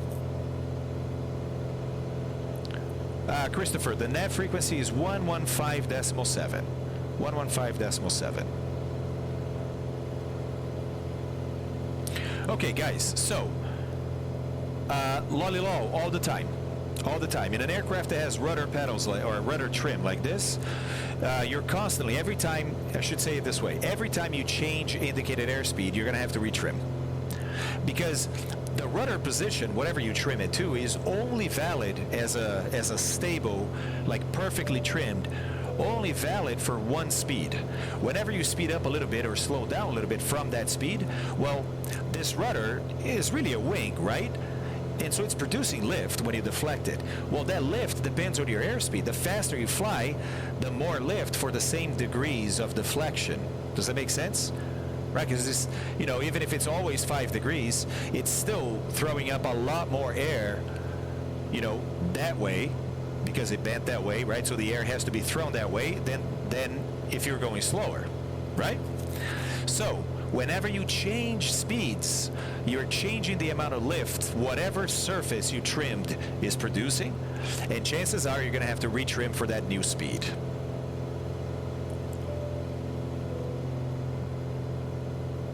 Well, let's see, the arrow on the bottom of it. Yeah, right. So Dragon, that's what I'm about to address. That's what I'm about to address. I understood that white marker is a way to see if the VOR is in front or behind you, your current position. Maybe I misunderstood. In this scenario, it's in front to the left a little. That's correct. That's correct, Ninja. But guys, when you have, by the way, engine sound is okay, not too loud? Not too loud? Okay. And by the way, look, we're getting close to the coast, and yeah, that weather is looking interesting. It's perfect. Okay, cool. Cool. All right. So, you can tell I'm no longer on that radial. I haven't turned the yellow. I didn't use this knob at all. I haven't turned that yellow arrow at all, and yet the CDI, right, is no longer in the middle. Huh. Interesting. And if I look, what if I go back to my heading? Does that fix it? No. The CDI is still showing that you are not centered, right? Hey, Clip, what's up? Thanks for the follow. Fox with the follow too. Grant, appreciate that follow. Fly for Life, Dino. Hey, guys, thank you so much for all those follows. Mutiny, Hamletak, Captain Bacon, all right. Comma, Hanging Tree, Piero Pig. Wow, so many follows, guys. Appreciate that. What plane is this? There you go, Clippy.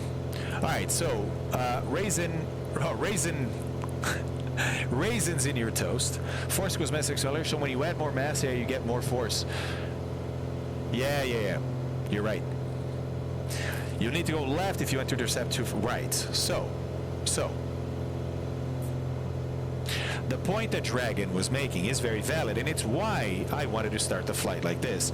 By the way, guys, altitude-wise, I'm going to try and go above this stuff if I can. I don't think I can, but below is not looking promising whatsoever, and the terrain is going to be pretty much like this and rise some as we hang a left to go to RNL. So yeah, I'm gonna try and see how high we're gonna go today.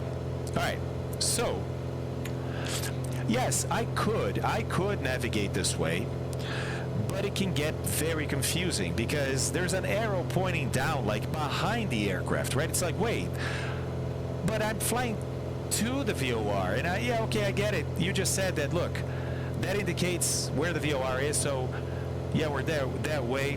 Okay, this is not a good way to fly to the VOR. No, not at all. Not at all. What you want for your head, but also for the indication to be even simpler, right, is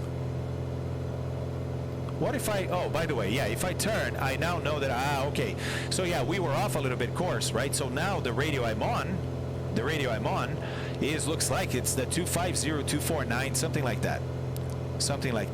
Okay. Let's make sure that makes sense real quick. Instead of flying this, I was flying along, then I turned right, didn't I? So I actually am over here, I'm south of the route. I turned right more than I needed, south of the route.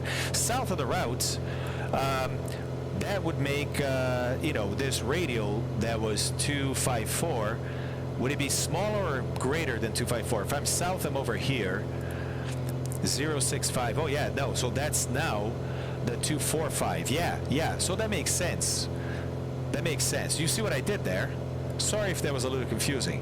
It makes sense that the radio that I'm on is getting to be even 248 now, whatever, right? Hey, Smoking Haze is here. What's up, buddy? How's it going? Oh, Abby. Okay. Stand by, guys. Let's put this baby on autopilot. Let me call Abby and see what's going on. Thank you. Appreciate you guys. Let's go autopilot on. It's in heading mode and heading on. Just gonna fly that heading. Okay. Look, I'll explain this when I get back from calling Abby, but turn this until you have a 2 indication, same side as the arrow, and then center the CDI. And now all you need to do is match your heading to that instead of the back of the arrow, and you're going to be flying towards the VOR. So, I'll get back, guys. Thank you.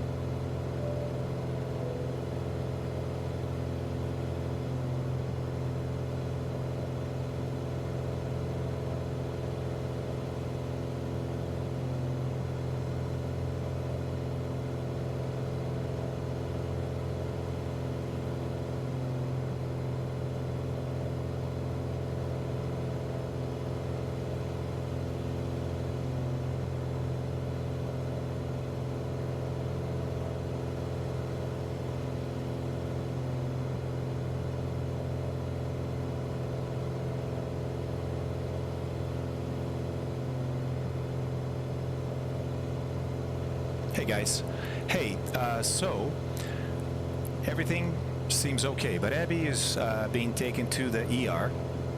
So I'm gonna end the stream here, and I'm gonna go meet her at the ER. Okay, I will update you guys via Discord. Yeah, looks like a gamer, but we want to be safe. So she's had a couple of issues before, so we want to make sure it's not what it could be. All right, so thank you guys, I appreciate it. We'll continue the lesson. We'll pick it up some other time. All right, I'll stick with the schedule for the remainder of the week. If I can, obviously, I'll update you guys on Discord. Thank you guys, I love you, I appreciate you, and hope to see you soon. Take care.